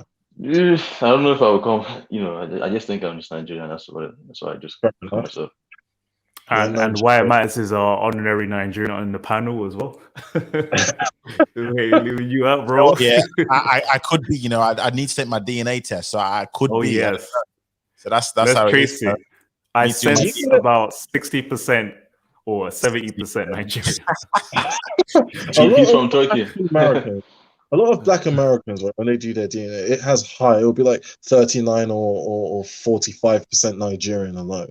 I know they have high numbers, and even I've Puerto noticed it. Rico, I've noticed it more in like the islands and in South America more as well. yeah, they have More. high Nigerian percentages. Because Yeah. here in Florida, right, when they know I'm Nigerian, especially Cubans and Puerto Ricans, they're like, "Oh my gosh, are you from Nigeria? Oh my gosh, this and that." And then, look, I'm gonna tell you guys, right? A lot of them seem to be into this I want to Yoruba call religion. it witchcraft, right? But it's this Yeah. it's this Ife? traditional, yeah. If right, yeah. I was looking for that word, and they're like, "Oh my gosh, so do you know how to do F?" I'm just like, "No, I'm sorry, I only believe in Jesus. Like, I don't do any of that stuff. Like, Yeah. that whole Yeah, I've spiritual seen thing, videos of they these are like really into that. Hispanics or even Yeah. white looking Latinos that And are Cubans as singing. well. Yeah, they'll be singing my language and In then they Europe, would right. and they would worship the gods of the Yeah. ancients. Yeah. It's kind of, I mean, I don't even know how to feel about that, right? Because I was at Home Depot the other day. No, sorry, it was 2 years ago. I was with my mum, and we met this Cuban guy, and when he knew I was Nigerian, you should have seen the way he was like, "Oh my gosh, are you Nigerian? Wow, so can you practice Ife?" And then when he saw my mum, right, he kind of like, I don't know, I guess it must be a spiritual thing because my mum, she is deep into spiritualism. He bowed down to her? No. He kind of Okay. jumped back. I guess it was, I don't know. I mean, my mom said it's because Holy Ghost. God. Yeah, the Holy Ghost. Yeah, something like that. Yeah. I mean, you should have seen the way this guy bowed. Like, I mean, he really was. It was like he wanted just to get away from us. It's definitely a spiritual thing because my mom, she's really, really into that whole speaking of the tongues and the Holy Spirit and the Holy Ghost. Like, she's deep into that. So he. I guess what my mum would say is the third eye was open. So No. That's the thing. A lot of Nigerians abandoned traditional religion, right? Yeah. But then, because of the transatlantic slavery, the transit. Right. They kept on to the religion, and they kind of held on to it. And even though they don't look black anymore, that's the one thing they hold. Yeah, they're very mixed. Yeah. And you know, Yeah. like my a good friend of mine, he's Puerto Rican. He's pretty white looking, but he's always like saying, "Oh yeah, I'm also Nigerian as well." And I'm just like, "No, you're not, mate." Like, and he's like, "Yes, I am." And I'm just like, "Okay." And then he's like, "Oh well, you know, I am 23% Nigerian." I'm like, I mean, that doesn't really make you Nigerian. And he's like, "Well, I'm still a quarter Nigerian." I'm like, "Mate, you are Puerto Rican. Yes, you are of Nigerian descent." But I guess I've stopped doing that because I've realized that it's kind of like rejecting them, which Yeah, I leave don't want. them alone. Yeah, But leave them alone. I was it going to says say, if you want to be proud to they be, seem to be very what's open and sort of accepting of you. The way they want to be, you know what I mean, ingratiate themselves. Yeah. It seems very. yeah, I know. At first, I had no idea I was even having that effect. I really didn't mean to. I just meant that. I mean, okay, I get that, but now, you know, you're Puerto Rican. But I just realized. So now, you know, when I see him, I'm like, yeah, of course, yeah, definitely, yeah, you are a Nigerian, just like me. Yeah, definitely, yeah. Go ahead, mate. Go for it. So I don't, you know, really, No, no, Yeah, Mhm. that's cool. That's cool. well, I always embrace people. Like, for example, like if they're from Latin America and they claim Nigeria, I always embrace them because when I was, I'll never forget this actually. But when I was in Canada, right, there was a guy. He was actually mixed. He was biracial, right? He was part Ghanaian and then parts white. I think his mom like French descent, something like that. So, anyways, right. because I was the only black person in that area, right? So me and him clicked on right away. Like we're very friendly, very cordial. And he always tried to identify as black and everything. And if I had told him, oh, you're not Nigerian, you're not this, you're not African, you're mixed, you're this, it would be kind of a slap in the face because he's doing his Yeah. best to connect to the culture and everything. And he actually spoke the language in Ghana. Like he learned it all by himself and everything like that. So Oh wow. spoke it very well as well. So I think it's not the right thing to just reject them or anything like that because it's kind of a slap in the face and kind of this Yeah, I've disappointing realized. or Yeah, go on. yeah, it's a bit disappointing or just it's a bit like you're rejecting them. You know what I mean?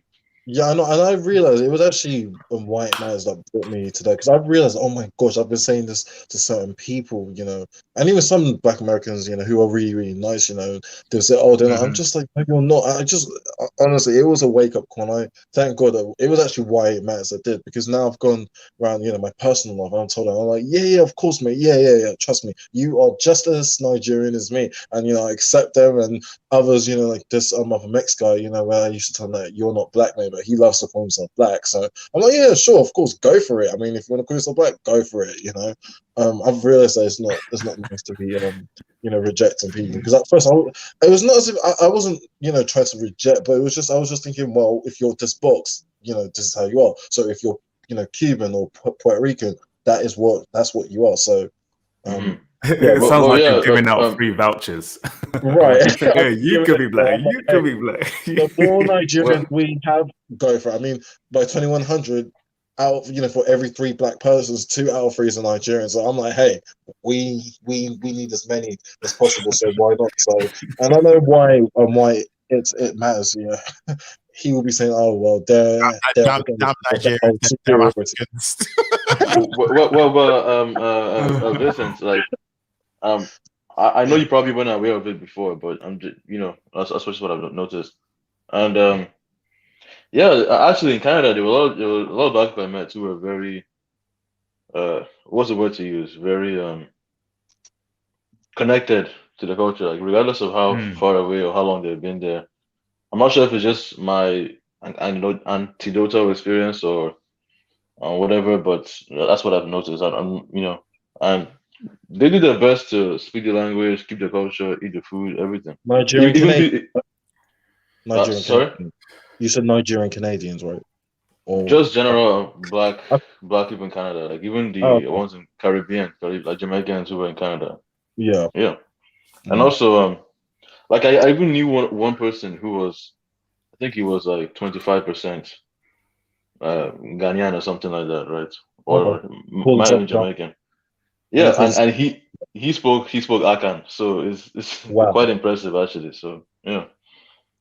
But yeah, just to say real quick, Duke, from the group chat Mhm. again, I just want to just go back to that. Was there anything specifically more you wanted to add, or I know you've been like you and CB have been, on my tail a bit. Was there? I think it would definitely something that we will bring up on the topic on a separate stream, The because whole this, black male identity thing and relating to yeah, that sect. How I said no, I'm yeah, not like a black man. Yeah. All right. yeah. I would like For to know, sure. Vincent, are you any closer to finding your black Kate Middleton? That's what I would love to know. That's Okay, a long so, one. yeah, TBC, I have no idea where CB is. He was here earlier, but no. But what I did tell the Duke and CB was that if I reach the age of 40 or 45, my absolute max, I will just remain celibate and just live as a monk for the rest of my life. I'll just Really? adopt four or You know what? 5 Let's get kids. into this. I was going to end the stream, Can I but let's say, quickly. could you at least, Yeah, by the time sure. you hit 30, could you at least accept a thicker looking woman? At least I say, or No, more I would not. healthier, sorry, healthier I've looking woman. Healthier. Sorry, I meant to say healthier No. looking woman. White matters above a size dress. Above a dress size 3 is just unacceptable from. Oh, is that UK3 or US3? Whichever one is the slimmer one, or I think it's the US one, isn't it? Because in the UK they have a dress size 4, so I think it's probably the US one. So maybe a dress size 2, preferably. That's what I want. So yeah. I need this one. We've got to change his viewpoint on this. We've got to somehow. I don't know how we do it to do, but Why is we need a thick looking woman though? What is wrong with And I mean, you guys have seen that picture. I always like to show exactly like that, or even thinner, preferably. But it's not even about the preference. It's more like your opportunity to find someone like to tick every single box might be hard, and might have to accept maybe one size above what you limit yourself to. There are little things, right? We can have a whole stream of it because we have a lot to untangle yeah. we have a lot to untangle. But any other questions before we sum up from anyone else? Yeah, just real quick to Fiona. Yeah, I know. Like I was saying in the group chat, I just don't want to be associated with the collective of black men. It really actually physically makes me sick. Okay, let's go. No, it really does. It makes me physically All sick right. to be associated with most black men collectively, because the image of black men, unfortunately, also tarnishes my own image. I'm trying to put up a professional, noble image of just me, but unfortunately, the Pookie and Ray Rays, which happens to be the standard, perception of, for example, when someone thinks of, the word black man, that's what they think about, the Tyrone, right? Why does someone like me have to also be associated with that? So that's why I sometimes say I'm ashamed to have been born as a black male. It really does sometimes even make me sick. It really. Isn't that also giving interesting? Even with my views on black people and IQ, I'm very, very happy and proud to be a black man. I'm telling you. I don't know thank you. Even with my views and stuff, I'm still proud of being a black man. But I get what you're saying. You do have times where you're like, oh, flipping out, black folk, get it together. But I'm still proud. I'm telling you, I'm proud of it. So you're still young in it, so you'll probably evolve out of that thinking, I assume. So it's more than that. I think Vincent needs a bit of therapy, or no, just not a bit, like a whole course. Okay. And no, clearly, I told you this before. I do believe that it's more than just what you perceive, because you're gonna be that black man. You're gonna be older, right? And you're gonna represent something yourself. You don't have to imitate anything. I don't know what the problem is. Like what you see on TV isn't something you have to reflect on yourself. Do you know what I mean? So it's deeper than that. I think you have a bigger problem. It's not the Pookies and Ray Rays. It's something else. So we'll definitely have to break that down, man. There's something else. But give me. That's a bit more serious than right. Vincent. That's a bit more serious than I thought. Give me an example. Let's figure this out first before we end. Vincent. Wait, sorry, I was distracted. What was? Yeah, give us an example. Like, give me 2 things that bothers you about black men as a collective. Like, we already discussed most things, but what else? What else exactly impacts your? There's the socioeconomic, collective, just black men in general, which happens just to be of poverty-stricken background. So, because of their socioeconomic position, that you dislike black men? Is it because they've just they're not on top right now. Well, it's like we don't have any one country or one state where it's just, it's just black. Like, for example, the Asians, and I've said this before, they have Tokyo, they have Seoul, they have Beijing, they have Shanghai. The whites, they have London, they have Berlin, they have Paris. We have Wakanda. What are we talking about? Yeah, but that's fictional. Let's be realistic. Okay, What does listen. the black man have to show? I've never seen. See, it's weird because I've heard this rhetoric from someone on on these platforms, and it's like it's not your words. Okay, so this is how I see it. Right, we get it. We are at the bottom in terms of worldwide. You see, and that's why I don't want to be associated. No. Hold on. Because what you're seeing is that just because we're in the bottom means that you can't associate with basically a status that we have to fight, kind of compete for. Like, we're at the bottom right now. People would say that we used to be kings and queens in the past, but okay, now we're in the bottom. So what are we gonna do? Just stay there and lament, or compete and try and strive for success? That's the whole point of civilization. That's what we're meant to do. We're meant to fight for the top, and until we get to that point, are you gonna hate on yourself because you're a black man? No. And why is it specifically the black man? Or what about just black people in general, men and women? I just compare myself to other races, not even other black, because I don't even see black men as competition to me anyway. But you are a black man. What do you mean? I already said that. I already know I am one. So okay, look, you're in black spaces. You talk to other black men.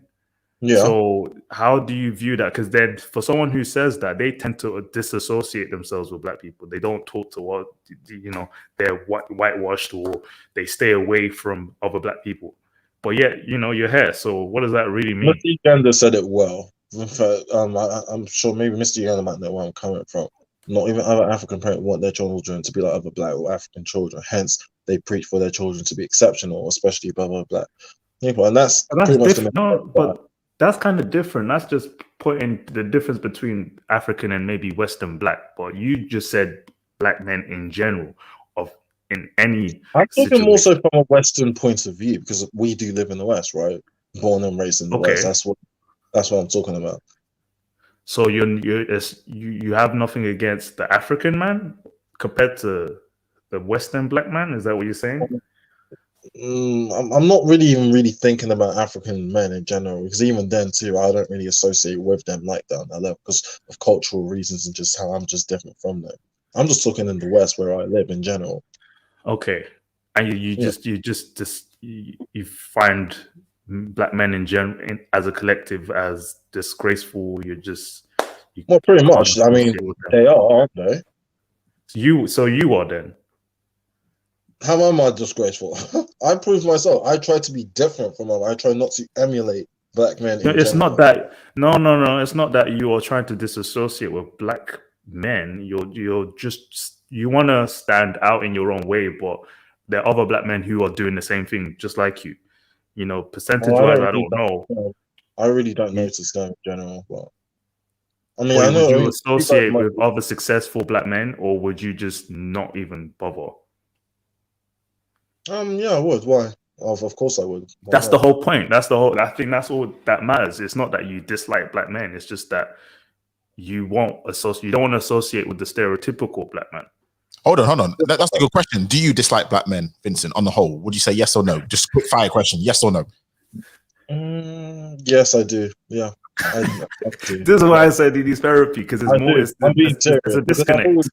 It sounds like if I had a sister, I would tell her to go and date a non-black man. I would, yeah. I would, yeah. It sounds like because I even told my mom that she made a big mistake by marrying my dad. She should have married that white, well-to-do upper middle class man. No. You need therapy, bro. You've been traumatized, and I don't know where to start with this, man. I need to read up. I was about to say, it sounds like you have the view of black men that the media portrayal wants you to have. You sound like Cynthia G. You sound like Cynthia G. 100%. These black men are this. Yeah. Their bullet bags. That's what you sound like, bro. No. I'm not like that. No. That's just madness. You're close enough. No, I'm not like that. No. I would never blush death. I want black men to do better. Now, if we're socially, economically powerful, like for example, someone like Kevin Samuels, I don't even watch the guy, but he Right. seems like someone who, okay, I guess I can, look up to in a certain way. But in general, I don't know, maybe it's Wants because to I just improve our haven't image. done enough in my life. I just generally, Mm. especially black men over the age of 40, they just seem to just irritate me for whatever reason. See? But I don't know. Just generally, I just there's really been other races of other men that have helped me, in particular white men. So I And just seem to find myself having more respect for non-black men than I do my fellow kind. But hey, hopefully Well, that just Lord have I was mercy. about to say, like, obviously, I do believe that black men in general, like African black men, Caribbean, whatever you are, right? I do believe as collective we need to do better, but I've never, ever, ever not been proud of being a black man, to be honest. I Mm. never I love it. had that thought. Mm. So yeah, so I don't understand it. So I think it's actually deeper how than I see it. I thought. How I see it is our position in the world, and like you said, it's at the bottom. I feel embarrassed and disgraced to even be associated with the bottom of the barrel. That's what gets to me the most. The white and the Asian man, they're both at the top of the food chain socioeconomically. What is the black man doing? He's not doing anything. What are the white and Asian men doing different? What do you think they're doing different? What do you think they're doing differently? They're building, aren't they? Yeah, they're competing. Not They're really. fighting Well, for the. Yeah. Well, that's how I see it too. But it's not that because we're like at the bottom place doesn't mean that there's nothing we can do about it. Oh, it's a disgrace. It's an embarrassment. No, I see it more like a challenge. Let's go. Let's fight for the exactly. top spot. That's how I've always seen it. It's like, okay, at this position, I'll make sure 3 generations from me are prepared for the world. Like there are wealthy black people.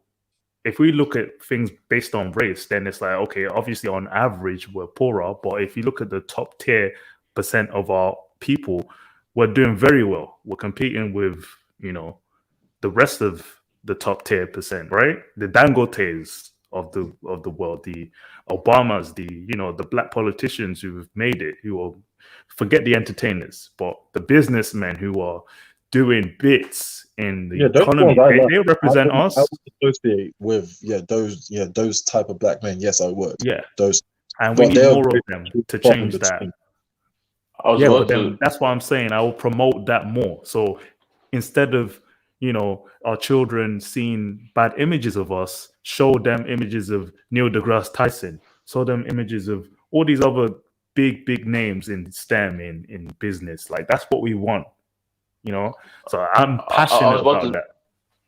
Well, not to cut you off the Duke, but I was No about to worries. say, like in general, right, men of all races are quite similar in terms of income and everything. Now there's a income difference based on the country you live and everything. And black people do tend to be slightly lower, but for the general population, it's still around the same. This whole notion that white men are building and non-black men and Asian men are building, it's only the top 5% of them, and it's the same thing with black Exactly. men. Like it's only top 5%, but the whites and Asians have better media representation, as well as Asians have a more cultural drive to build, because actually Asians Right. build more than whites. That's To be what I'm honest, talking. so Even the average. Sorry, white masses. He's backstage. The Duke. All right. The average white and Asian man, right? I can talk to them. Somehow it's always about what they're going to do with their future or something to do with family. When I talk to the average black man, it's usually something to do with some entertainment figure or something, just something that really has no meaning at all. That's just where I'm coming from. I don't know. I don't know. Am I the only one that thinks this way? Is there anyone in the chat that sees where I'm coming from, or what? Am I just going mad, or what? I don't I know. think you're overthinking it. I think there's too much stress on trying to sort of look down on your own group. It's like, okay, I get it, but what else? I mean, why it matters? What do you think? I think to Vincent's point, that's how I'm fortunate to have certain like brothers who I talk to who, like, for example, I can talk on the phone to my brother for like honestly 3 hours and we not talk about girls or anything. It's all about Right, that's what I'm saying. investment. It's all about Right. where we go in. It's all about real life stuff. You know what I mean? Obviously, That's some what other cultural, social stuff. But I get what you're saying. It's the mentality, isn't it? Where at the end of the day, when the panoramic view of a lot of black men is not that. You look at these spaces, all they can talk about is just women all day, every day. That is just perfectly well said. That is where I was coming from. Because every time I'm with, I'm talking in the real world, right? When I'm just around just black guys in general, it's always about how fat a woman's butt is. I'm just, and then when I'm around a white guy, an Asian guy, it's always something just to do with how does he intend on getting promoted, how he wants to make more money. Like I've literally seen it like so many numerous times. That's why I'm just saying that you see the differences between black men and non-black men are just it's just great. And that's the reason why, socioeconomically speaking, that's why you see black men are in a certain position, because their whole mentality and thinking to life is just, I don't know. And the thing is, To be honest, I think. Sorry, go ahead, TBC. Oh, I was about to say, just to be honest, I think that's just young men in general. That's what young men in general talk about. Like, I know you're in university, right? No. Again, in this space, TBC, that's prime example of older black men who the only thing of worth they can talk about is basically women, and that's the only way they're relevant to women as well. That's the only way they're relevant in life, by talking about women. Seriously, that's their claim. And always comparing themselves to women as well. Because I don't know, right? I've never ever heard a white or a non-black guy ever say that they want a woman to build with them. I've only heard black guys say things like that, and that's another thing that just makes me just look down on black men in general. They always want a woman to build with them. I mean, I don't know, like, is it not that a man is supposed to be the one to build? You're supposed to then the woman comes along, not the woman together. Guys, this is kind of weird for me. Sorry, this is kind of weird for me because I grew up with like men, uncles in the living room talking about politics, and I've never thought of black men as not being able to have a constructive conversation on other things other than women. So this is all new to me. I've never heard this situation before. I know that the roadmen or the Pookie and Ray Ray will talk about this stuff, but I've always separated that group of black men. I've never made it a general, I have to be around that many productive black men. I just was never. I mean, I did have. Okay, I'm saying I was around that, Yeah, unfortunately for me, it was obvious. So it was really, this white male mentor that I have that lives in West Sussex. I often, FaceTime him here and there. We would have, talks like this. But unfortunately, no, I don't. And generally, the male, my male family, cousins and relatives, I'm not exactly that close to them like that. So, right. I guess that's. And also, went to an all boys school, right? It was full of a lot of, council flat boys. So. Go ahead. I was about to say some things, right? So a few comments, right? The whole black men want women to build with them thing. I think that's just talking point from Cynthia G, to be honest. Because I mean, it is kind of true. On YouTube, yeah, there's a certain demographic, and the loud, ratchet, ghetto type of men who go on here and scream on YouTube all day, turn on live streams. But that's not the average black man. You know what I mean? So I mean, all right. I think it's the I guess mental brainwashing of watching those women for a while now. I'm not exposed to all this like rhetoric. So when I heard all this Cynthia G's pink pill people talk about black men, I'm just like, okay, that's their reality. But I'm not surrounded with that, so it's weird. I never thought there is a collective ideology, Interesting. Hey, nice to see you, Nip Twist. You're on this late. Nip Twist is on here. Oh, hi. Yeah. Hi. Yeah, I just saw you guys live. I saw Vincent. I literally just saw what you sent me, so I didn't know. Yeah. But I'm guessing you guys are probably near the end of the stream. But I heard literally as I came in, I heard Vincent talking about black men and all that. I was like, okay, and all this stuff pure about white negative. Guys. Yeah, like I kind of was listening for a bit until Vincent was asking he was asking like if anyone gets what you're saying, and it's like I get what you're saying, but then I kind of see where like you're going too far with it you know, Yes. because it's like it's scary. yeah. No, it's not. It's. I wouldn't say scary. It's just that it's like, I think, because I get what you're saying, but I think that you have to be very. I've said it multiple times, but you know, I don't really even like when people use this space as an example of too much. I don't really like it because, to be honest with you, you know, it's exaggerated. Like, I know it is still a reflection of something. It is still a reflection of how people think, and I have said to people before, I think the internet in a lot of ways, weirdly enough, actually shows people who you actually are, because even though you can be fake and be a character on here, at the same time, like, whatever character you're trying to do, I feel like on some level that's who you kind of wish you were, you know what I mean? So I think in some ways you're kind of showing who you are. So yeah, a lot of guys, they just, I get what you're saying about black guys' position and black men's position and stuff, but it's like you should see yourself the way how I view it anyway, is I view myself and I'll view any black person who's not like that. I have a pride in the fact that I'm not like that, you know, but I don't necessarily, and I'm going to be honest, it's hard to not look down on it. Let's just be honest. It's hard not to, because when you start seeing people just being dumb, you are going to think, I don't want to be like that. And I don't think there's anything wrong with that, because it keeps you true to not being like that, right? Because if you start thinking that dysfunctional culture is okay, or, you know, oh, it's not so bad, and you start making excuses for it, that's how, these are the people I've said before I've had problems with, like these academics and the successful black people that make excuses for the dysfunction, like when they should be examples of the fact we don't need to be like that, but then they'll make excuses for it as well, you know. So like, I get what he's saying, but it's like, don't take it like where it's like, oh, I don't like black men kind of thing. Myth twist. Let me ask you one question. I think I already asked Vincent before, but if you had a choice to come back to this world, what race would you pick? I don't know. That's that's a mad question. It's just I like being black though. I don't know. I like being black, so I don't. But that's weird, because I might choose something different just for the sake of the experience. Like, it wouldn't be because I hate being black. Do you know what I mean? But it'd just be like, just because I don't know anything other than being black. So, but I don't know. That's odd. That's an odd question. I don't know. Yeah, it's odd, but you know. Yeah, because Vincent actually answered that. And what did you say, Vincent? What was your response? Vincent? I'm sorry.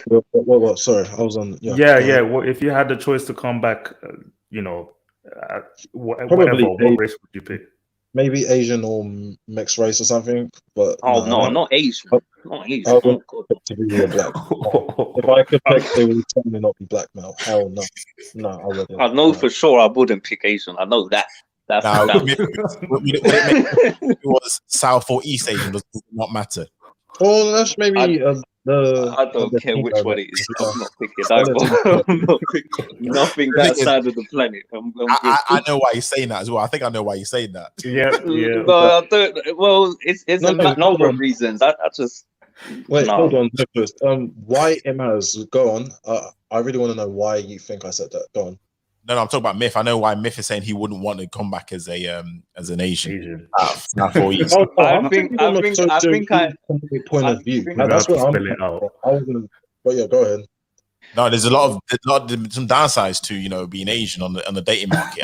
You do not want to be Asian on the dating market, bro. Let me here's how I view it, right? Here's how I view it. I view it that black men, right? Like, let's be honest about something. Despite the fact we have all these things against us, let's just be honest. We are still quite highly desired, right? We are still quite popular in media. And I know we're popular for semi-negative things or whatever. But here's the thing. To me, it's like, with all things being equal, then, if physically or biologically we have, you know, superior genetics or whatever kind of stuff like that, and if you're also intelligent, you know what I mean? Like, I mean, what can really stop you? Like, what does an Asian man have except his intelligence? He ain't physically stronger than the average black guy. Like, he can't, you know. So I think the way I look at it is, when you are the exception, I actually think if you know, max it out, you're actually, like, I don't know, like, you're way above other guys in my view anyway. You know, I don't know. I just think that that's why I wouldn't want to be something like Asian or white or anything really, like, because I just see it as they're just better than us when it comes to these like systems and academia and you know what I mean. But like all over, nah, not really. I still think the white man is still, he's got that perfect blend of everything. So there's no race superior than the white man. So, or the white people. So, but they're still boring to me. Like I wouldn't want to come back anything else other than black. Like I was don't gonna know, say, it's like, but no, it must be boring being on top of the world. I'll say that. You know, being it's just that. What do you talk about? What would you talk about? What struggle do you have? Like what? Not even struggle. Just like what challenges would you really have? Like there's nothing. Well, I don't know. How about war domination? How about keeping the foot upon your Negroes' necks? I mean, that's I'll be talking about that every single time. I have a lot of white male friends, right? They go through their own personal rubbish and, you know, suicidal thoughts, this and that. And when it comes down to like how I think about more grandiose things, like how am I going to help the black race or the community? Like my mind is more invested in changing my image, just like how we speak about. So when I think about other groups, they think more individually, like how are they meant to impress their family or whatever. But me, I'm like, I want to carry the weight of a big role as a black man in this world and change something and impact something. That's how my mind takes my ethnicity and race. So I wouldn't want to pick, you know what I mean? I wouldn't want to pick anything else. It's like, it would be too boring. It's like, you can't even stand out in any way. I can be in a room full of non-black people and feel like, yeah, I'm representing. That's how I see it, you know? Also, just a comment I wanted to note. So it almost seems like the panel is looking at white men and all that stuff through rose-colored glasses because, like, trust me, I have a lot of white friends as well. I did, at least when I was abroad, and they go through their own problems too. Like the average white man is not doing well. I don't know what this narrative that the average white man has all this power and is trying to rule the world and planning all this stuff. That's not true. That's only the top 5-10%. Again, like the media has used the top 5% of white men to represent them, and then the bottom 5% to represent black men. So people think, oh, black men are this and white men are this. In reality, it's around the same for average men in general. Except Asians. Asians actually do better on average. Yeah, I'm just concerned socioeconomically. I don't really care about anything else, to be honest with you. That's my own. I'm just going to be very blunt. It's really, you know, money that's driving me. That's how I see it. So until you see the average black man get their money up, then until then you don't value black men in general. You just until I see, you know, a number of first world black countries, then yes, I would. So until then, okay. We all know that when that happens, it will be a very, very cold day in hell. So, okay. Anyone else with a particular view on this? I mean, all I'm going to say is you will be long dead before that happens. there you go. So hey, man, keep it optimistic, man. Oh yeah, I mean, we definitely push it forward, but I'm just saying to get to that level, that Vincent, if I understand what he wants correctly, yeah, it's gonna take some time because I just have very high standards. That's why. So I'm gonna put every guys, should I give you a one history note? I think I made the comment before, but back in the Roman era, when they conquered most of Europe, they made a lot of comments on different ethnic groups and different tribes and what they described the British, the native Britannica. I made this mention before, right? That they considered them the lowest of the low. They were savages and they weren't even good enough to be enslaved. And then what happened like 800 years later? Britain conquers the entire world. So in a sense, it might not happen in our time and era, but the way the world views us now could change, you know, in how many centuries, we don't know. But for some reason, every group gets a turn to take control of the planet or whatever. But at the end of the day, we're all human, man. Like when we look at particular groups, like what's the point in lamenting on us being at the bottom? You know, other groups were at the bottom before. One thing I will say though, there's a theory that we were on top before all this took place. So Right. we are actually, the reason why we are is because we were on top, but now we're behind. There's a theory about that as well, how we dominated the earth 2,000 odd years ago. Now it's like everyone else's turn. So but it could come back to us. You're right, it could come back to us. Yeah. So roller coaster, yeah. I'll be honest, all these theories that I guess people come up in the media, like sure, maybe 2,000 years ago black people dominated the world, but that's not reality right now. So I agree. I still think it's like the Wakanda thing. Like they just want something to identify with sometimes, and it's just not true. Let's focus on the real right now and improve ourselves, not on some philosophical movie or something like that. I don't think it's gonna be reality, and like anytime soon anyway. Because and probably not for a long time. Because black people aren't invested enough in the areas that we need to be in. So I don't think it really matters anyway. Like even if you have like a lot of the things that we lack, like in terms of finances and stuff, you know. But to be honest, like again, this is the thing, because to be honest, TBC, what you're saying is correct, and it was kind of what I was thinking when Vincent was saying like the white people, you know, like they always get this over the top like view of, oh, you know, they're doing this, and it's like if you talk to white people, most of them ain't doing shit. Not really. Like they're just going through the motion, same as everyone else. But the difference is that they're in an environment and in a system where it was built by them for them. So of course, there's certain things that just naturally their families, since their families are tied here or they're from immigrants, which as we all know, regardless of race, immigrants in general tend to do better anyway.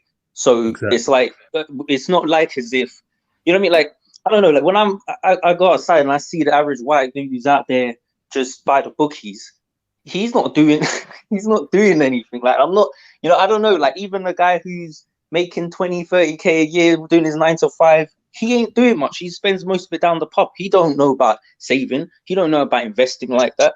Now, I'll be honest with you, you know, in general, like, let's put it like this. I'm more likely to find maybe a white guy who talks about stuff than a black guy, sure, right? But again, there's just more of them. Just, you know what I mean? There's more of them. And then also, we already know the black culture has its issues. So that's another problem. But I wouldn't take that as meaning black people in general are like, you know, you should have some sort of, I'm not sure what it is. I don't know if it's a hatred or what. And I don't want to say that's what you have, Vincent, because I don't know if that's what you said earlier or not. But would you say that's what it is? Is it like a hatred, or is it just a dislike? Or I wouldn't call it. No, I certainly do not hate blacks. No, it's just a dislike for the mindset that's a collective. To be honest, though, I think it's maybe how you're expressing it. I don't know, because I don't think there's anything wrong with viewing like yourself as separate. Like I just think it's natural. I've said it loads. Like it's just you're seeing it as you're a different class. That's what I meant. Yeah, like I don't think there's anything wrong with that per se, but it's just that like I guess it's like if you're around black guys who are of that that class or who are striving to be of that class, like is there an issue with that as well? Like with those guys, I guess. Well, are you saying black guys that are more that think better or more productive? Is that what you're saying? Yeah, well, because I mean, you're on the panels, you're here, I guess. So I would not have that issue. No, I wouldn't. No, it's just that they are few and far between. Like in my uni, right, for example, there's only 4 others black guys in the STEM department out of a total of 250 or almost 300. And the other black guys, they're in this, you know, liberal arts department where it's just there's like besides psychology, history, there's this other major. It's just so basic and so simple. I think it's sociology or something like that. Anyway, and you know when you look, you know their outlook, right? It's like 40,000 at most. Versus my field is going to be making $150,000, and that's just, you know, I've also been around them. I've told them that why don't you guys go into the STEM department? But they're like, oh no, it's just not for us, you know. This and this, you gotta do calculus, you gotta do this, you got. I'm just like, I ain't gonna lie, I fucking hate maths as well, so I understand. That's why I don't really have a problem in that area, but I don't know. I'm just like, don't you want more for your, like, you know, don't you want more out of life? Don't you want to aspire to be in the top 1%? No, they don't, Vincent, and neither does the average white person. And this is the reason why. But the thing is, it's not just a black There's more thing. That's pressure just people. That's just the general average human being doesn't want that. That's why the general average human being does not have that, or does not aspire towards that, or doesn't care about that. Like, because that's just not what the average person values. The average person just wants to regular life. They just want to get through the day. That's it. I'm not trying to be rude or anything. So how come I seem to think different to most other black men? Like, what? Why exactly? Because you've been raised differently. I mean, look at your background. Is your background a stereotypical average black background? Well, it is an African background, and that's black. But you say that your family, like, you've got like these, these houses, mansions, you got big rooms, and do you know what I mean? Like, is that just regular, like, every day for other people? I guess right. So like that's like a white boy who's living in Chelsea coming down here and asking a white boy who's down in South, like, why are you like me? And it's like, well, because you literally come from an environment of people who have money and have raised you to be a certain way, and it's been beaten into your head. I was not raised that way. Where I came from, my mum was just smoking ciggies or whatever, or you know what I mean? It was just, it's a completely like, you get what I'm saying? Because it's like I have a similar mentality to you, but I was raised very differently to you, and I don't have your type of background at all. Like, I come from the family that doesn't have a lot. You know what I mean? Vincent, yeah. One thing I will say that you're fortunate with is you've been able to have parents who can say, "Yo, I can give you 50K to go on this aviation course." There's no way on God's green earth I couldn't get £100, £10 out of my mum. There's no way I could get something like that. So there's also that aspect of things which it hinders a lot of people. It's like, bro, you can't. Yeah. So the mentality is something which is anyone can have, but there are other things like Myth's saying where it's like it compounds it. Your access, your monetary value, it all blends together. But it is what it is. You can't control that. You're just born in it. I don't know. It really frustrates me when I try to have this conversation with them, especially in my uni, because there's so many of them. I try to tell them that, look, go into engineering, do this, do cybersecurity. Okay. And, I try to break it into really simple terms for them to understand. But it's just too much for them. You sound like an African dad. Can I ask you a question, Vincent? Go on. Okay. So when you speak to the average white male students at your university, do they also have the same mindset? Like, are they thinking about going to STEM or a lot of them are? All that? I do see. Well, I mean, don't get me wrong. I mean, now my uni is predominantly, it's like 65% white. So for example, in my STEM department, majority white male. They are also in the liberal arts, but they're not. They still seem to. I don't know. I don't know how to put it. I guess it's. I get what you're saying. Yeah, I noticed that in a lot of universities where black males would tend to take more humanities soft subjects. Right. Soft subjects. That's how yeah. And it's just out of a student population in my department of 300, only four of us are black male. And the other black males, there's over 60, 70, 80, 90 of them.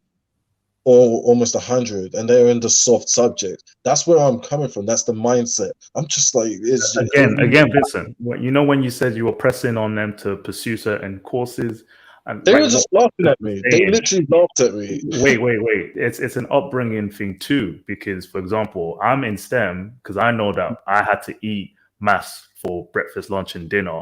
I couldn't go to bed before 10 p.m. if I didn't finish like a whole textbook on maths, from a young age. So I knew that I was already drilled into getting into school very young, that I know I had friends who weren't as forced into like homework as much as like my mom would make more homework for me after school, after I've already had homework from school. So already I know my upbringing is different from a lot of guys. So I've accepted that, hey, I might just be more adept to this type of course because of my upbringing.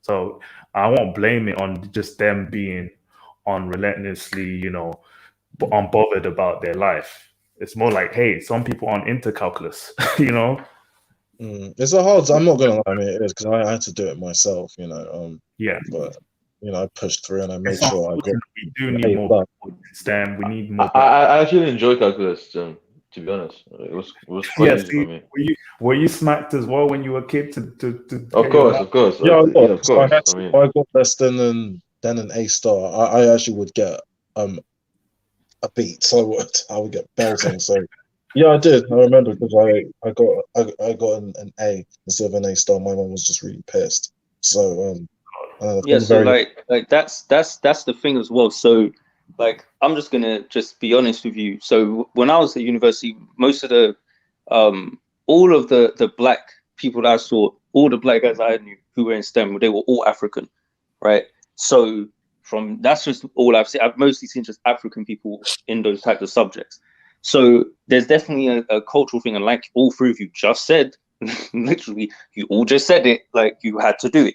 You know, it's just like if I go and speak to a lot of Asian people, it's the same type of thing. You know, it's like, oh yeah, we had to do it, right? And I've noticed, I know Asian people who didn't have that, and they tend to be, you know, like more similar to like how my background was, where they weren't forced into having to do those types of things.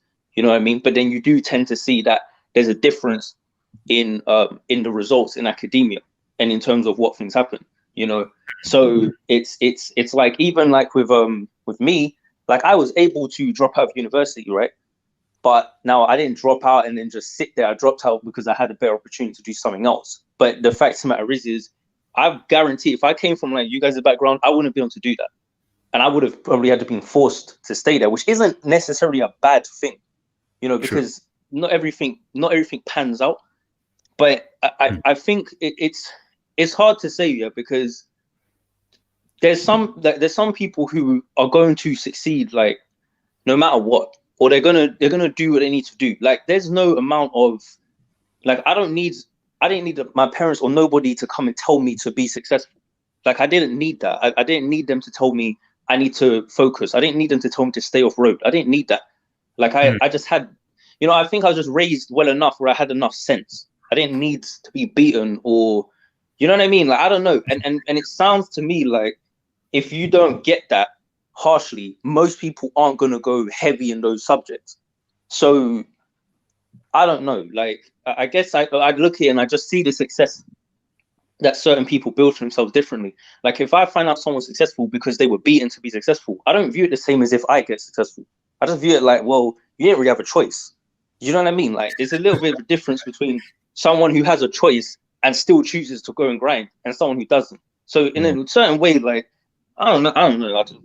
I mean, not necessarily beating. It could be just like full on discipline, making sure they go to like certain courses or Saturday school. For imagine doing that for your kids. Would you want to do that for your kids in the future? Hell no. But I definitely be strict with my kids than my parents were with me. But I would.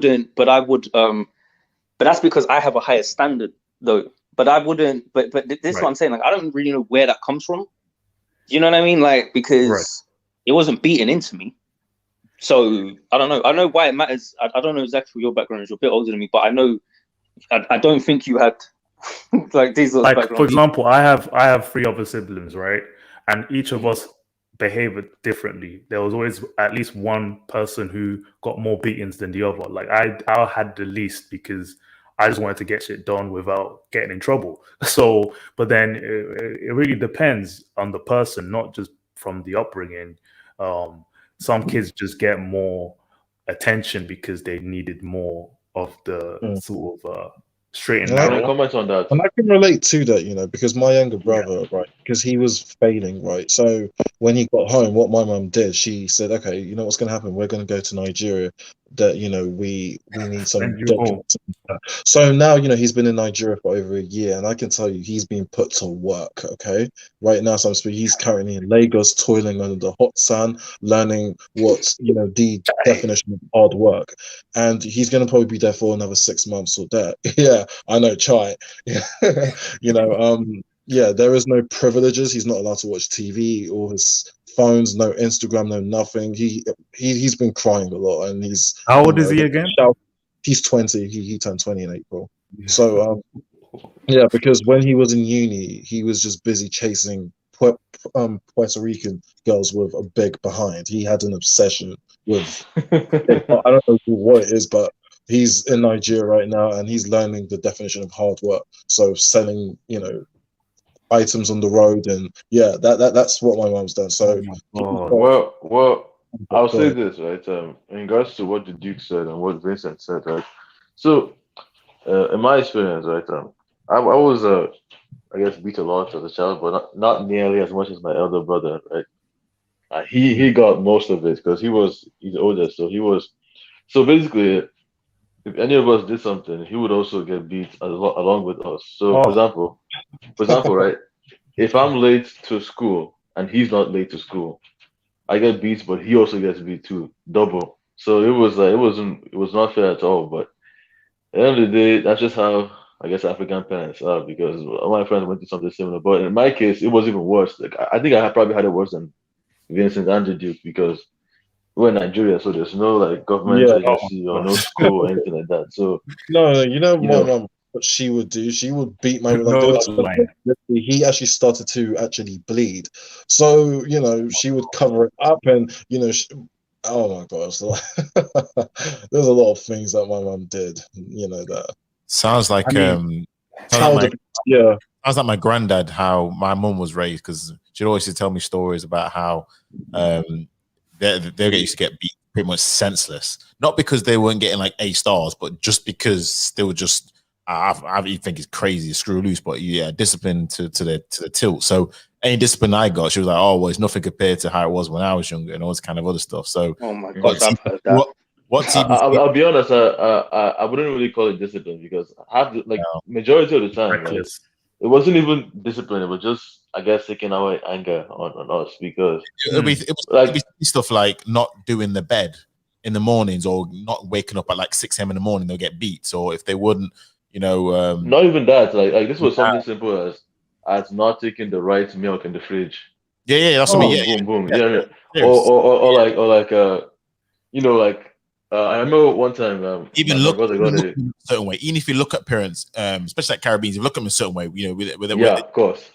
You'd be saying, "But up," it's just like, head down, and don't look at me at all. But yeah, I remember one time, my brother lost this competition to this child, like this other guy who was also very intelligent as well. They were doing something in their class, and he finished second, and the guy finished before him. And that day was just painful for him. I think he went to bed at like 1. That's how long they. So imagine coming back from school, right? Walking back from school because he wasn't allowed to use the car. So it took him an extra like 45 minutes to get home, right? So he gets home. Then from time he gets home till 1 a.m., he's getting beat by both parents. So I think at some point it's not even discipline anymore. It's just, I guess, the way they take anger on their children. So it's not really productive at all. It's lazy discipline, because at the end of the day, if they're not instilling some type of purpose to why they're punishing, it doesn't require beating or anything. So I'll definitely take certain things from my upbringing, but I would take away like 80% because it was useless. But when it comes to like focus on my education, that was a big deal. I'm gonna follow that on with my own children. You know what I mean? So I was gonna say, because what I found, and again, I always say like Africans are like 1 or 2 generations after Caribbeans in this respect, because again, a lot of older Caribbean households were disciplined to the tilt. Maybe not about education to the same extent, but disciplined. And every generation, I'm not gonna beat my kids like that. I'm not gonna do that. And then you see the worsening of the kids. It gets to a stage now where parents can't even discipline their kids. The kids are the ones, like white parents white children will famously, cuss at their mother, cuss at their father, all this kind of stuff. No. I'm not saying to go to that level, but you just see the worsening, because every generation thinks, "Oh, I'm not gonna beat my kids. I'm not gonna do that."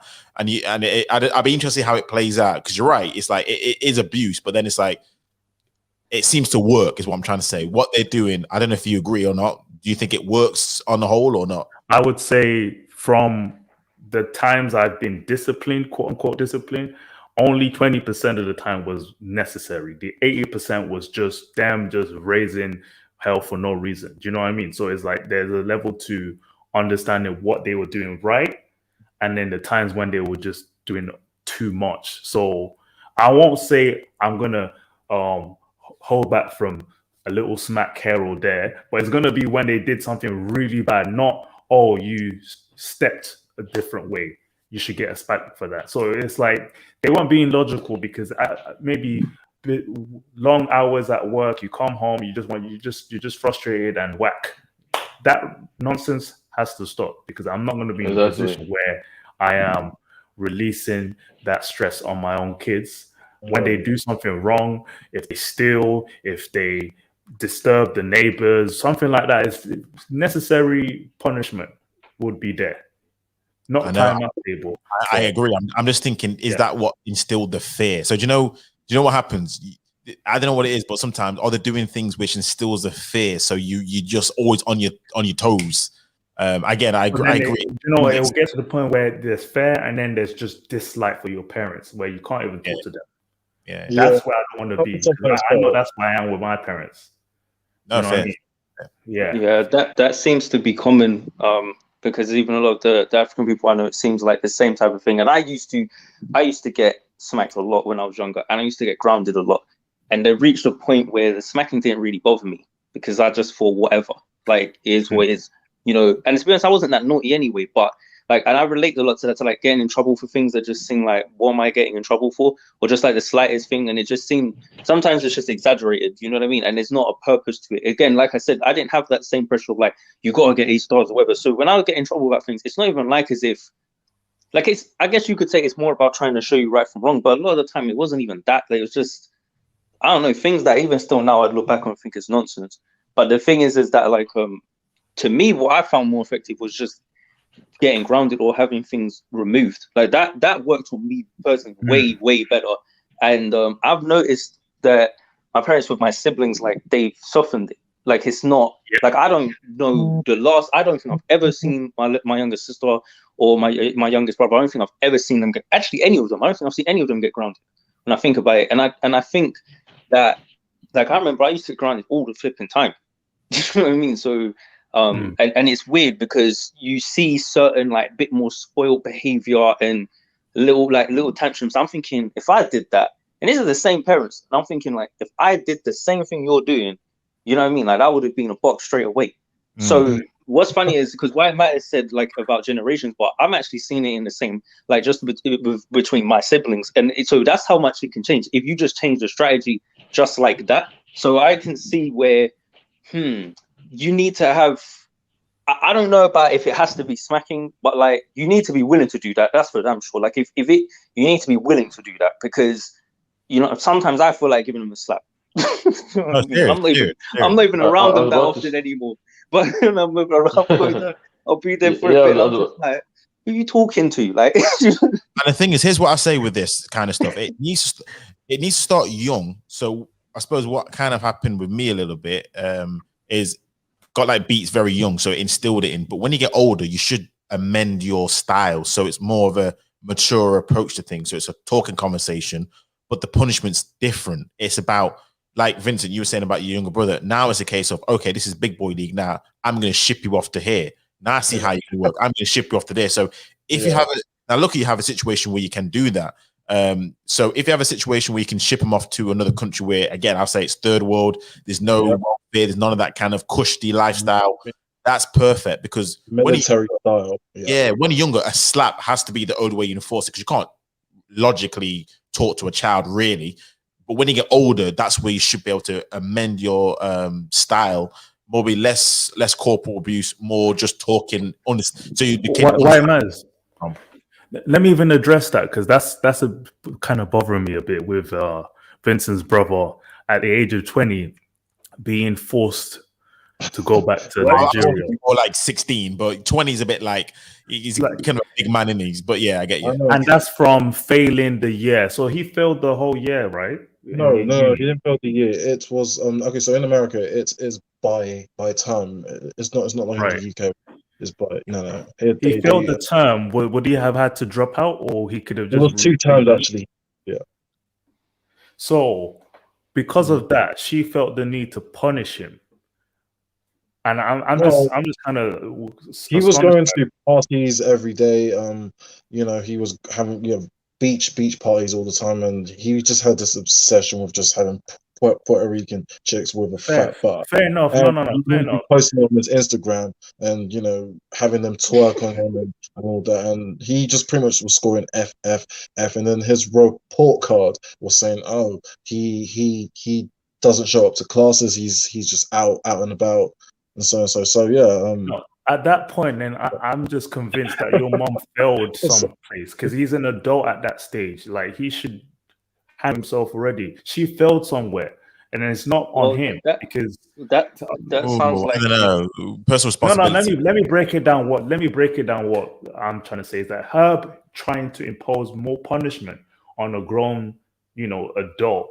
Like, what should you do? Deal with the consequence. He shouldn't be forced to go to another country just because she's punishing him. Like, he should have dealt with it in his own way, because he's an adult. That's ridiculous. That's what I'm saying.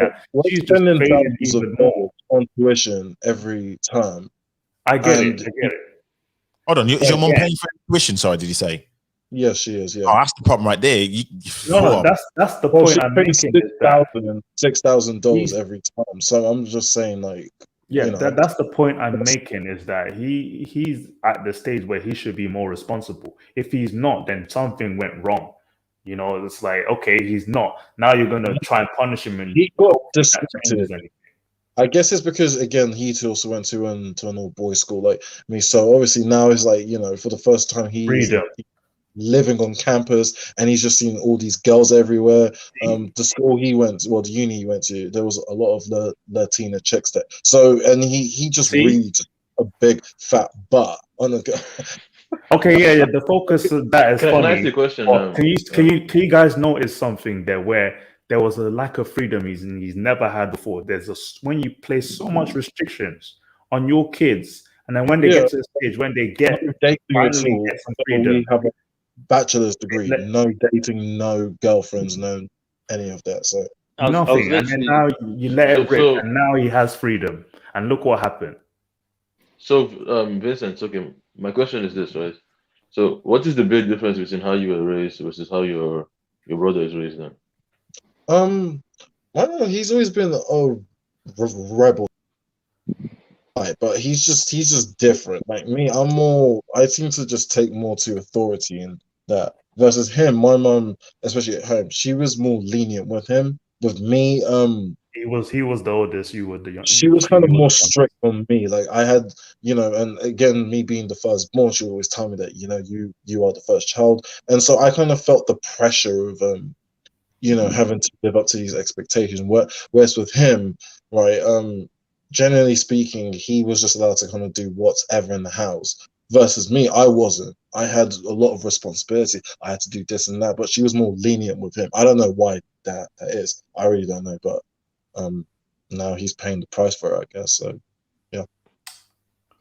2 years, right?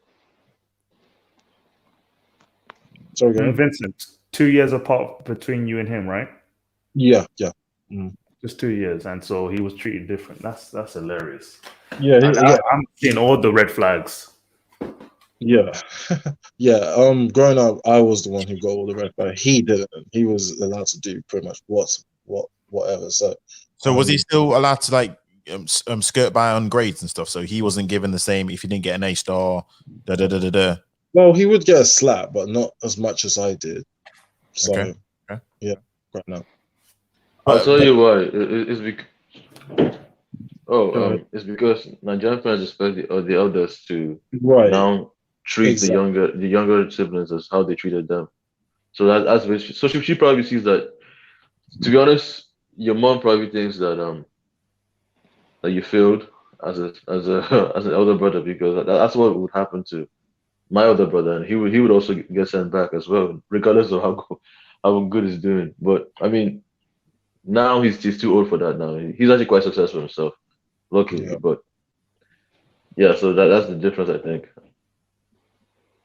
Yeah, with me, she 20-year-old tells me all the time. She's like, you know that you are my firstborn. You know that I have to show you off to the family. And then I'm like, well, Mum, what my younger brother? And she's like, oh, don't worry about him. You know how he is.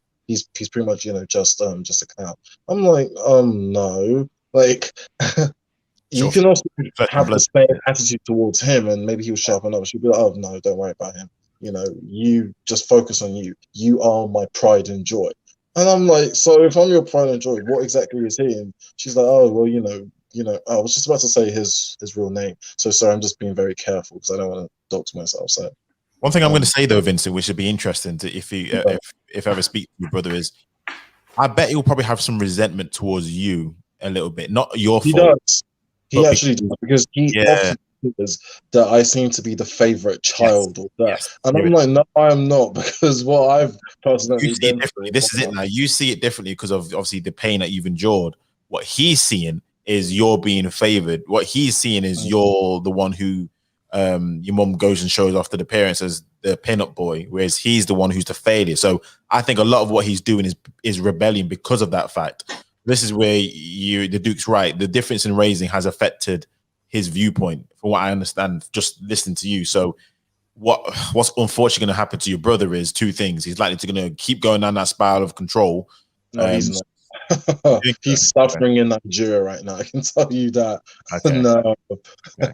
I hope so. I hope so, because it's unfortunate. Because it's unfortunate. He will be back in a few months, but no, right now he's toiling under the hot sun. Nigeria. So, cool. No. But yeah, that's just how it is, pretty much, you know. But I don't know. I think there has to be a balance. Style is very, very weird. I'm not. No comment. I'm a bit rattled by the story. I'm just a bit rattled right now. I'm actually surprised. His back is crazy. I mean, Fiona, yes, he is, and my mom's also got him a tutor, for example, in maths, English, every subject. So when he comes back, he's pretty much going to score nothing but an A. And that's a privileged position to be able, for your mom to be able to do that. You know, I mean, it's like not many. We had a tutor growing up. I always had one. Well, that's what I mean. It's like not many parents can afford to have tutors and all these kind of things, and just have that extra bit of guidance, which will just be there. But no, it's awesome that your mum can actually do that. So big up to your mum, man, honestly. Also, actually, that also reminds me to my other point, right? I think, Vincent, the problem you have with other black men is a class issue, and then you intertwined it and associated with the low class with black men, I guess. Now, that is factually true, actually. Black men do tend to be lower class than other men, but it's not a huge difference as it might be portrayed in everyday life and the average person would think. So I think that's to spin it back to the first topic or what we were talking about before. I think that's the difference, because you're raised in a high class home or upper class or upper middle class home. You expect everyone to be that same way, or that's what you expect to see. But unfortunately, that's not the same way most people are raised. I don't know. Maybe it's because I often fail to sympathize I don't really put myself in other people's shoes. I just kind of see it from my own lens. I guess that's the reason why, because I'm like, okay, so this is how it's done, from point A to point B. Whereas I often forget that for other people, they have to do point A, B, C, and D to reach, to their certain goal. You often forget that? Is that what you said? Sometimes, yes, I do. Maybe where people you have to make a habit of seeing other factors that affect people, because that's the point we're making, is that most people just don't have the advantages that you may have had. And so if there are black guys who just are in the position they're in, they have to take accountability for the problems they're in. But then at the same time, you can acknowledge that they come from a lower class than you and might have to have worked harder to get where you are. You that have tutors, you have a strict mom, all that extra stuff put you to where you are now. If you didn't have that, you could have ended up like one of those boys. So probably, who knows? It's that sort of level of empathy at the same time. I'm not going to take away from what everyone individually has a responsibility for, but that's just where I put, black people as a collective. Is like, we are born into this. It's going to be a bit harder, but I can acknowledge someone else's struggle, but work as hard as I can, you know? Yeah, that's why I said that I see it differently when someone's successful when they didn't have that structure there. Because in a lot of ways you could, like, the same way, let me put it to you like this, Vincent, right? So the same way how you can turn your nose down and look at someone who ain't got certain things and be like, oh, well, you know, they're lesser than or whatever, right? Same way how someone like me, if I'm successful, when I build myself up, I can look down at someone like you and say, well, you know, your mum gave you this and that. I didn't get that. And I got to that point without having any of that support. So it's like, it just becomes a thing where people just start being like, well, I've got this and, you know, I've got more toys than you've got toys. And it's just like, at the end of the day, the way I look at it is, like, I never put it against people if they were born into fortunate situations or born into someone that had stuff. Like, for example, even you being where you are right now on the path you're on, it's like, it's not like something you just woke up one day and really just said, I'm going to do that. It was mostly something that was dictated to you. You know, now you might want to do those things, but you've said yourself that a lot of what you're doing is influenced by what your mum's expectations are. You see, like, if I want to be successful, it's not because someone's, you know, like, sure, your family, I don't think anyone, unless their family's weird or some, you know, some people have some shitty families, but I'm pretty sure most people, their families want them to do well, right? But but like, if the person does well, it's subjective to each individual and each group and each family what success is. Some people just seeing when their kids go to university is successful because none of their family had ever been to university before. Now, obviously, we can say that's a low standard, and sure enough, it is.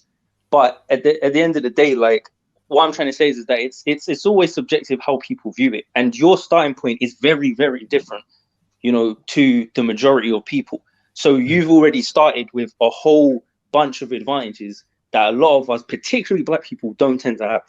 So it's like, you know what I mean? It's just, that's just how it is. That's the reason why. So like you said, you tend to forget it, and I think that's why you'll have that extreme perspective where you think like, oh, you know, they're just not this or they're not that, or, which they ain't.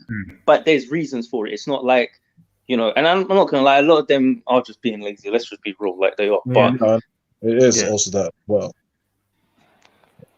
guys, have you ever felt like when you see a successful Black guy maybe walking past or on somewhere in the media, don't you feel like some type of like, oh, well done, man, like he did well? It depends. Versus like a proper like successful Black man, not from entertainment, versus a successful white man that you come across. Like in my mind, I'm like, oh well, you know, you have an advantage anyway. You know, I would say, oh, a level of privilege is there, but I won't do that all the time. But in my mind, I get more excited when I see a Black person who's successful. And I think it's not just Black people who feel that way. I feel white people see it too. If they see a successful Black guy, they're like, oh, well done. You know, like he made it. They are more proud when they see that, you know, it's I definitely have that, and you're completely right. There's definitely other groups of people, like white people especially, definitely have that, because when you talk to them and you tell them what you're about, they can't hide it either. It's like there's always this. Oh, really? Really? That's always what they like. You know what I mean? They can't hide it because they're just you're not fitting into the story. And here's the thing: they're supportive of it. From my experience, anyway. Exactly. It's not like they're like, oh, you know. Now there's some people who you can tell aren't comfortable with it because you're not fitting into the narrative, and some people do feel threatened by it. But whatever it is, what it is, you know what I mean? So. Yeah. No, 100%. Vincent, were you gonna say that too, or? No, I was gonna say, right. Usually, when I see a successful Black man, don't get me wrong. Some part of me is like, well, that's good, but the other part of me is like, well, that's what you should aspire to be. Like, what do you want, a pat on your back or something? Because even me, when eventually I become a popular, I'm not going to congratulate myself or anything like that. You know, I don't even see that as an achievement. What I see is that how are you going to become a multi-millionaire? Then you can start clapping and, you know, asking the whole community to come out and praise you. So until, you know, in my own personal cases, to be a multi-billionaire, I have nothing to be proud of. That's how I see it. Okay. From what we've said before, right?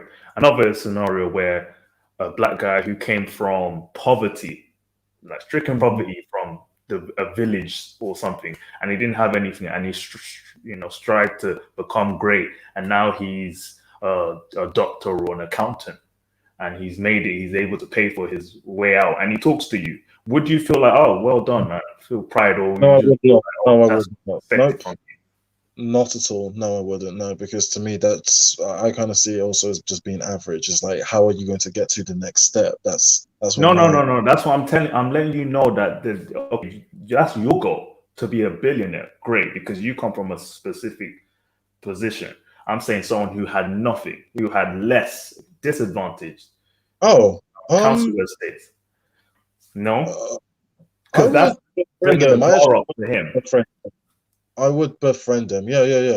I would congratulate them. Yeah, on that. Yeah, that is something to be celebrated. Yeah, I agree that's with just a level of understanding we want to have on this panel. I agree. Like we want to embrace empowerment regardless of where that person comes from. I mean, we want to see that more in our own, race. We want that image to improve, and in order to do that, we have to encourage it. Not just expect it.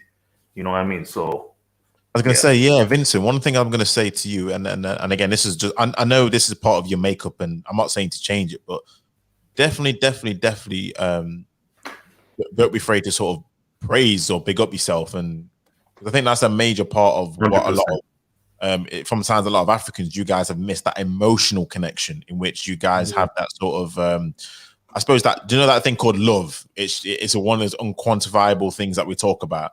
And that emotional sort of which needs being said, there's the lack of it. There's lack of emotional intelligence, and that's very huge nowadays. Not just your skill set, but emotional intelligence, and that's the thing. I'm especially you, Vincent. I feel a little bit of a lacking of, and to be a nowadays, emotional intelligence.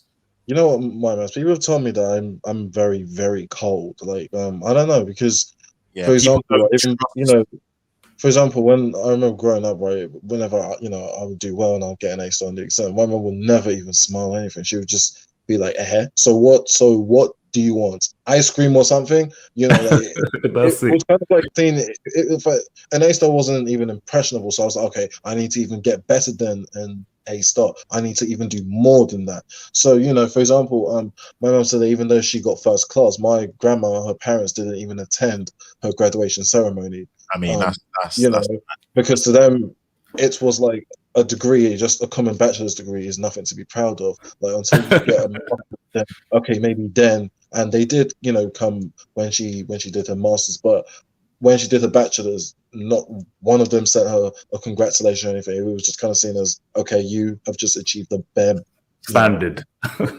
Right, exactly, right.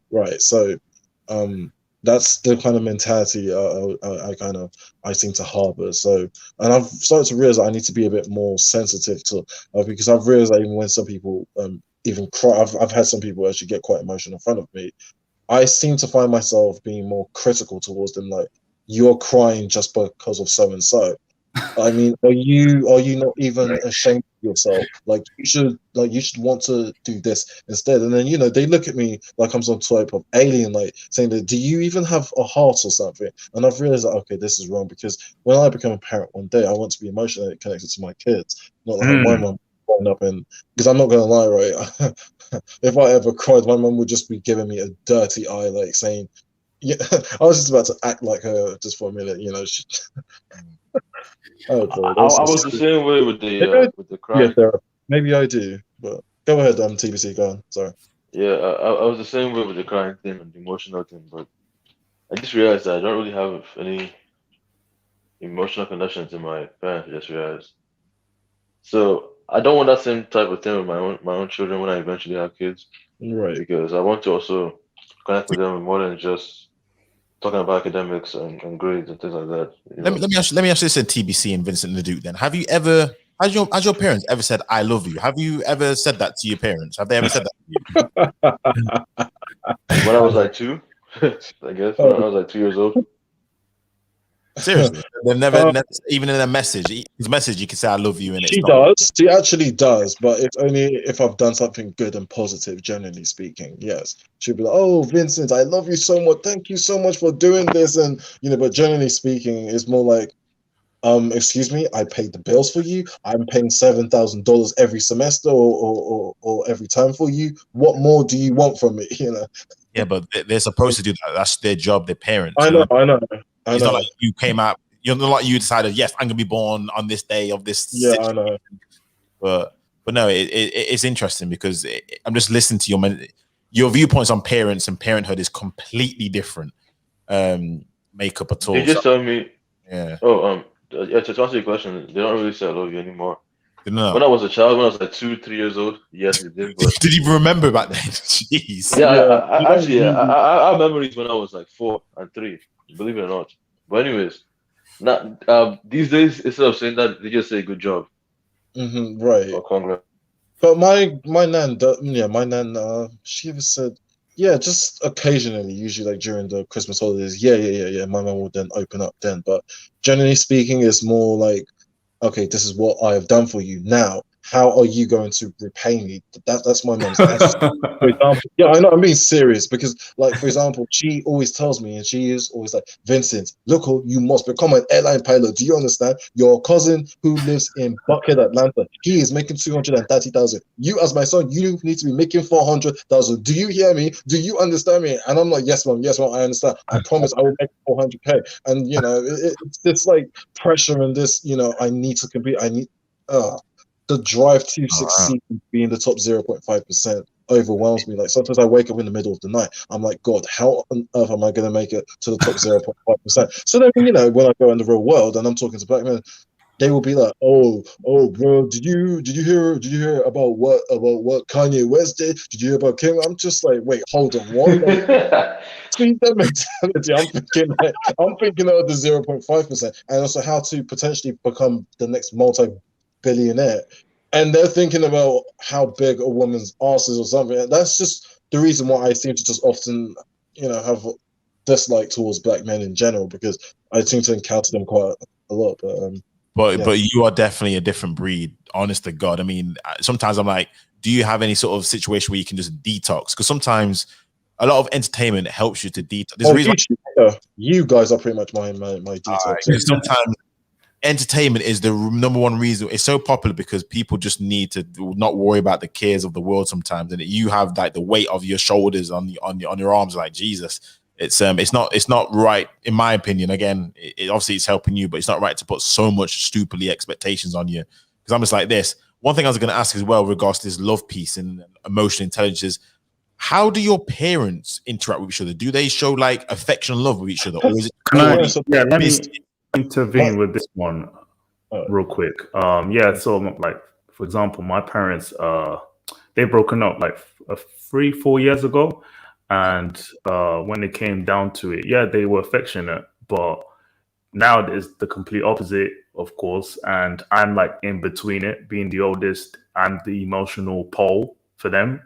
So when it came to them being emotional, like they weren't before when I was growing up, but now they're expressing everything to me, and I'm exhausted. You know what I mean? There's just a different dynamic, like completely opposite from being cold to now being like, tell me I can't handle that anymore. No. And then next day she calls me and she tells me what he said, and I'm getting the blunt of the emotionalness that I never saw before. So I'm like, I want them back to how they were, cold, wherever they were. You know what I mean? So it's because it's a culture shock now, isn't it, for you? I bet yes. Yeah. Being an adult now, they're exposing me to stuff that they wouldn't have before. You know what? Like it. You know what, the Duke, right? I don't know how it is in the Caribbean community, but generally from what I've noticed, and I'm sure TBC, you can acknowledge this, right? African parents, I rarely ever see them being affectionate with each other. Like, for example, I don't ever see them holding hands. Maybe like once a year, maybe.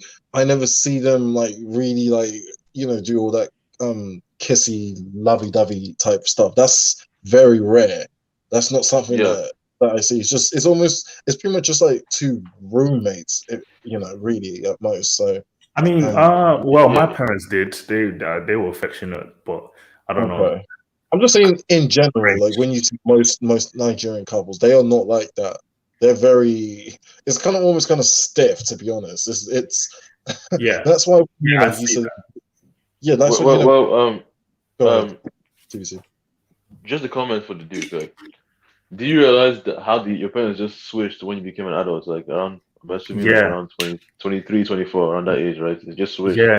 Now they're telling me stories about I don't want to hear it. It's Yeah, they're revealing but all these now, secrets. they basically raise you to be somewhat like them. Now you're being cold towards them. But Yeah, again, it's not really your fault because that's how you were raised, right? So this cycle, like before, I didn't care about these kind of things before, but now I'm just trying to realize it. You know what I mean? Like the whole cycle and everything like that. yeah.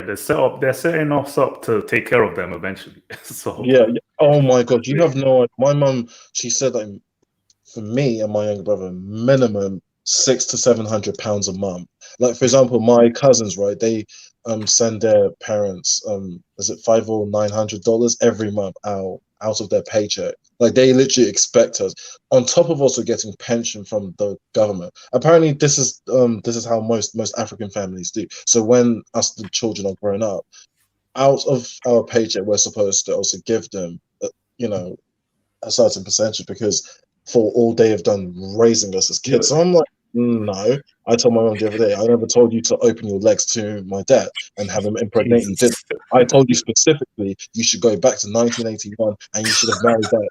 You should have married that rich white guy who wanted you to be his wife. But yeah, that's just my comeback to her. But she's always like, Vincent, you better listen to me, or when you become an airline pilot, I expect £600 or £700 from you. Do you hear me?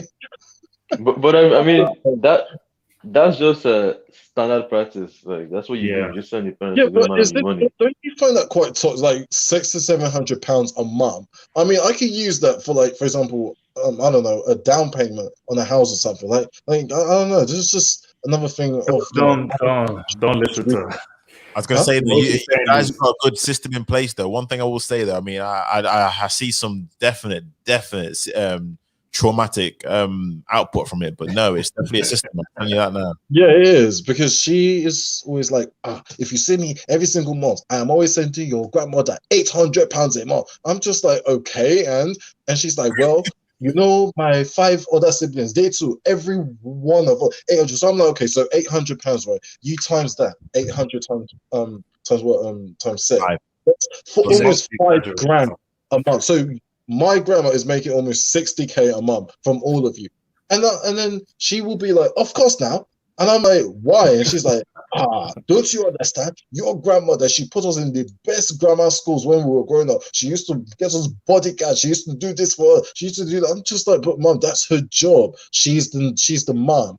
She's like, no, that is how we do in our culture. We are supposed to repay them back for the rest of our life. I'm like, but mom, no one told her to open her legs though to your dad, did she? And then Nah, here's she my just question to you, ready to give her a fresh hot slap again because for talking back to her. So I'll bet. Now, did she specify what currency that she wanted the payment in? Because that could be pound sterling, specifically Naira. dollars, pound sterling. Especially, yeah, my mom. I was like, okay, mom, don't worry. You know what? I'll give you $600. And she will be like, no. I don't want that. I must have it in pound sterling. I want to see the Queen's face. I want to see the Queen's face on my money. I don't want to be seeing dollars. So I want to. I don't know. That's just, give us 600, Eastern Caribbean dollars. Yeah, nah. 20, you know what I mean? £20, £2, like that. Oh Lord. Wait, so Fiona, you two also agree with that? I mean, I don't know. I mean, do you think that is a good system to have in place? White males, or what's your take? This is how I'll see it, right? When I raise my own kids, I would raise them to be able to handle themselves, but I would also handle it myself as well. I wouldn't want them to have to take care of me, Right. like when it comes to finances. But of course, when I'm like a senior citizen, I would definitely want some type of, help, but not financially. yeah.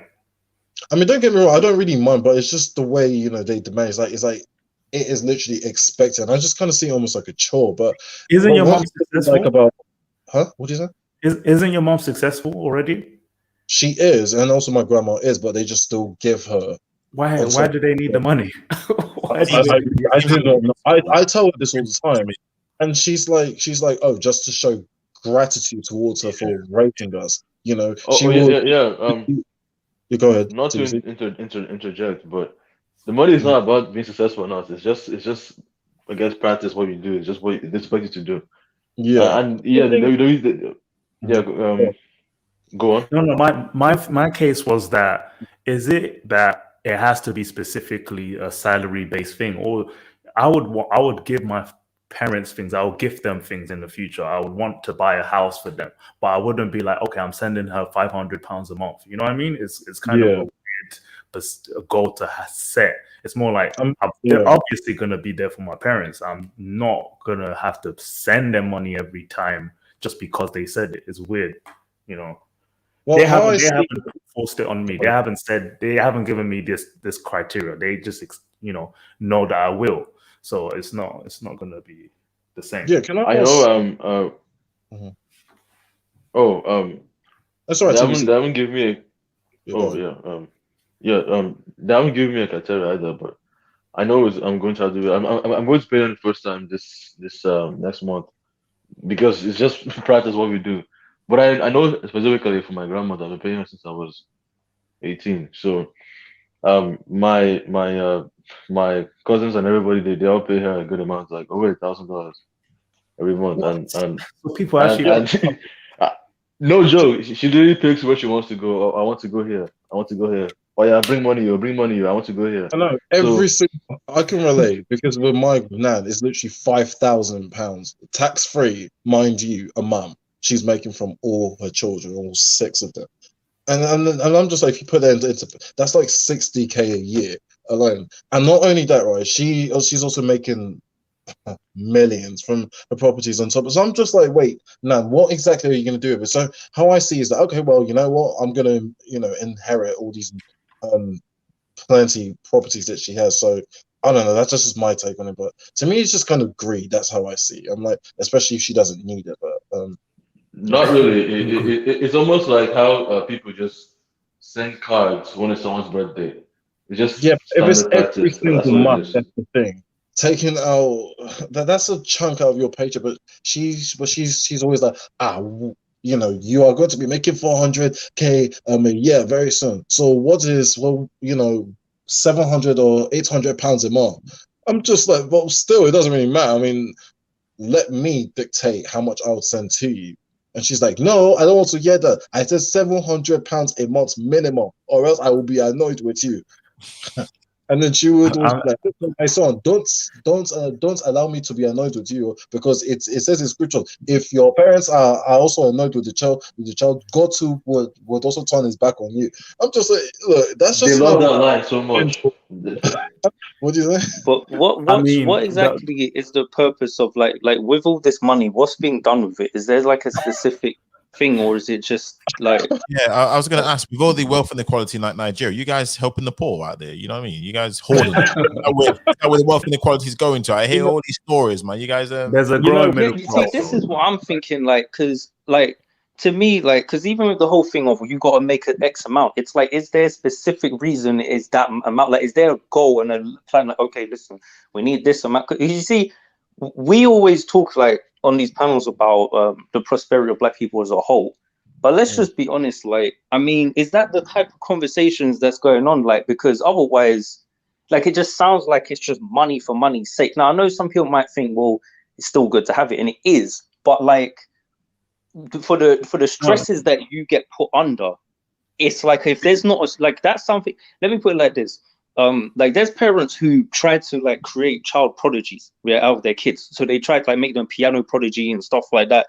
and they might literally have their fingers bleeding because of how much they play piano or whatever. But the thing is their parents have a very specific idea of what they want out of that child. Like, they know not just, I want them to make money just to have money because I can show them off at places. It's like, I want them to be successful in a specific thing because I want a specific type of legacy to be created. Now, it sounds like because your family already has that set up, it's like, okay, we just want you to continue it. It's the same reason why when you talk about like dating, your mom will be very kind of specific about who she wants you to date, even though it's like, how is that really your problem? But then it's because she's trying to control the you know, the image of the whole family or whatever. But it just seems like it's just static, like it's just maintaining the status quo. There's not some evolution. There's not no. Yeah, I want to place input on that, even though I disagree with that way of custom and all of that, because even my family don't practice it as much, just in their own way. It places a level of competition. We are legit competing with our cousins, we're competing with our neighbors, or I know going to church, people are asking, what am I doing? What am I doing? You know, they're asking my parents what each other, you know, each child does in the family in order to compete with each other in the community. And it puts us under pressure to be successful. And I think it's a positive thing in a way. It's just that it comes around in a more abrasive manner that, you know, it might put people under pressure and actually affect them in a certain way. But in general, it's a good system to have when a community is pressuring each other to sort of succeed. Yeah. So, and it kind of works. It really does work. Look where we are. We're pretty much what our parents wanted us to be. And overall, we'll become successful. It's just that it came around in a harsh manner, you know. I will say though, did I cover it, Miss Fist, or you're still confused? Well, the thing is that it's like, I get that, but again, that's just the status quo. It's like, oh, we're competing. It's like, okay, but then what? Like, black people overall are still nowhere. So it's like, where's that money? I mean, okay, there's a progression. You think about it, there's a timeline going on. This is just worth about 3 generations worth of people in southern Nigeria that are trying to not only be westernized, but compete with the Western world. So when we talk about this isn't something that's been going on for generations and generations and we're just still all poor. No, this is about since maybe around the 1950s when we gained our independence. There's this huge drive. Certain ethnic groups in Nigeria are like, we want to become successful and compete with the rest of the world. So we're going to send our kids to different countries, to Canada, America, the UK, masters, you know, PhD, just do what you can, go into every industry, like we just collect degrees. That's all we've been doing. So we're trying to accumulate that, and this has just been happening for the last 2 generations, and so that would eventually accumulate into something. And so it's definitely something that's happening now, and it's more aggressive now. But of course, the way we raise our children will be more lenient or better, you know, more fluid and more empathetic. That also, you never know. You know, it could change. Yeah. I wanted to also answer mid-twist. It's also about like, it's really a big part of it is mostly about image. It's always like competition within That's like what within your family. Like, yeah, oh, we have to do better than our cousins, better than your other brother, your you know, your cousin from this side, your dad, my family friend this, my family friend that. That's what it is. That's a big part of it as well. It's not just Mythos was even trying to say that, oh, it's this never-ending issue that hasn't changed anything. But what I'm saying is that it's only been happening for the last 2-3 generations. Like our great-grandparents were living in the village in a, you know, mud house or something like that. Now we're in a different space. So it's like we're leveling up every generation, and it's an aggressive form of leveling up. You know what I mean? So it carries on. That's interesting, but do you feel like well, let me put it like, would you sacrifice your own happiness then for the sake of that? Like, would you give up your own personal freedom and happiness if you thought, oh, it's going to make sure that, you know, my family is going to be successful in the future? Which I'm not saying wrong, by the way, but I'm asking if you would do it. Of course, if you think about it, if it's just the family and then you've got a whole community of all these African families who are doing the same thing, in the long run, what do we see? We see more success. We see more gratitude, and the turnaround would think about all these other groups. Do you think Asians are thinking about happiness when they push their kids into getting Right. No, of course they're not. But that's what I'm saying. It's the same thing of that coldness where you have this mechanical kind of like, you know, lack of empathy. Like, I don't know. Like, to me, being a human is more than just numbers. But it's hard because at the same time, I'm a very pragmatic person. I know what you're saying. And I do see the effectiveness of it. But it's like, this is why, like, in the West, like being raised here, this is why a lot of Black people, I think, do struggle, because there's such a hard balance to find between like being like that and also being focused. Because it seems like, this is what I said earlier, it just seems like the way they're getting these results is they have to be strict on you. Like if they're not like that, like what Vincent said about his brother, if even if he gets a couple beats, if it's not relentless like it was with him, his brother's off doing a madness. It's like, so it's but he's doing that because he had so much restrictions, you know. So it's like they have to stay on your neck for you to, you know what I mean? I just think it's mad because the results speak for themselves, and I'm never gonna deny that they clearly are there. But it's like, man, like. I agree. That's what I would say. That's why I kind of disagree with her approach to that type of discipline. I'm again trying to reiterate that each generation becomes more lenient. You know, so right now, of course, we're dealing with two generations of strict, cold parents who just didn't, you know, see eye to eye they didn't communicate very well. But then, of course, how I'm going to raise my kids and how the other two would want to raise their kids will be different. We will communicate more, and we will still have that level of discipline and focus on education in order for us to excel again another generation. So it's like we're going to continue to push that because it's in our culture, and it's only been something that's been aggressive now because that's why we send the kids back to Nigeria to see poverty. We see poverty in our country every day. Why wouldn't we push for something harder? We have to sacrifice our happiness in order to get out of that. So again, it's like when we think about us in the West and we're surrounded by a group of Western Black people who feel that they need to level up too, we're showing us, you know, we were brought up to be that way already. So we're trying to push that now.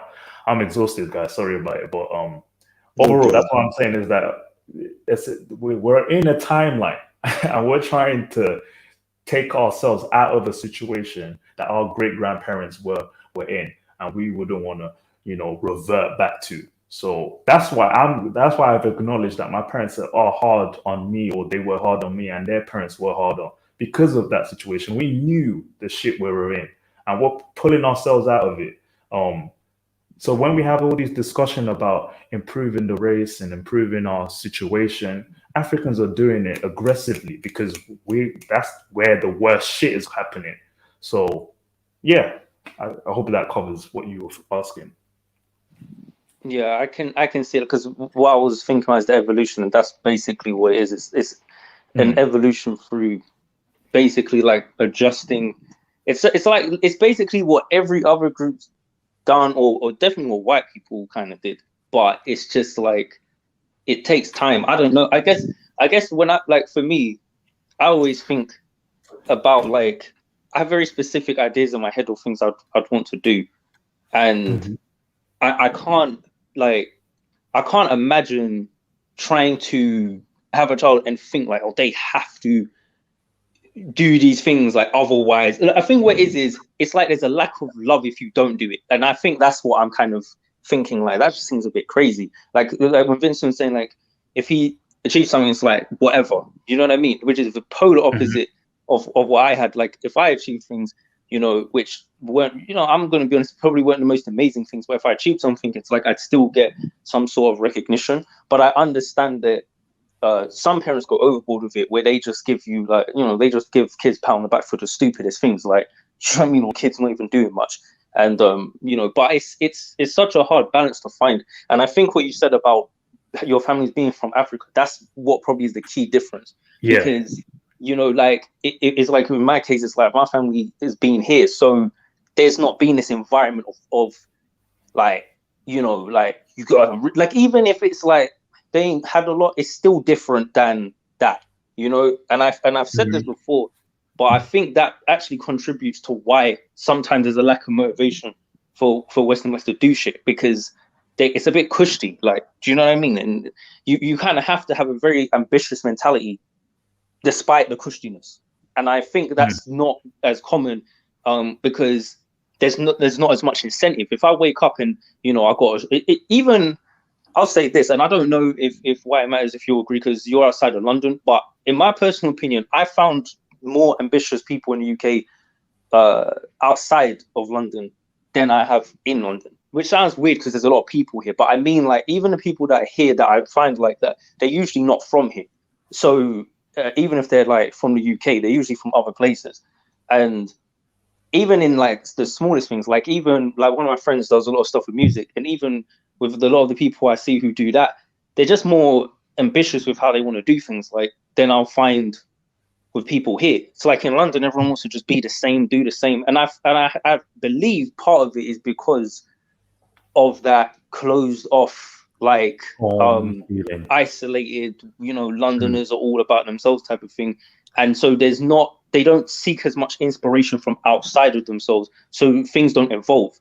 So I guess what I'm trying to say in a really roundabout way is that, like, I can see even as an immigrant or a migrant or something, you're seeking inspiration from somewhere else, and all those things, they influence you. Like, most of my influences are from other places than London, whereas a lot of people I know here, that's not really the case. They don't, you know, most of the shit that they're very concerned about just here.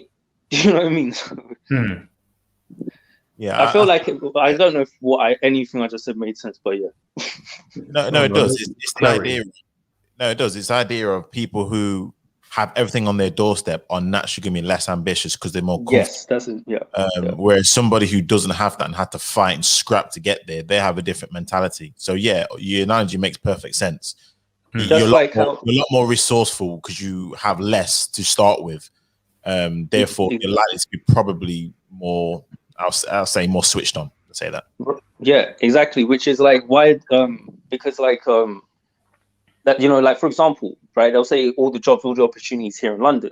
So if you're born here, it's like you ain't got to move for work. You ain't got to, you know what I mean? You ain't got to uproot yourself and do a whole madness or leave your family or your comfort zone, which a lot of people don't want to have to do. Do you know what I mean? So it's like you don't have to do that in order to get a job or something like that. You're already where it's at, versus someone who, you know, might feel like, oh, I've got to go. Even when I hear people say they come here, they'll be like, oh yeah, we went up to London for the weekend. I'm like, okay, like, was it fun? You know what I mean? I just think, okay. They're like, yeah, we was in Piccadilly. I'm like, all right, it's kind of dead there, but that's just my opinion because it's nothing. You know what I mean? But I'm very aware of the fact that, you know, I'm very aware of the outside experience. You know what I mean? So, which and it's just very interesting because I'm relating it to this whole conversation about the upbringing, because I see it the same way. I see it as you guys, because your family before, like you say, didn't maybe have as much, or they had to push for certain things or whatever it is.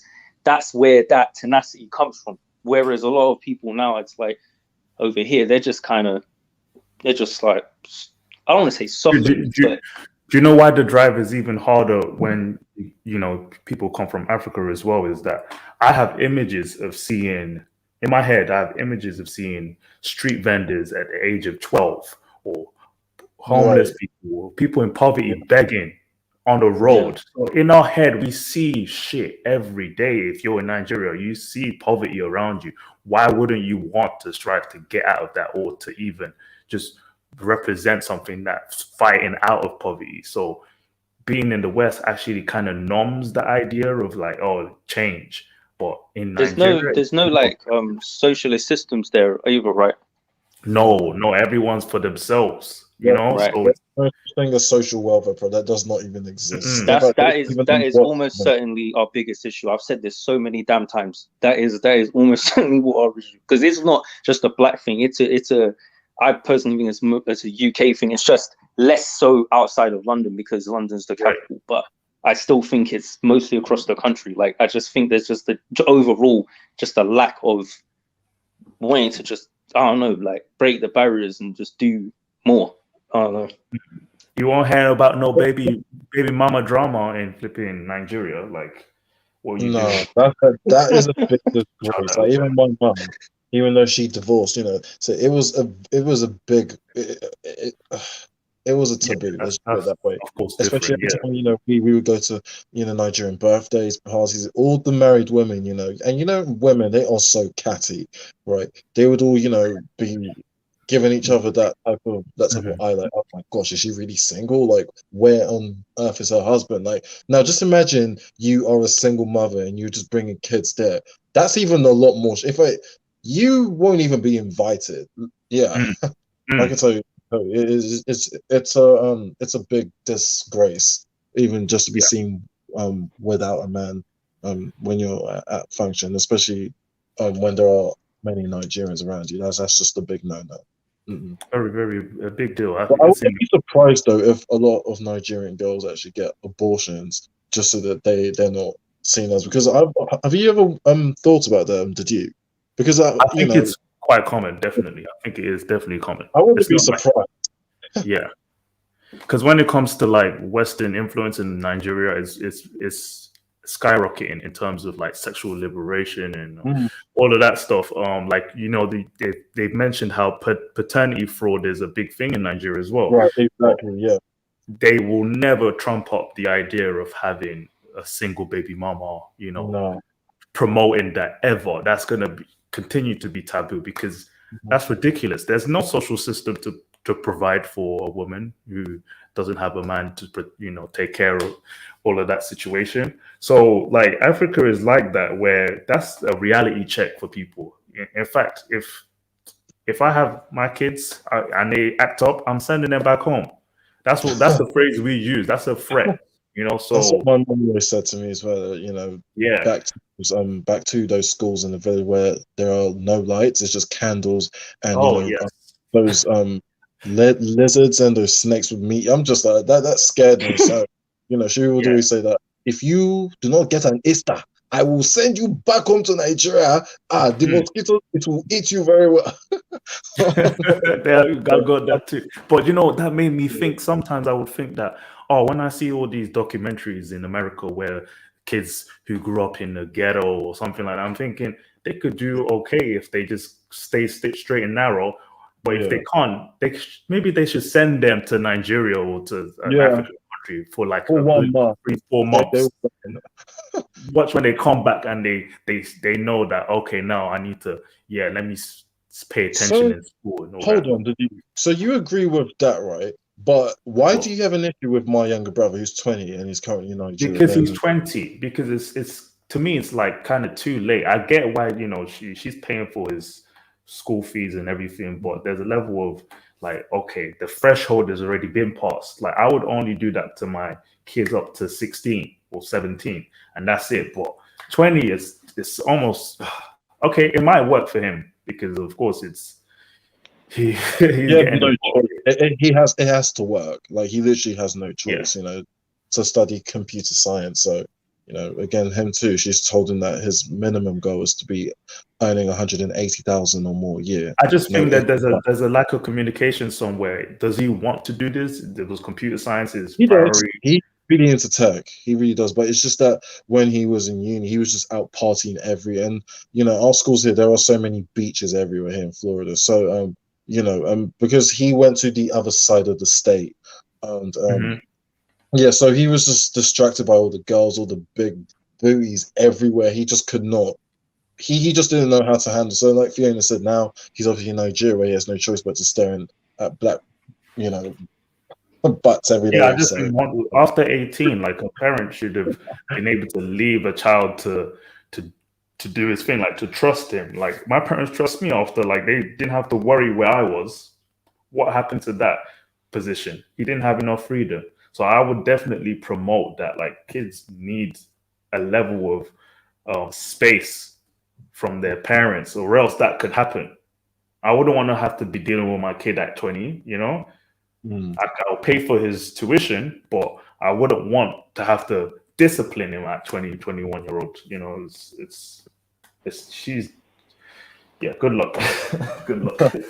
It's crazy because ultimately, like, at the end of the day, you're dealing with humans, so it's like you can do your best, I guess, but everyone's gonna do what I suppose they think is the right way or what they've seen works. Because Right. I'm just because even with the stuff you guys are saying, there's certain things you guys probably think would be a good idea that I might not think is a good idea. You know what I mean? But it's like it's I don't know. It's just like at the end of the day, your kids are going to turn out what they want. Your brother could go and get go back after whatever he's been through, and he might get to like 25, 26 and be like, you know what, nah, fuck all of that. I don't know. Like, what's stopping him really? Like, like he's a human. Like you can't, like you can force it, but it's like after a certain point, people do what they want to do. That's why you get these kids that run away from home and then they go do madness, get into drugs. Because like that's why you got so many of these kids that have a lot of these like hipsters as well. I see them all the time. A lot of these they've got parents who got money. It's not like they're not. You know what I mean? Like it's not like they're broke, but they like to be living like they're broke, or they like to. It's that whole rich kids playing poor. Like they're not broke, but they like to get involved in the degeneracy and the fuckery because it's like, oh, it's different. It's breaking the rules. It's rebelling, and most of them will probably be all right, but some of them go too far with it. You know what I mean? Like, and that's the thing. It's like their parents probably look at them like, oh, we raised you better. Why are you like that? But then the kid probably thinking, well, you didn't give me freedoms, or you're over. But it's just, you know what I mean? Like it's and some kids are just spoiled. Like their parents try and do the right thing for them, but then they just don't appreciate it. Like their parents will try and give them shit. Like that's on the side of the thing I was talking about, like the love and affection. Some parents do that, and their kids don't appreciate it as well. So it's like there's no, even with me saying, oh, you should be affectionate and stuff. There's some parents who do that, and it's just like the kid's still fucked. So it's like I don't know. There doesn't seem to be any perfect way. Like it's just you gotta do, I guess, what you think works. I don't know. Seems like just what it is. But I think there's definitely certain things that are more likely to create certain results than others. Indeed. I think definitely just pay attention to each. Sorry, go on. No, so this is a really good chat, like good combo. Honestly, it's just Yeah, guys, this was a marathon, another marathon. Thank you for listening in. We will definitely have another one of these for sure in due time. If there's anything else we would like to talk about for another time? One more thing I wanted to add, right? I've just realized, just one more thing.